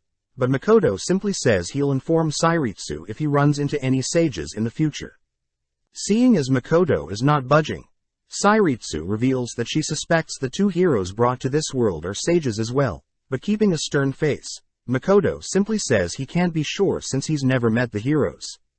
With nothing left, Sairitsu takes her leave, but wonders if the term Kuzu in Makoto's store name stands for medicine. But Makoto reveals that Kuzu is the name of a plant, impressing Sairitsu as Makoto is very knowledgeable in sage script. As Makoto voices his amazement that a country would be centered around protecting sages, we cut to Lily greeting Sairitsu, all whilst fearing that Tomoki's obsession with Tomo and Kuzunoa Trading Company may ruin her future plans. Sairitsu wonders what Lily was tracking her, but Lily simply asks what she was doing with Makoto, both acknowledging that they know Makoto's trading company produces highly valuable medicine, employs demi-humans and is even a teacher at the academy. Sairitsu dances around Lily's question, allowing Lily to deduce that Sairitsu is not close with Makoto whatsoever, wondering if she should buy some medicine of her own. Sairitsu cuts her off, offering to purchase anything Lily needs for her, which Lily recognizes as a tactic to keep her away from Makoto. Changing topics, Lily reveals that the Empire is developing new forms of technology, asking Sairitsu for a small favor, but Sairitsu notes how annoying it is already to have spies from the Empire in Laurel. Lily continues by asking Sairitsu for information regarding the use of gunpowder, surprising Sairitsu as gunpowder doesn't compare to magic, but Sairitsu chooses to give Lily what she needs. Lily reveals that she's aware Sairitsu is suspicious of her, but utters that the demons guarding Sairitsu have actually been charmed by Tomoki, leaving the rest to the demons. Elsewhere, we see Yuno and Shifu greet their mother, sad to see that Makoto seems very out of place at the party, but Lisa cuts the girls off, scolding the girls for acting so cocky and warning them to fix their reputations before they graduate. Later that night, Patrick and Lisa thank Makoto for today, asking Makoto what he thinks of Yuno and Shifu's dress, prompting Makoto to admit that the girls were indeed beautiful. Just then, Illumgand and several of his friends march up to Makoto, but Makoto scolds the students for being so casual with a teacher. Makoto admits that he doesn't know who Illumgand and his friends are, annoying Illumgand. But as Makoto asks the boys to leave, Illumgand states that he'll crush Makoto's students in the upcoming tournament. Seeing Patrick and Lisa worried, Makoto reassures the two that he won't allow anyone to hurt his students, but that night Shiki reminds Makoto who Illumgand and his friends are. Shiki promises to look into the boys tomorrow, since he will be accompanying Makoto's students to the tournament drawings, which Makoto notes sounds fun. The next day, Makoto heads to meet up with Mio, Tomo and Ludo, all drawing slots to pair up. Unfortunately, Makoto is paired up with Ludo, all whilst Mio and Tomo glare at Ludo for getting too close with Makoto. Taking the opportunity, Makoto asks Ludo about this sage script, something Ludo knows is similar to kanji in Japan. Ludo states that the sage script is very different from Japanese, being more vulgar and only a language used by scholars, but this makes Makoto wonder if these scholars can understand him if he speaks Japanese. Ludo scolds Makoto for making bold assumptions, as only the heroes would understand Japanese, but just then Mio butts in, offering Makoto a snack. As Makoto voices how delicious the fried chicken is, Mio promises to prepare some more for Makoto later on, shocking Makoto as Mio lists off Makoto's various favorite toppings as well. With Tomo trying to spend time with Makoto as well, Ludo reminds the girls that he gets Makoto for today, all heading through the school halls. With everyone wondering where Shiki is, Ludo suddenly spots Lily spying on them, making up an excuse only to head elsewhere. With Makoto, Mio and Tomo all knowing that Ludo is up to something, they finally head to greet Makoto's students. With Makoto's students honored to meet Tomo and Mio, they learn that although Shiki is impressive, Mio and Tomo are on another level, giving the students another goal to chase after. Seeing the fire in the students' eyes, Tomo acknowledges the students' spirits, but Mio states that the students are still too weak, forcing Makoto to break up the girls from fighting. Moving on, Shiki reports that he has discovered that Illumined is of Lemia nobility, meaning he belongs to a royal family. Makoto reminds his students that they'll be targeted by several other students, reminding his students that he can't help them, but upon seeing that his students are perfectly prepared for any challenge, Makoto reveals that he will be imposing restrictions to make things harder for his students. Completely shocked, Jin reveals that Makoto told him not to dual-wield blades. Abelia says she can't use the bow and must use a staff. Mithra says he can't use new skills. Dana can't use super enhancement spells. Azumo can't use mobility spells. Yuno can only use one type of weapon and Shifu can't mix multiple spells. Seeing everyone stressed, Shiki reveals that Makoto wants the students to begin considering hiding their trump cards, and if the students can hone and master their more generic abilities, Makoto promises to advance them all to the next level. At the same time, we see Ludo chatting with Lily, who seems very stressed having learnt that Ludo is hanging around Makoto. Getting serious, Lily demands to know if Ludo is working with Makoto, but Ludo reassures Lily that his Adventures Guild does not side with anyone. Changing topics, Lily mentions how Tomoki wants to make Tomo his, asking Ludo if she herself could defeat Tomo. Ludo blatantly says Tomo would destroy Lily, warning Lily that Makoto's trading company is on par with the entirety of the demon army, shocking Lily as this means Tomo isn't their only fighter. Ludo reminds Lily that she'll be starting a war soon, wondering why Lily is not spending more time on preparations, but Lily reassures Ludo that everything is going smoothly. Lily wonders why Ludo gave her information on Sophia's treachery and the demon rings, but Ludo simply says that everything will make sense in due time. Lily wonders if she should focus her power on retaking Fort Stella, but admits that she needs to find suitable candidates during this upcoming tournament, or else she'll have to return to the Empire.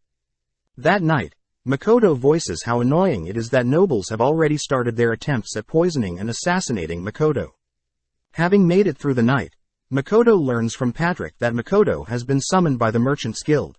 But luckily Patrick offers to go in Makoto's place, since Shifu and Yuno have their matches today. With the tournament starting, Makoto reads through the fighters list, seeing that for the warrior category, Dana is set to fight Yuno and Jin is set to fight Mithra. As for the mage category, Abelia fights Shifu and the winner will face Azumo, exciting both Tomo and Mio. Makoto is surprised that the Hopleys are able to influence the fighters and who they face, annoyed at how unfair the world is, but chooses to hold back his anger for now. With Dana and Yuno starting their duel, Dana and Yuno are well aware of each other's abilities, both parrying each other's blows, but when Dana ditches his blade to block Yuno's spear, Dana rushes in, knocking out Yuno and winning the duel. Next up, Jin and Mithra are set to face each other, with both being level 97. The judge announces that since the students are above level 90, they both are restricted to wooden swords, something Makoto knows is to handicap his students. The judge also announces that for safety reasons, dolls have been placed to substitute any damage dealt to students, and even if a single doll falls the duel is over. Additionally, 3 dolls are provided in case of dangerous amounts of damage, but before the duel starts, the judge reminds the students that only self-supporting spells are allowed and attacking and healing spells are forbidden. As the duel starts, Jin dashes forward, prompting Mithra to nonchalantly parry Jin's strikes, something the crowd finds boring. Tomo notes how Mithra's defensive abilities and positioning has improved, as his Mithra's fighting style is to defend and allow his opponents to tire themselves out. Sadly, Jin is aware of such facts, so he continues to barrage Mithra with strikes, but seeing as 10 minutes is up and both haven't fallen, Jin is deemed the victor, as he portrayed the personality of a true warrior. Hearing this, Mio states that she believes Mithra had won, which Makoto agrees with, as Mithra ended up using less energy to defend all of Jin's attacks. Next up is the mage category, with an ice and fire mage both accidentally knocking each other out, something Tomo and Mio note is very sloppy of them, but Makoto can't help but notice the students cheering them on. Next up is Abelia and Shifu, but as their duel starts, Makoto notes how the 2 girls' levels were relatively even before summer break. With Shifu initiating with a fire incantation, Abelia rushes in close, all whilst preparing a barrier spell. As Abelia predicts and blocks Shifu's fire spell, Abelia is caught off guard, being hit by a second fire spell Shifu had prepared, knowing that Abelia would block her first. Giving Abelis no second to think, Shifu follows up with Earth-binding spell, forcing Abelia to surrender, ending the duel in Shifu's favor. Up in the stands, one of the nobles accused Shifu of using her wealth to purchase expensive gear in order to claim victory. Butting in, Lily scolds the noble for such accusations, as it's apparent that Shifu worked hard and is trying new tactics to win the duel. The noble states that Shifu used such underhand tactics, but Lily cuts him off, asking if when the hero Tomoki uses his flight skill to attack demons that can't reach him, is considered pathetic. Piling on, the representative of Lemia states that on a battlefield, soldiers must do anything they can to gain the upper hand, silencing the nobles for good.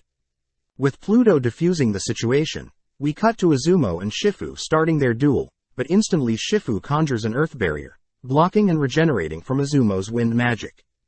Shifu also begins firing fireballs behind her earth shield, something Izumo fails to defend against, making Shifu the winner. Next up is Jin and Dana for their match, both seemingly fired up as they evenly exchange blows, but having caught Dana off guard, Jin manages to win with an empowered strike to Dana's body, something Makoto praises Jin for. Cutting to Shifu, we see her up against an older mage student, someone that had been given offers to by the kingdom of Lemia. As their duel starts, the older student begins chanting a spell, but seeing it take too long, Shifu opens a hole beneath the student, trapping him. When the judge refuses to declare Shifu the winner, Shifu is forced to follow up with a powerful fire spell, ending the duel. Speaking with Jin, Shifu states that she only scared the senior a bit, since he'll probably be in Hopley's team tomorrow, but as Shifu holds back her anger against the tournament's judges, Jin heads up to make Makoto proud. Upon entering the arena, Jin is annoyed to see Ilum suited up with the finest of equipment, but holding back his disdain, Jin readies his wooden blade. As Illumgand insults Jin for taking Makoto's class, the judge announces that Jin and Ilum's duel is the finals in the warrior category, officially starting the duel. Making the first move, Ilum rushes towards Jin, but Jin embarrasses Ilum, disarming Ilum's rare blade. Crawling over to pick up his blade, Ilum casts an enhancement spell on himself, dashing towards Jin once more, but gets hit by Jin's blindingly fast strikes. Falling to the ground, Ilum cries for the judge to intervene, prompting the judge to give Jin a warning for being passive. Pissed, Jin goes on the offense, kicking and knocking Ilum back, but when the judge refuses to stop the duel, Jin glares at the judge, all whilst Jin brutalizes Ilum. Only when Ilum is knocked out, does the judge declare Jin the victor, but as the crowd goes silent, Makoto smirks, happy to see that Jin's skills easily overcame Ilum's cheap tricks. As Ilum heads back to his locker, he reiterates that his revenge isn't over yet, knowing that there will be a Tima tournament tomorrow, reaching for his secret serum. For the final duel of the day, Shifu is set to face Jin, a match both Tomo and Mio knows will end in Shifu's victory. When the match starts, Shifu instantly catches Jin off guard by melting the ground below him, following up with a fireball, that makes Shifu the ultimate victor. As Makoto's students rush to congratulate Shifu and Jin, we cut to later that night where Patrick apologizes, as the Merchant Guild insists on speaking with Makoto, something Patrick warns Makoto to be wary of. The next day marks the first day of the group tournament, but we cut to the students who are sad that Makoto can't watch their matches, but Abelia gets called out, pleased to hear that at least Shiki will be watching.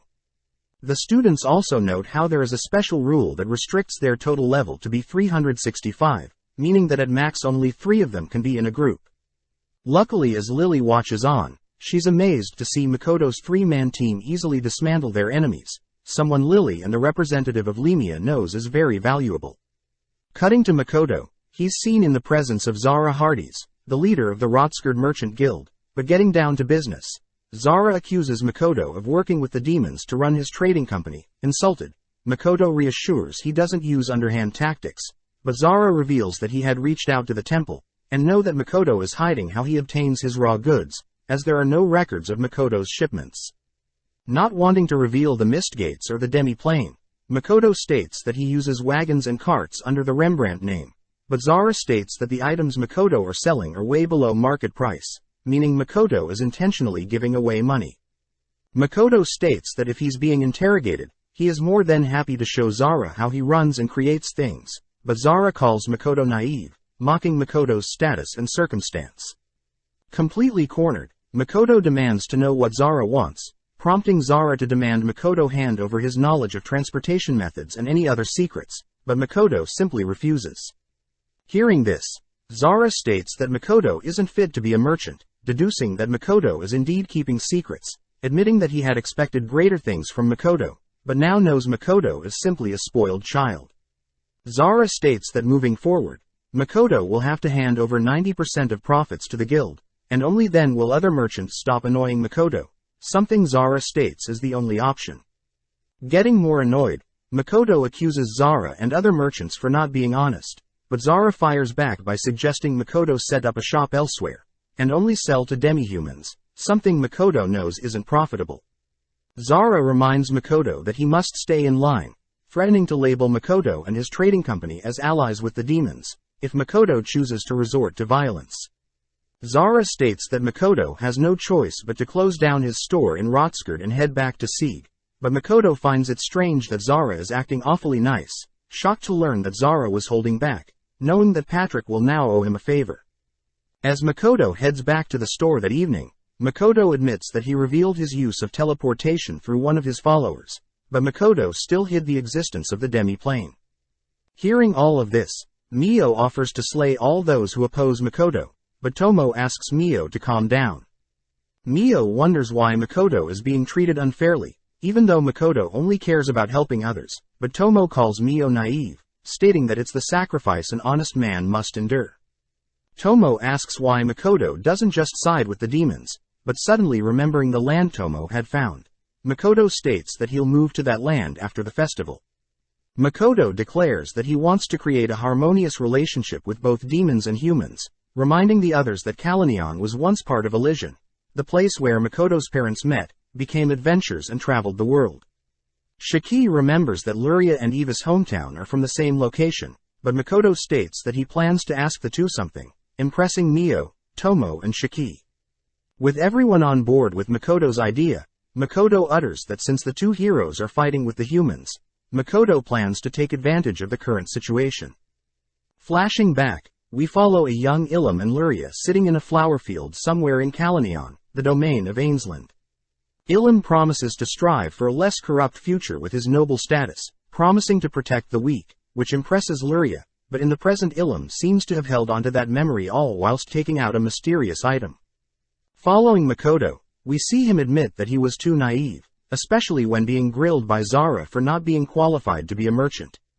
Seeing as he plans to form a relationship with the demons, Makoto knows he can't stay in Rotskerd for too long, but seeing as he wants to do one last thing for his students, he chooses to contact Rona. Having been waiting, Rona asks how she can help Makoto, hearing that Makoto wants Rona to have the demons hiding in Rotskerd to leave by the end of the tournament. Curious as to why, Rona hears that Makoto is doing this for Jin and Abelia, hinting that things will simply be more difficult for his students later. With Rona gladly obliging, Makoto moves on to his course of action, asking to chat with Eva privately, all whilst Rona makes her move. As Makoto apologizes for summoning Eva so late, Eva secretly wonders if she can finally repay Makoto with her body, but first congratulates Makoto for his students being victorious. Eva mentions how everyone was wondering who taught the students, but Makoto states that the students deserve all the praise, getting down to business. With Eva mentally preparing herself, she is shocked to hear Makoto's true plan, promising to watch over Makoto's students until the very end. With the final match of the group combat arriving, Makoto asks Tomo and Mio how strong the students are, prompting the girls to state that the students still aren't strong enough to face Toa and her adventurer party, but Tomo does want to personally duel Mithra. At the same time, we see Mithra in the changing room, telling everyone about how Tomo had offered to train him, but reiterates that Tomo and Mio are around level 1500. Butting in, Shiki asks everyone to focus, stating that they'll have to battle each other to decide who gets to participate in the finals, firing everyone up. On the stage, Ilum stands out from his party, something Makoto and the girls know is due to side effects from using a strange form of enhancement magic to change his human composition. As Shiki joins Makoto and the girls, Shiki happily reports that the students decided who would participate via rock paper scissors, but Shiki and Makoto can't help but notice Ilum growing more agitated, especially with the mysterious amulet around his neck. Makoto says the amulet is meant to increase his magic resistance, but Shiki says it seems to be absorbing something, prompting both Tomo and Mio to sense something strange happening around the city. Making their entrance, Jin, Azumo and Yuno all agree to let loose, all whilst the remaining students regret not thinking twice before throwing. As Ilum gets more and more agitated, Makoto's students prepare to win even against all the disadvantages, but at the same time, Makoto can't shake off this weird feeling. Zooming out, we see Ilum watch the match from outside his body, cutting to a time when Ilum and Otonashi were having a friendly spar. Otonashi apologizes for not being able to train more, as Ilum ultimately had to go to school, both parting ways but promising to meet again soon. Ilum notes how as the hero of Lemia, Otonashi gave him hope. But suddenly remembering his encounter with Luria, Ilum had tried to remind Luria of the time they spent together in the fields of Augarist when they were younger, recognizing Luria's familiar bowtie, but just then Ilum's friends joined the conversation, stating that they thought citizens of Ainslands along with the entirety of Kalanion was believed to have been destroyed by demons. Hearing his friends say such insensitive things, Ilum orders his friends to be quiet, properly introducing Luria as a noble, only to wonder why a noble like Luria is in town. Luria apologizes if she's forgotten who Ilum was, stating that her family had sent her to safety before the demons could attack, something Ilum was shocked to hear, pissed that Luria doesn't remember their promise together. As Ilum's friends begin insulting Luria for abandoning her home for her own safety, Luria coldly remarks that they have no idea what death looks like, shocking Ilum. As the boys try to scold Luria for being so rude, Luria once again shuts them all up, attempting to leave, but out of nowhere Ilum shoves Luria aside, ultimately leading to Makoto and Shiki intervening to embarrassing Ilum and his friends. Ilum admits that he should have apologized and made up with Luria, revealing that he instead chose to accept a strange medicine offered to him by another student. Ilum was promised power to defeat Makoto and in turn reclaim Luria, but this ultimately led Ilum yearning for more of this mysterious medicine, something that Rona is revealed to have provided from Ilum, even giving him the mysterious amulet.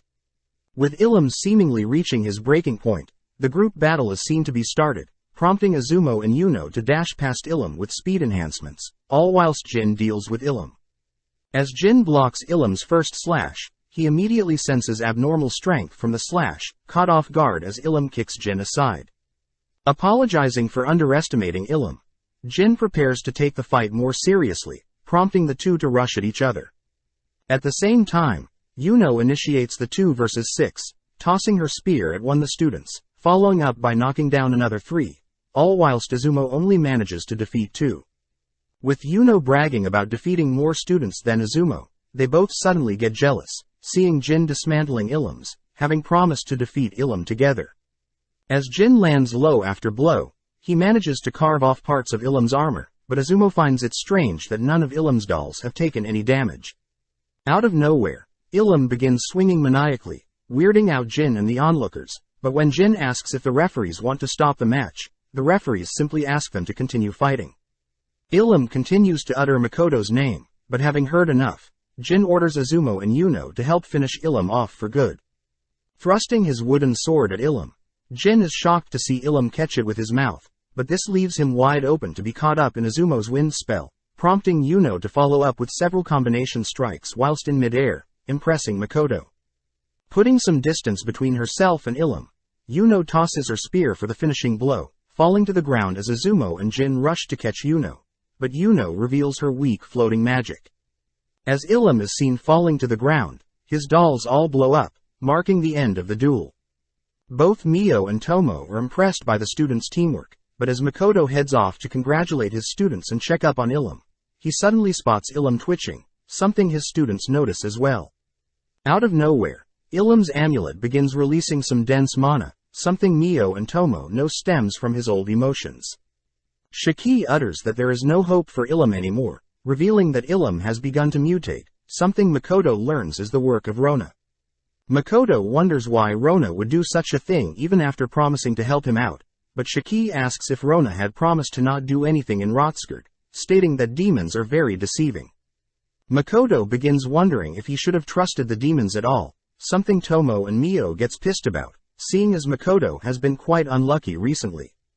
Makoto reveals that he had told Eva that he plans on retaking Kalanion and hide his identity and his trading company there, but at the same time we see Rona excited to have the King of Lemia and Princess Lily witnessing what she is about to do. As Makoto's students stand guard, we hear Ilum apologize for his mistakes, admitting that he only wanted to see Luria again, but as this happens various other townsfolk become consumed by this dense mana, cutting back to Ilum who cries out for help. Check out one of our other videos on the screen or in the info card above. Subscribe, like and comment.